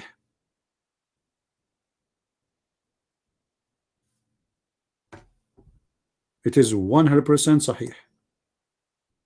So the Prophet is kissing men in their belly, down their belly, and the guy is wearing no shirt on him.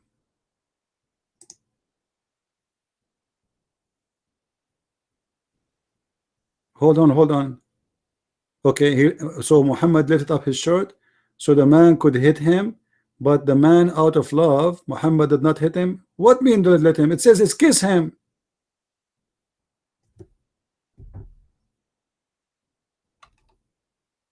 It says he kissed him. What hit him? Read the hadith. Stop being a liar. Let me post the hadith again. Potato liar. The one who is kissing who?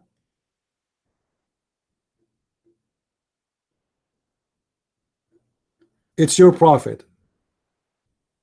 And the guy, he said to him, oh Prophet, I like that. I wanted that. I want it there. Don't stop, Prophet. Don't stop. Right there, right there. Do you see it?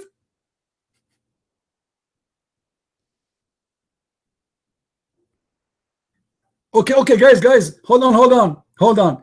He is saying the prophet is kissed by the man. Suppose he's making it better now. The man is not wearing a shirt. You are saying to me that the man is kissing your prophet down his belly. And now that will make your prophet better.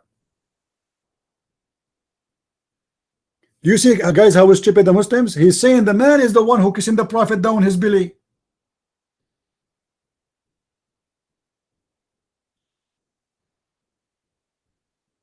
So the prophet, he rose his shirt and he embraced him. So now we have two people without shirt, naked.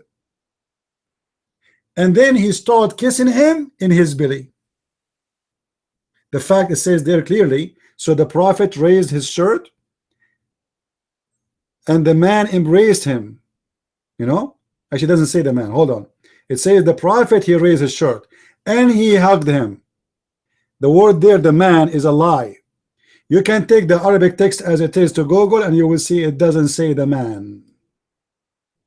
Potato liars. Here we go. This is the Arabic text and everybody can take it right now to Google. False translation. However, even if they want to say the man was doing that to him, the prophet was happy with it and he is the one who lifted up his shirt for him, according to Carl. Why your prophet, he lifted up his shirt for him? And this is a Sahih hadith. And remember, this guy, he said he accept Sahih hadith.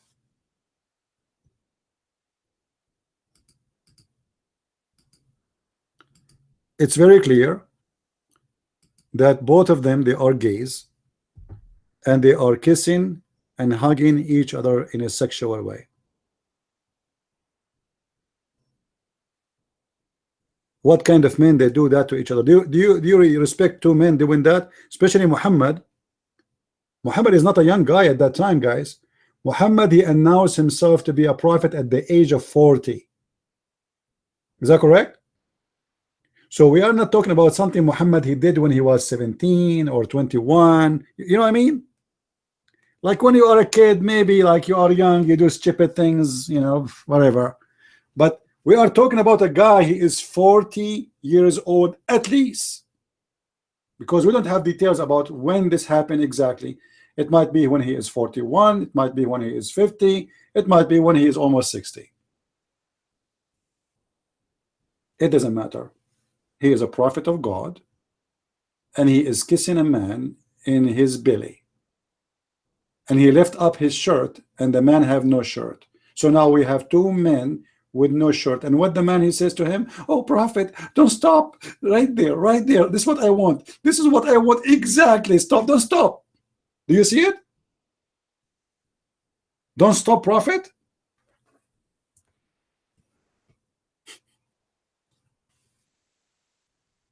People, did you save the reference? Anyone save the reference? Okay, so next time, please, if we ask for it, you help me to find it.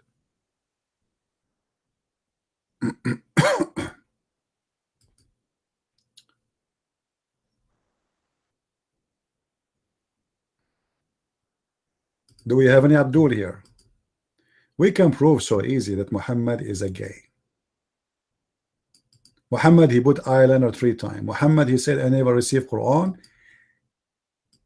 in any clothes except the clothes of Aisha. The Muslims, they say the word the clothes mean house. If that is true, that means all what he said about receiving Quran in the house of Khadija was a lie.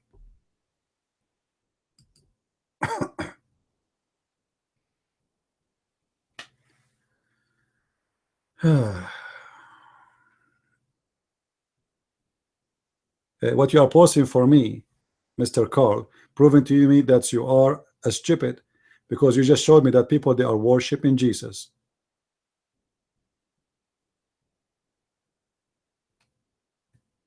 This is what you are posting for me.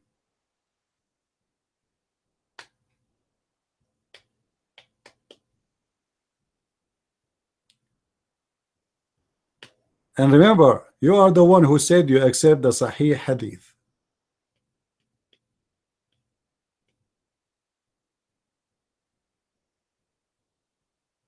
The secret gospel of Mark. that Jesus suspend homosexual activities? You see, Carl, I don't like stupid talk. You are a liar, the same as your prophet. Show me where the Christian Coptic they say that. I want to see that.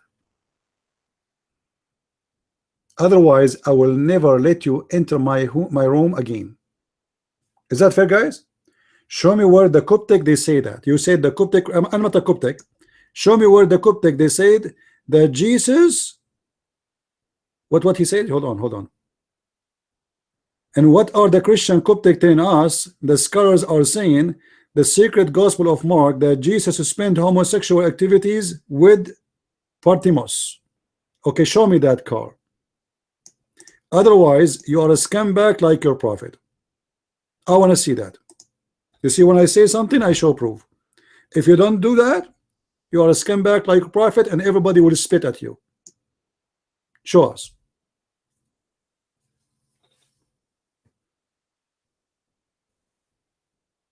Oh, okay, get it. Yeah, guys, he will get it. We will wait.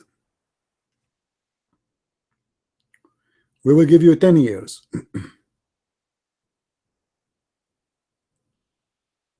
What a scumbag. He is angry because we just proved to him that his prophet is a homo. Yeah, secret gospel. Yeah. There's a secret gospel of Mark. By the way, it's a secret gospel, but the Muslim, they knew about it. I mean, this is do you see how secret it is? It's a secret gospel. Nobody knows about it except the 1.4 billion Muslims. It's a secret gospel. Okay. It is in the secret gospel. Okay, we want to see the secret gospel of Mark. We are waiting for it.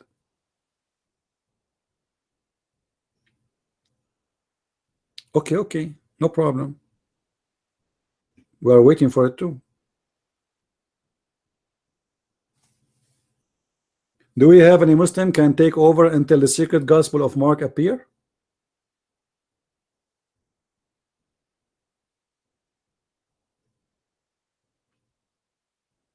Any Muslim want to explain to us why the prophet, peace upon him, he was kissing a man in his belly and hugging him, and the guy was saying to them, "Oh prophet, don't stop. This is how I want it."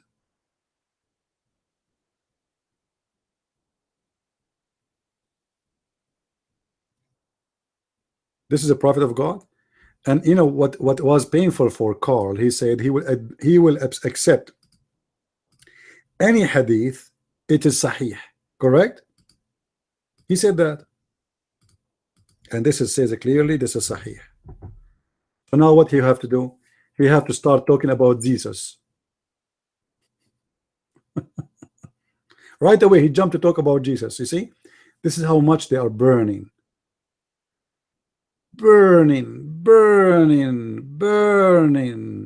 with their guilt and stupidity. A homo prophet, a prophet who have a gay in his house, a prophet who dress as a woman, a prophet who kiss men, a prophet who lick the faces of men, a prophet who kiss men in their body side and their belly and down. Actually, it doesn't say actually kashhahu. It can go to his balls. How we know what they meant exactly? It is kashhahu, down his belly. Where is that? Where is that exactly?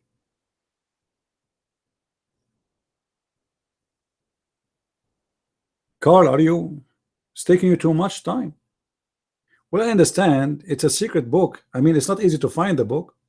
That's why it's called the secret gospel. Okay, what is the secret gospel of Mark?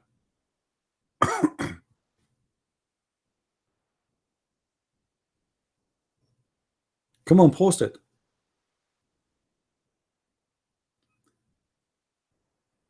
Bunch of a scumbag.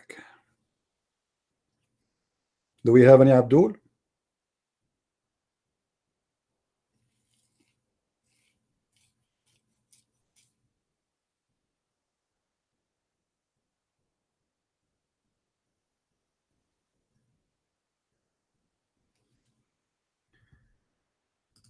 Uh, actually, if I want to show you bad reference, you guys will be disgusted. But because we are in the Christian section, you know, if I want to go down to that level, we will have to move.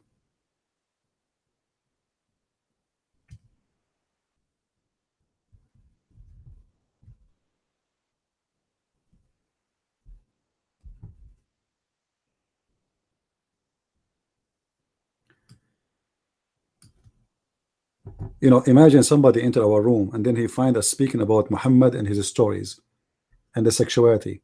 People, they will say like, what the heck, what's happening here? So Jesus with naked boy, secret gospel, but Bam Stone. This is secret gospel. What is the gospel? You are posting me an article made by you, huh?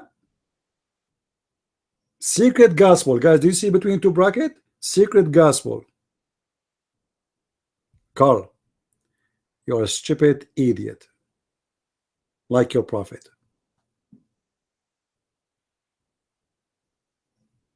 Shame on you, Muslims.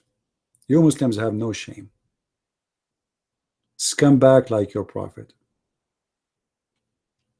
When we show you from your books.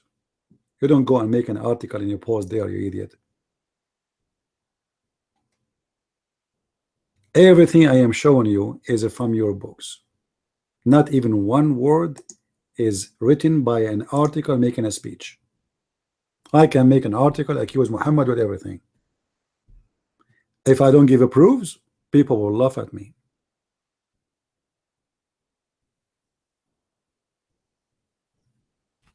Let us show you some of the Muslims.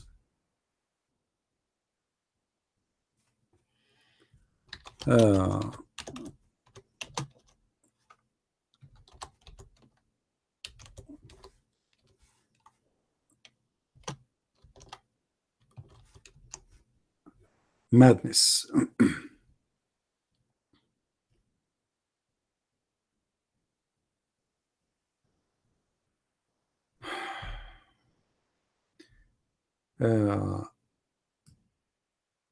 But I want people to apologize for what we will post.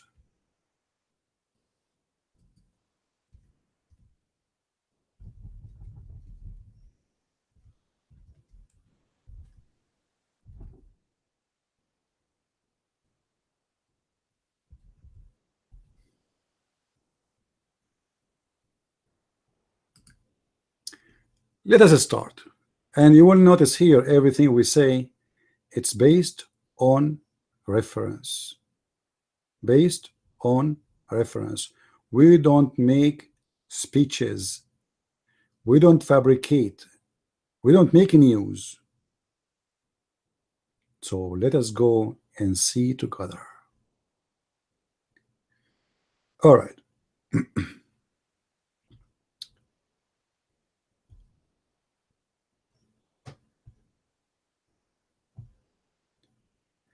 The Prophet of Allah, he ordered Muslim women to do breastfeeding. We post this hadith many times, right? And this is Sahih hadith.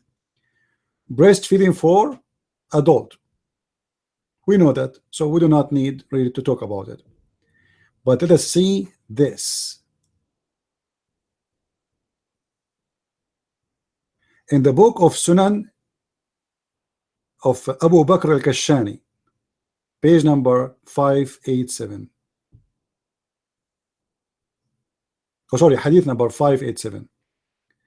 Record in his authority, it says, وَلَوْ وَطَأَ بَهِيمَ لَا يَفْسَدُ الْحَجِّ لَا يَفْسَدُ الْحَجِّ.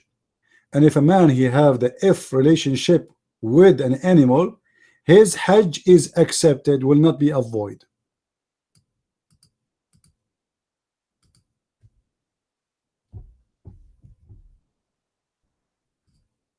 And this is the reference. Value number 2, page number 216. If you want me to post it for you in Arabic, I will do. Let me know. In the book of Bada'i al-Fawaid, hold on. This guy is reading here. This is disgusting. I don't know how to pose this for you. Ah, man. Let me pause it just for the sake of education. For those who seek education. Do we have anyone here under the age of 70? Anyone here is too young? If you are a Christian, if you are a Muslim, 6 years and older, you are adult. Because Aisha, she got married at the age of 6, you remember, right? Guys, read with me. It was narrated by Ahmad that a man came to him that feared that he would beep while he was fasting. See, we are talking about Ramadan, mashallah, good Muslims, good Muslims. Ahmad said, what I see is that he can release semen without ruin the fast. Ew. Wow. He can masturbate using his hand or the hands of his wife or his slave, whether it be a girl or little child.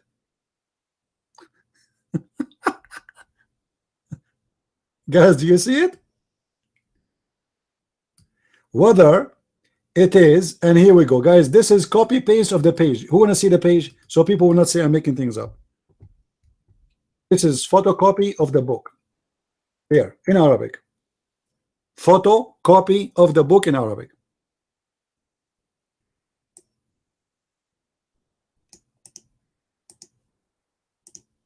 Are you there, Carl?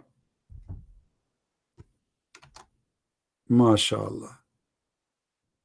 MashaAllah. MashaAllah. So what Shia site? Who care? It's a photocopy of the book, you idiot. Guys, Shia site, so what? Christian site, Hindu site, who care? You have the reference. Stupid idiot. Who care who is making the article? There is reference there. As long as there is reference, you have to answer the reference. Is that book is real? Is that page is real? This is the question. You see how stupid their answers? Shia book? So what? Shia. Why do I look for them if the Shia are helping me? Instead of going looking for one by one, the Shia, they put them for me in one page. Thank you, Shia. Those are your books. Those are your books, not my books. Those Shia, everything they are saying there is with a reference. Page number, Kitab Ibn al-Qayyim. Page number 603. What do you want more? Look what other hadith says.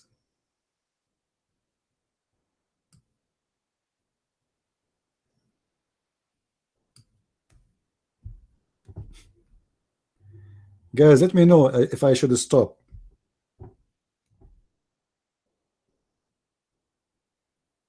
I'm not going to read this one. You read it.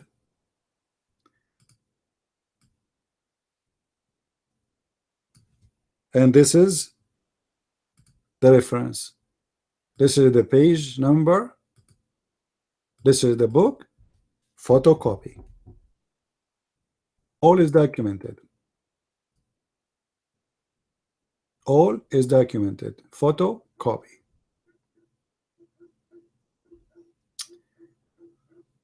What is more?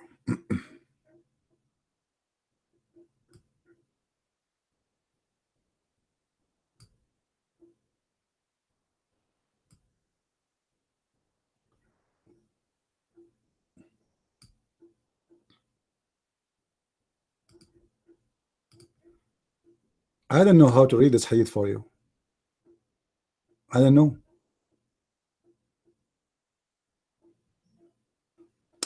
I'm going to skip this one. This one is very dirty. It's not good even for my age. You know, I'm very young. Who care about Khan, man? Just shut up, shut up. We showed you your prophet kissing. Just shut up. Sit down.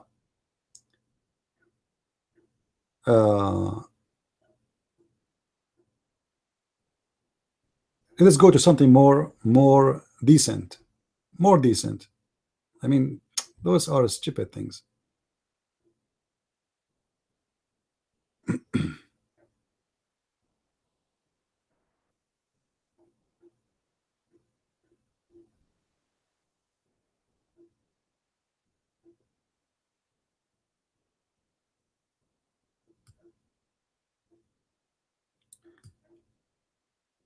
Look at this hadith. Oh man, this was very, very dirty. Oh boy. No, no, this is bad. Hmm. Skip, skip, skip, skip.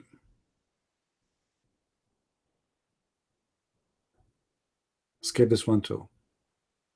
This one too. Nah, man, this one is hurting my eyes. I don't want to see it in video.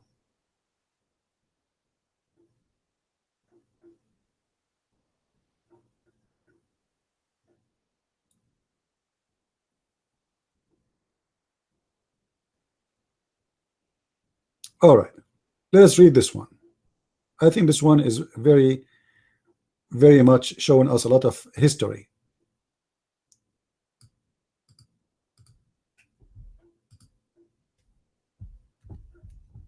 This is what the Caliph of Islam did do. Al-Imam al-Dahabi recorded following the words of the sermon of Abdullah Malik ibn Marwan, the Caliph. And this is the reference. I propose the reference. He said,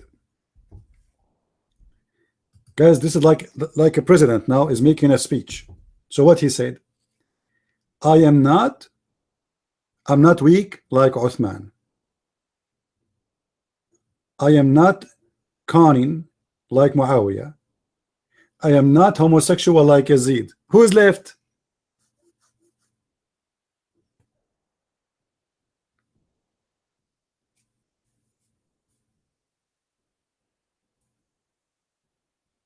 Guys, it doesn't say that. People, it doesn't say that. Let me pause it again. Let me pause it again. Hold on. Hold on. I will post it in Arabic and in English. It doesn't say that. It doesn't say that. It doesn't say that. It does say that. Read it.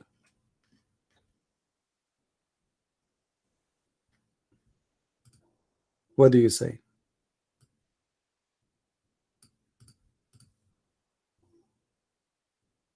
And let me show it to you from your official Islamic website. Let us see how you will say. It doesn't say that. It doesn't say that. It doesn't? Are you sure? Here we go. This is the book of Al-Bidayah wa Nihaya, written by Ibn Kathir. By who? Ibn Kathir. Oh boy.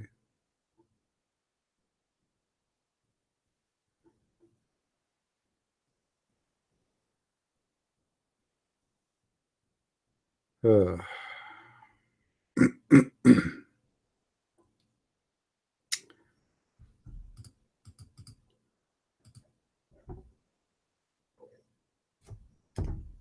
Here we go. This is official Islamic website.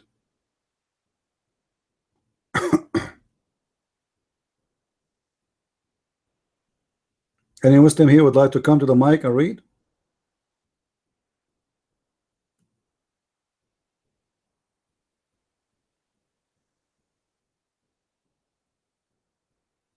Anyone?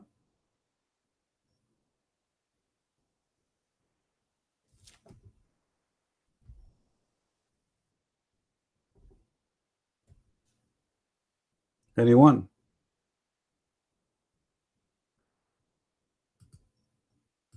Who is a brave Muslim would like to come to the mic and read for us?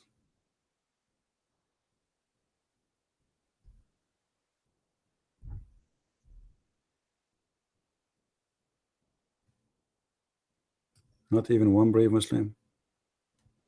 I mean, this is not even fair. Why? What's wrong?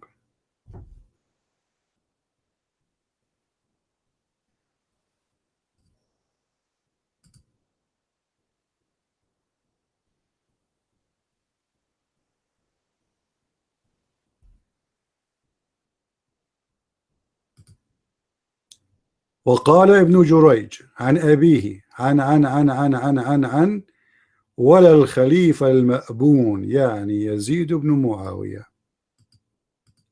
This is the book of Ibn Kathir, page number 383, and this is the link.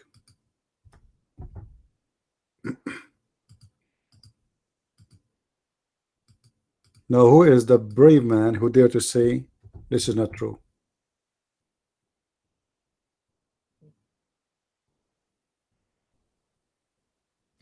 The book of Al-Bidayah wa Nihaya, the book of Ibn Kathir,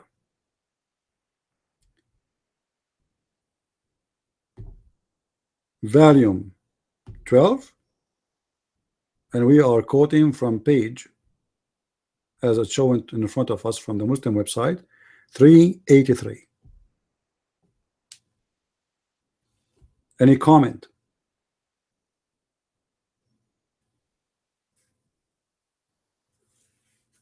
Silence.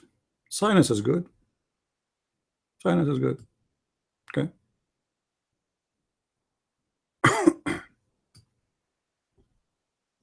Should we show more? Because we did not start it yet.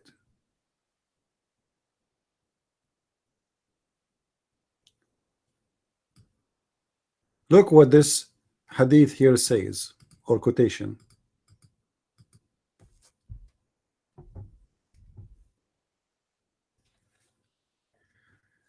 Rasulullah Muhammad, he said, the deen, the religion shall remain strong as long there is a 12 Khalifa.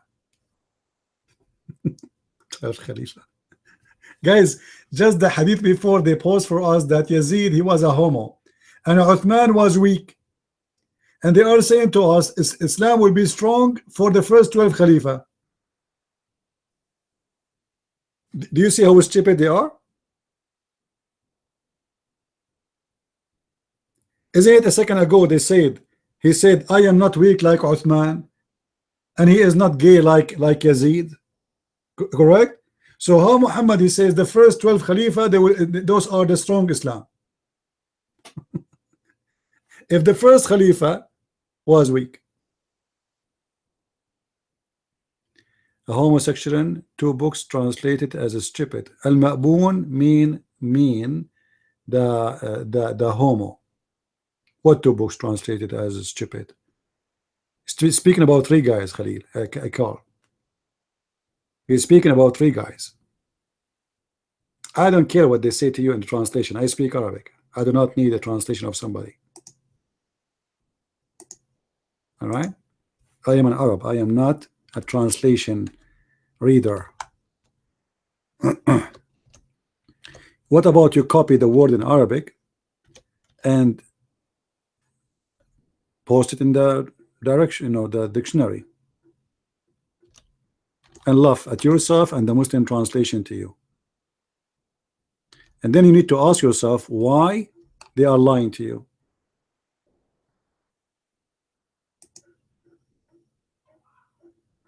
Why? Here we go. This is the dictionary in Arabic. So shut up, you and the Muslims, stupid liars. This is additional proof that you Muslims cannot be trusted in any book, in any translation.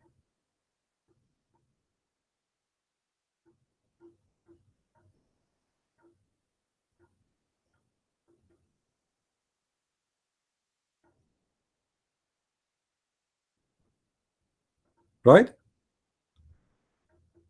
Guys, do you remember yesterday I showed you in the video how in the book of Ibn Kathir in Arabic is totally different from Ibn Kathir in English? There's total 3 pages in Arabic are gone. Totally gone. We could not find them in English.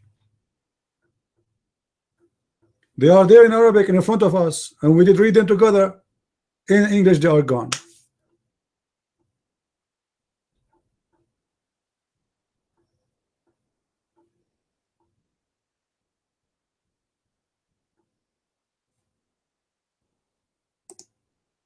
It's a shame.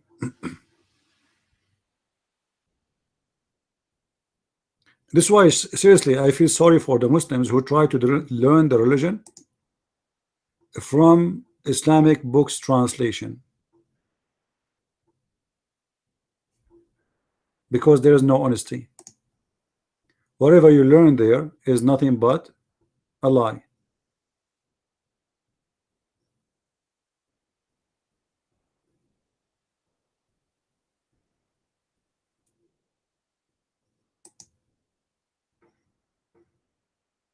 Do we have any Muslim?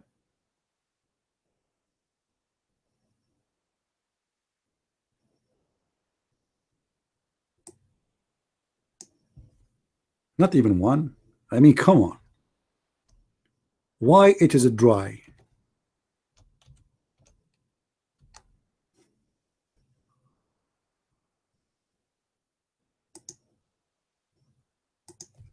Huh? What's happening here?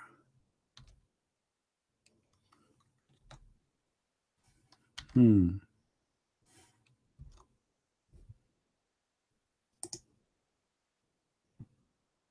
Can a Muslim have sex with animals?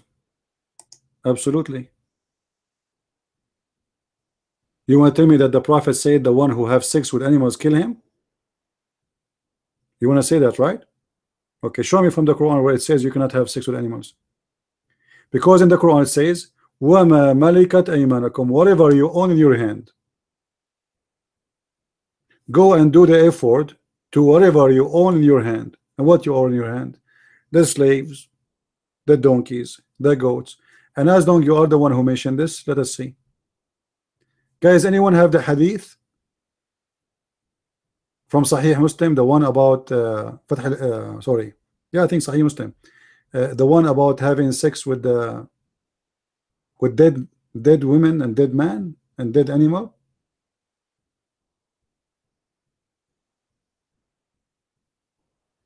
Hold on. Even you Muslims have fatwas of having sex with watermelon. Watermelon.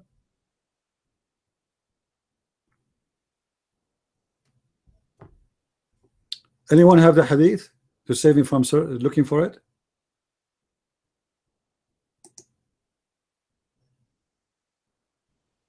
If you have it, just post it. So let him read. I don't want to read it here because it's disgusting. But in the hadith, they describe what a man he should do when he do have sex with animals. Men and women, even speaking about having sex with dead men and dead women, dead person, dead animals, or even be cutting off penis. A Muslim woman, she can use a detach. We better stop here. We are in the Christian section.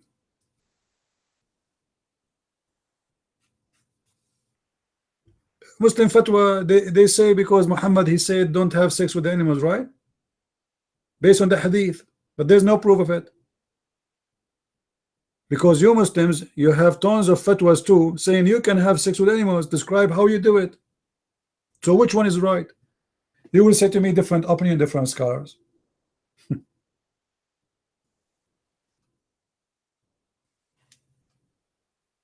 Right?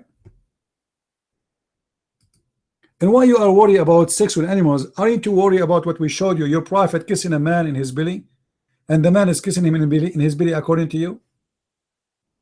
Forget about the goat. Why a prophet of God, he take off his shirt, and a man, according to you, he is kissing him there, and he say to the prophet, this is where I want it, and the prophet, he left his shirt for him. Shouldn't you be worried about that? You're a liar. You are a liar. And even if the man, he kissed him, I'm not going to let a man kiss me there. I'm not going to let a man kiss me anywhere. Why in the world a man, a grown man, he let a man kiss him and he left his shirt for him so he can kiss him more? He is not kissing his hand, he is kissing his body. Why?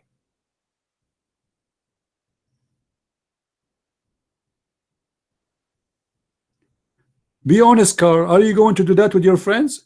When your friends, they come to you, you lift up their shirt for them and you say, kiss me here in my belly, kiss my nipples. Are you going to do that? No, ask the prophet. You are the one who said the prophet, he allowed him to do that. Why the prophet allowed him to do that? According to you, it was not the prophet who did. The fact it was the prophet who did. But I will go with you. Why the prophet, he lift up his shirt? So the man, he kissed more.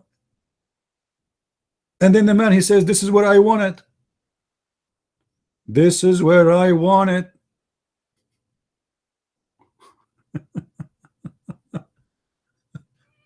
No, no, no, no. It doesn't say that. No, no. No. Okay, Carl. What about you come to the mic and read it for us and explain what happened exactly?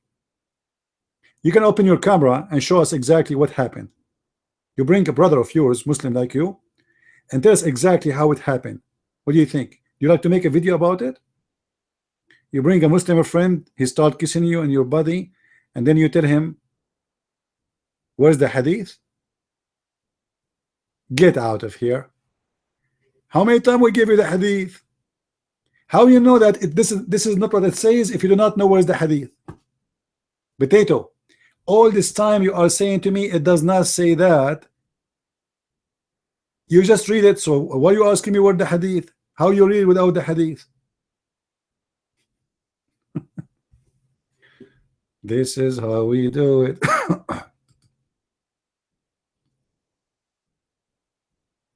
Oh man.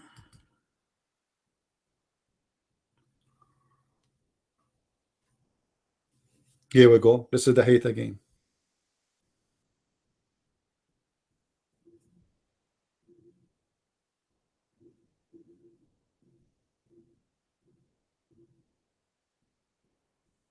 So, what do you think? What do you think, really? What do you think? What's happening?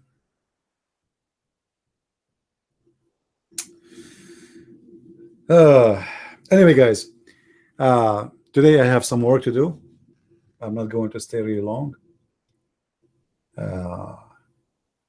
But I hope we have a good time together. Did we have a good time?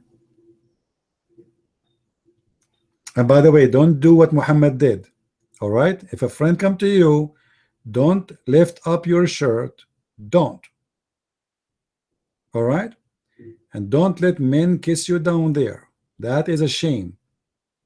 Don't do what Muhammad does or he did. It is disgusting. It's filthy. You can do that with your wife, no problem, but not with man. Hello? Come on. Don't do that. Thank you, my dear sister Ashley. And again, Ashley, don't make the Muslims make you upset. They try to make you upset. This is their game. You have to cool down. You are cool, they are upset. This is the game. Their game is how to make you upset. You have to have patience. The devil, he tried to make you upset. Just laugh at him. Stupid religion.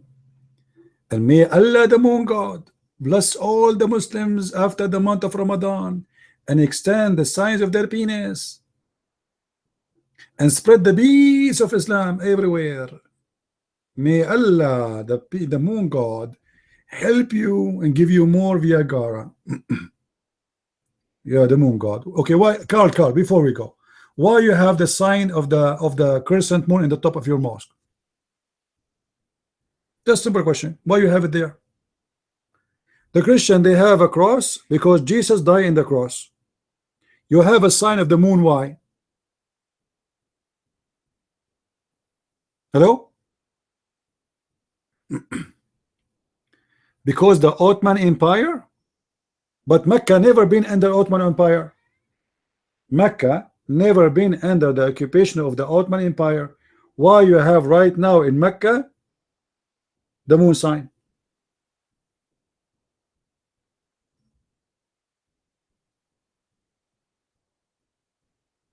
The prophet never did. No, how you know? How you know? You're a prophet, he bow down to the moon. He have a prayer, it's called the prayer of the eclipse. Is that correct? Is that correct, Carl? Do your prophet bow down when the eclipse happen? Let me show you. No problem.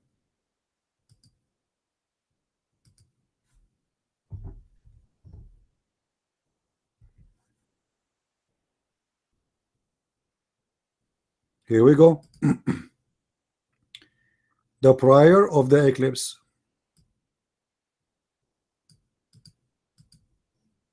And this is Sahih Hadith. What, guys, what is the name of the prior? Does it say there in English the eclipse prior? Does it say that? Okay. Who is the eclipse? To pray to the eclipse.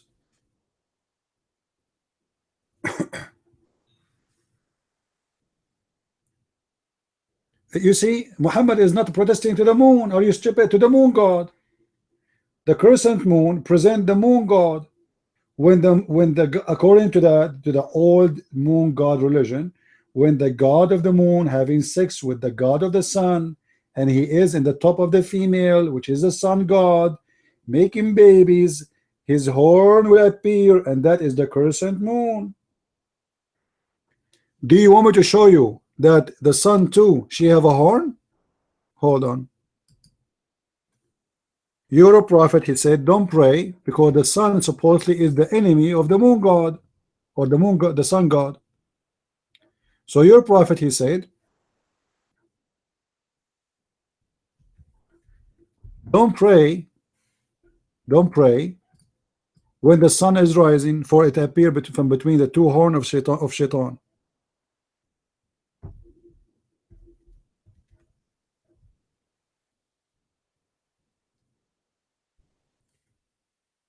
Let me show you. I'm sure you know, but you are playing games. It's okay.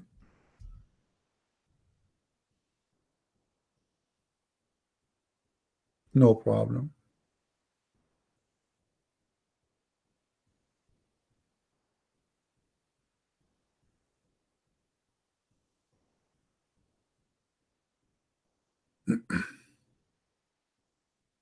And just to show you the false translation of the Muslims.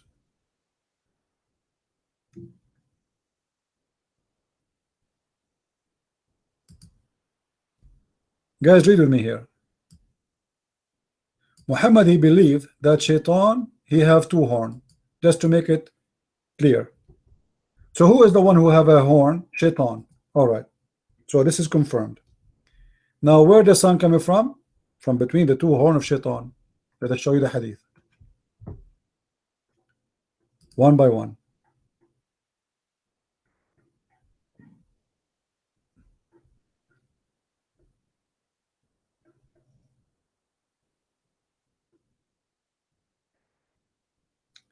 Guys, look at this hadith here. I want everybody to open the hadith. Everybody open this link, please, and laugh with me. Let me make it, able to click in.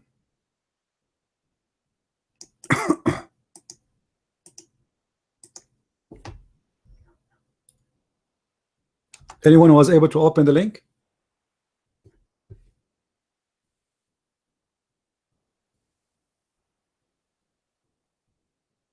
Did you open it? Yeah, there's no translation. Why? Because it says, don't be late when you pray, because the sun appeared from between the two horns of shaitan. So the Muslims, in order to hide the stupidity of their prophet, they decide not to translate the hadith. Otherwise, why everything is translated except this one?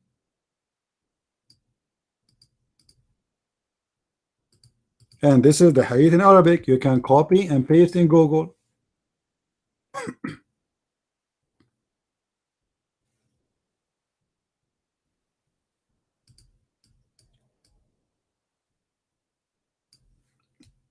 However, hold on, we will find it in English. Just wait.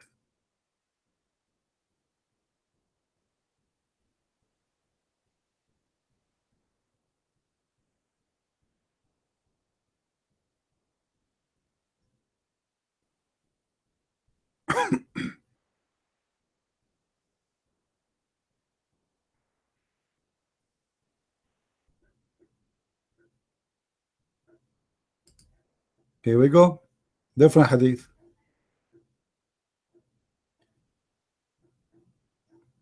The Prophet, he forbid the Muslims from praying when the sun became yellow. Why? Because the sun at that time is coming from between the two horns of Shaitan. How simple, how clear we can make it more than this.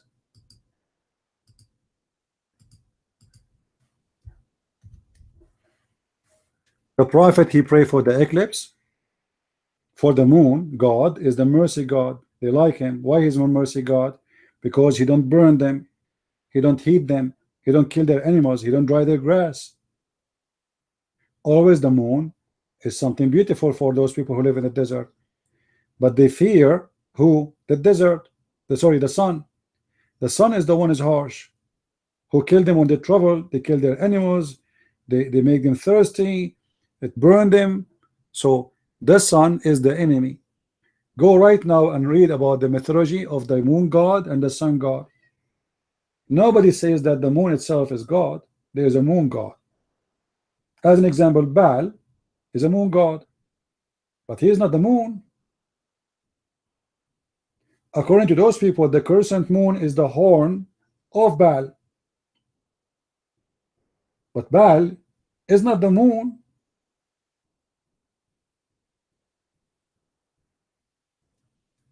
My book is a collection of a lot of things, so there's tons of things. I'm trying to put the roots of most important things in the book.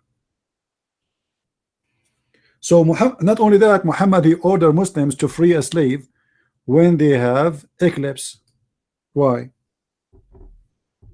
What about we free slave in Ramadan? Ramadan. Free slave just for the sake of free slave. Why the eclipse? What is special? Because the Arab, they used to give sacrifice to the eclipse, or they free a slave. Why they do that?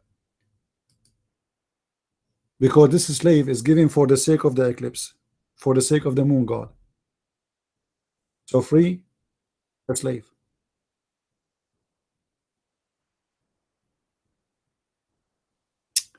Don't give me the fatwa, it's a stupid fatwa. We are giving you reference and the proof is clear. You're a prophet, he bowed down like crazy when the sun eclipse. As simple as that. Otherwise you need to tell me why. Even your prophet, he made a chapter, it's called the chapter of the moon. Is that correct? Is it true in the Quran you have a chapter, it's called the chapter of the moon? Why? Because the moon is split. Why the moon is split? Because it's judgment day. Why judgment day? Because the moon god is angry.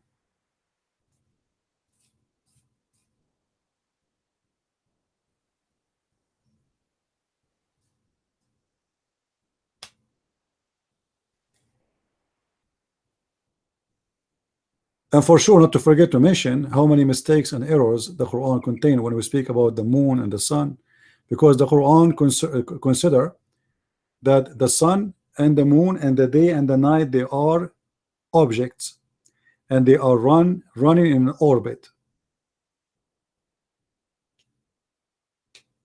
I don't care for your fatwa, man. Those are just trying to fool you. Show me from your hadith what your prophet said about the eclipse. Today they are smarter, they are more intelligent, they knew we should not say that, we should not do that. There's tons of things they refuse. Who care? This is what your prophet he did. Did they tell you why the prophet of Allah says Shaitan, he have two horns and the sun is appearing from between them?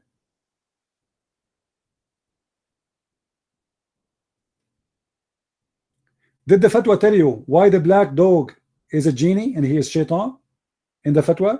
Or they will never talk about it too? Huh? Did they tell you that a genie can have sex with you?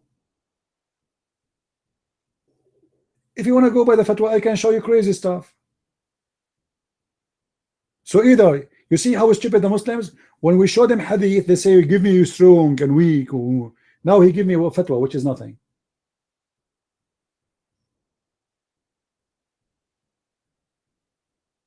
Now he accepts a fatwa. I can show you tons of fatwas. Do you accept, Carl, to show you fatwas? I can show you fatwas will make you ashamed of yourself from the coming 1,000 years. What do you say?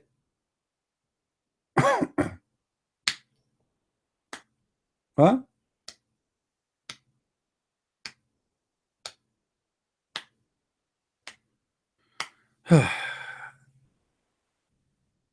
Anyway, guys, we have enough for today. As I said, I have some work to do, so I apologize. We will try to open again soon during the week, but we will do more videos and we'll post it in YouTube. So don't forget to subscribe there. We are doing live broadcast, by the way, for those who are in Paltalk. In case you do not know, this is my account in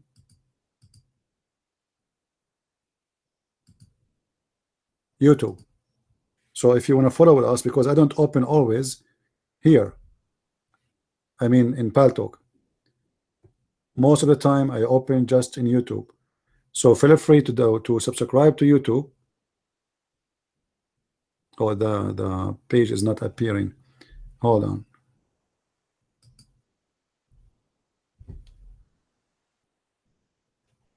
I have to come as an admin, I think, to make it appear.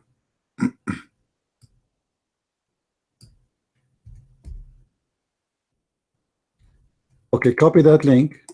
Let me make it work. Hold on.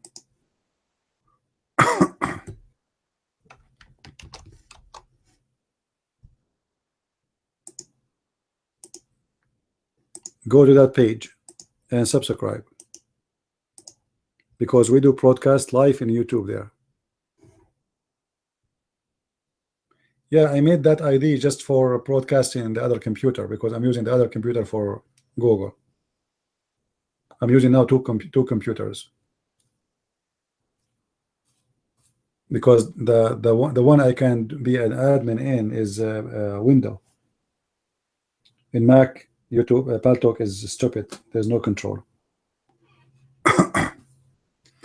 All right, guys. So don't forget to subscribe so you can be always updated and you can follow up with us. Until we see you again, I say may the Lord bless you. Enjoy the end of your weekend, and happy pagan gay day for the gay Muhammad Muslims. May Allah bless him and bless the guy who kissed him down his belly. And I hope the kissing was very joyful for the Prophet and he enjoyed it. And I encourage you to practice the sunnah of the Prophet. If a man he come to you, you lift up your shirt and you let him to kiss you there, and you kiss him back there, and you tell him, this is how I want it. Thank you. God bless. Christ is Lord. Islam is false. I mean to that. See you soon. Bye-bye.